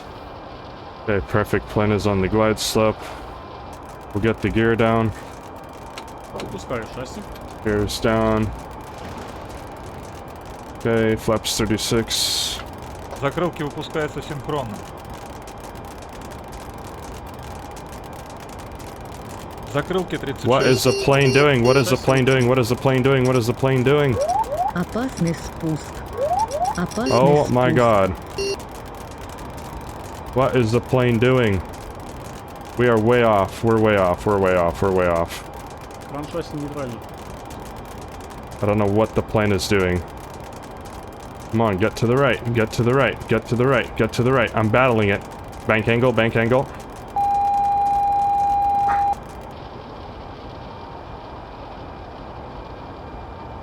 Get back on it, get back on it, get back on it. Oh my god, oh my god, oh my god. Okay, cool. Oh my Jesus. The plane literally was not responding at all for a second there. Oh. Sheremetyevo traffic AFL898 on final, runway 24 left, final call, Sheremetyevo. Okay, flaps full. Закрылки выпускаются синхронно. Holy cow, that's literally what happens in IMC if you're totally screwed. Закрылки 45. Okay, approach speed. The winds are just incredibly... Okay, approach 245, we're on it. Here we go. We're literally battling it a little bit high, correcting. Okay, decision height, continue. Wow, that was a good save. Yep, decision point. Descending. Continue. The winds are tossing us around like crazy. Okay, outer marker, or... middle marker, inner marker, Okay, we're fine. The winds are literally tossing us around. Gentlemen, traffic, average cargo 682 up, initiating approach for runway 24 left. Short final, 24 left, AFL898 for Sheremetyevo.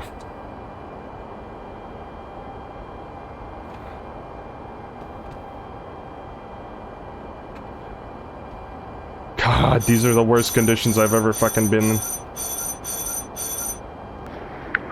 Approach, airspeed cargo 766, we are on final approach for expecting runway 24 left. 40. 30. Высота 25. 20. 10. 5.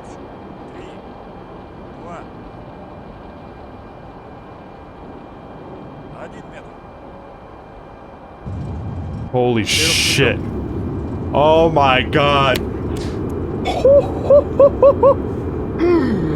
Holy shit, guys. This was the craziest flight I've ever done. The craziest landing. Manual braking. Reversers retracted. Oh my god. Реверс. I don't even know what to say to that. That was crazy. Alright, let's vacate the runway here. It was a butter landing, but holy cow.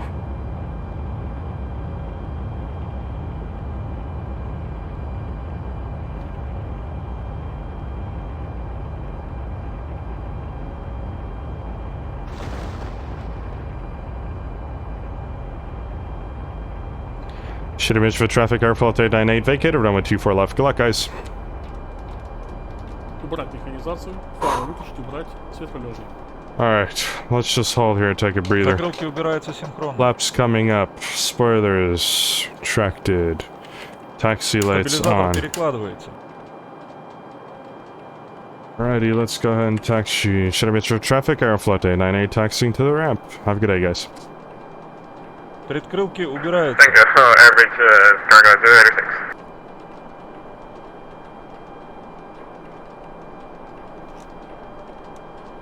GCAS Olive oil. pass. Oh yeah. Alright, we'll just taxi right there to the stand. Holy shit, guys. Закрылки, предкрылки убраны, стабилизатор 0.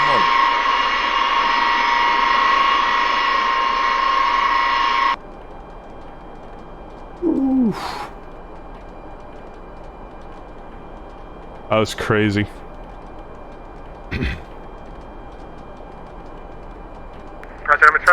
Разворот 63 Cargo 766, we are just joining the ILS runway 24 left. I'll start the APU.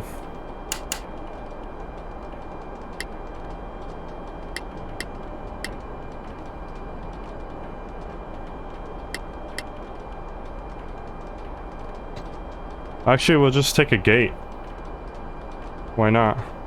What about this one right here? Lights off. Olive oil in the chat. Thanks, Eliza.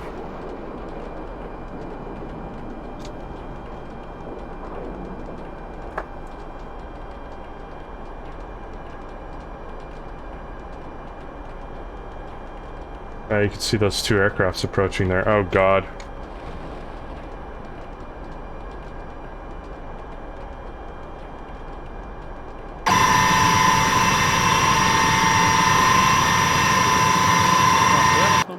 Выключаем двигатели, под двигатели. Okay. Just gotta transfer over to APU power.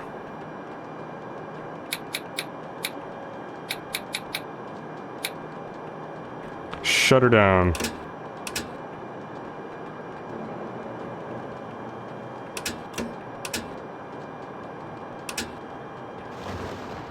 Shish kebab.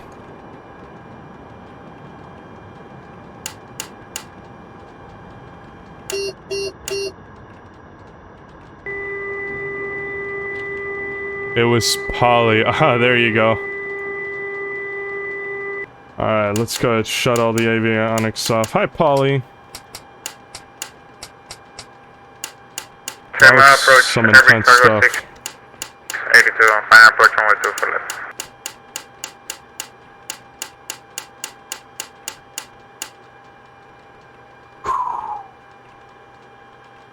Well, what can I say? Welcome to Sheremetyevo. That's nuts. This was the craziest flight I've ever done. Or the craziest landing I've ever had in flight sim. Oh my.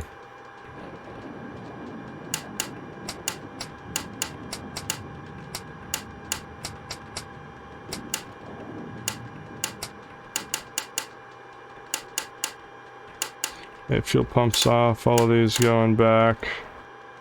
Mass airflow's off. All of these guys going off. Turn the engine instruments off. So good to go. You said hi. Well, hi back. Thanks for watching. Okay, we can turn the APU off now.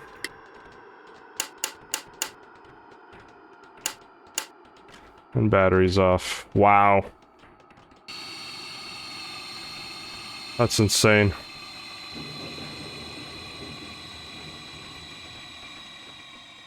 Did one of these guys land yet? Oh yeah.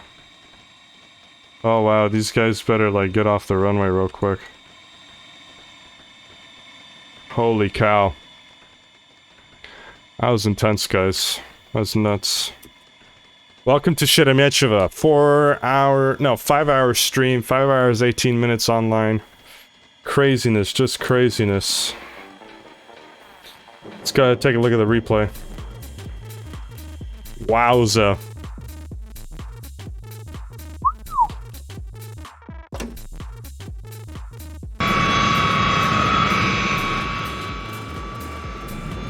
Look at this wind.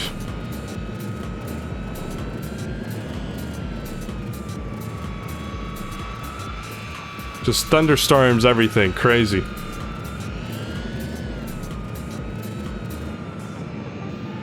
That's not me over-inputting. That's just the winds doing their thing. That's crazy.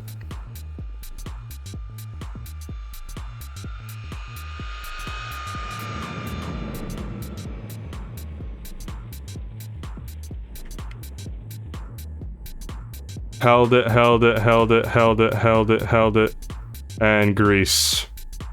Wowza. That's insane. That's insane.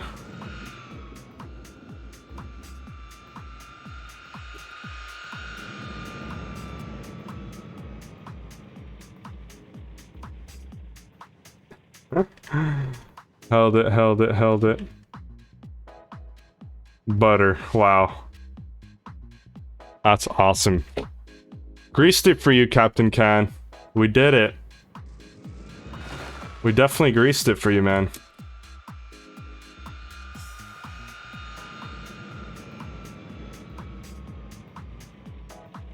That's insane.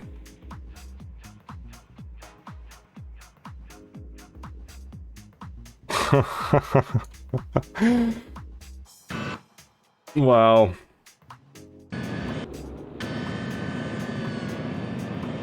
One last angle here.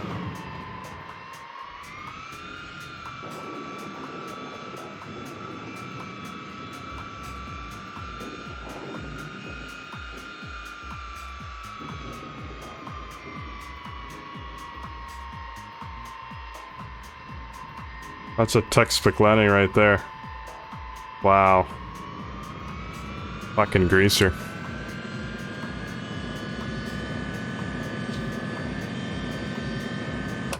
Anyways, guys, thanks for watching this stream for 5 hours. This was a fun one. We got more and more leg, and we're good to go with Captain Khan's flight. So awesome. Thanks so much again, Captain Khan. I'm sorry you can't make it. I know you're packing, so I'm not taking it personal. Liza Nicole, thanks for always being in the chat. You're the best girlfriend ever.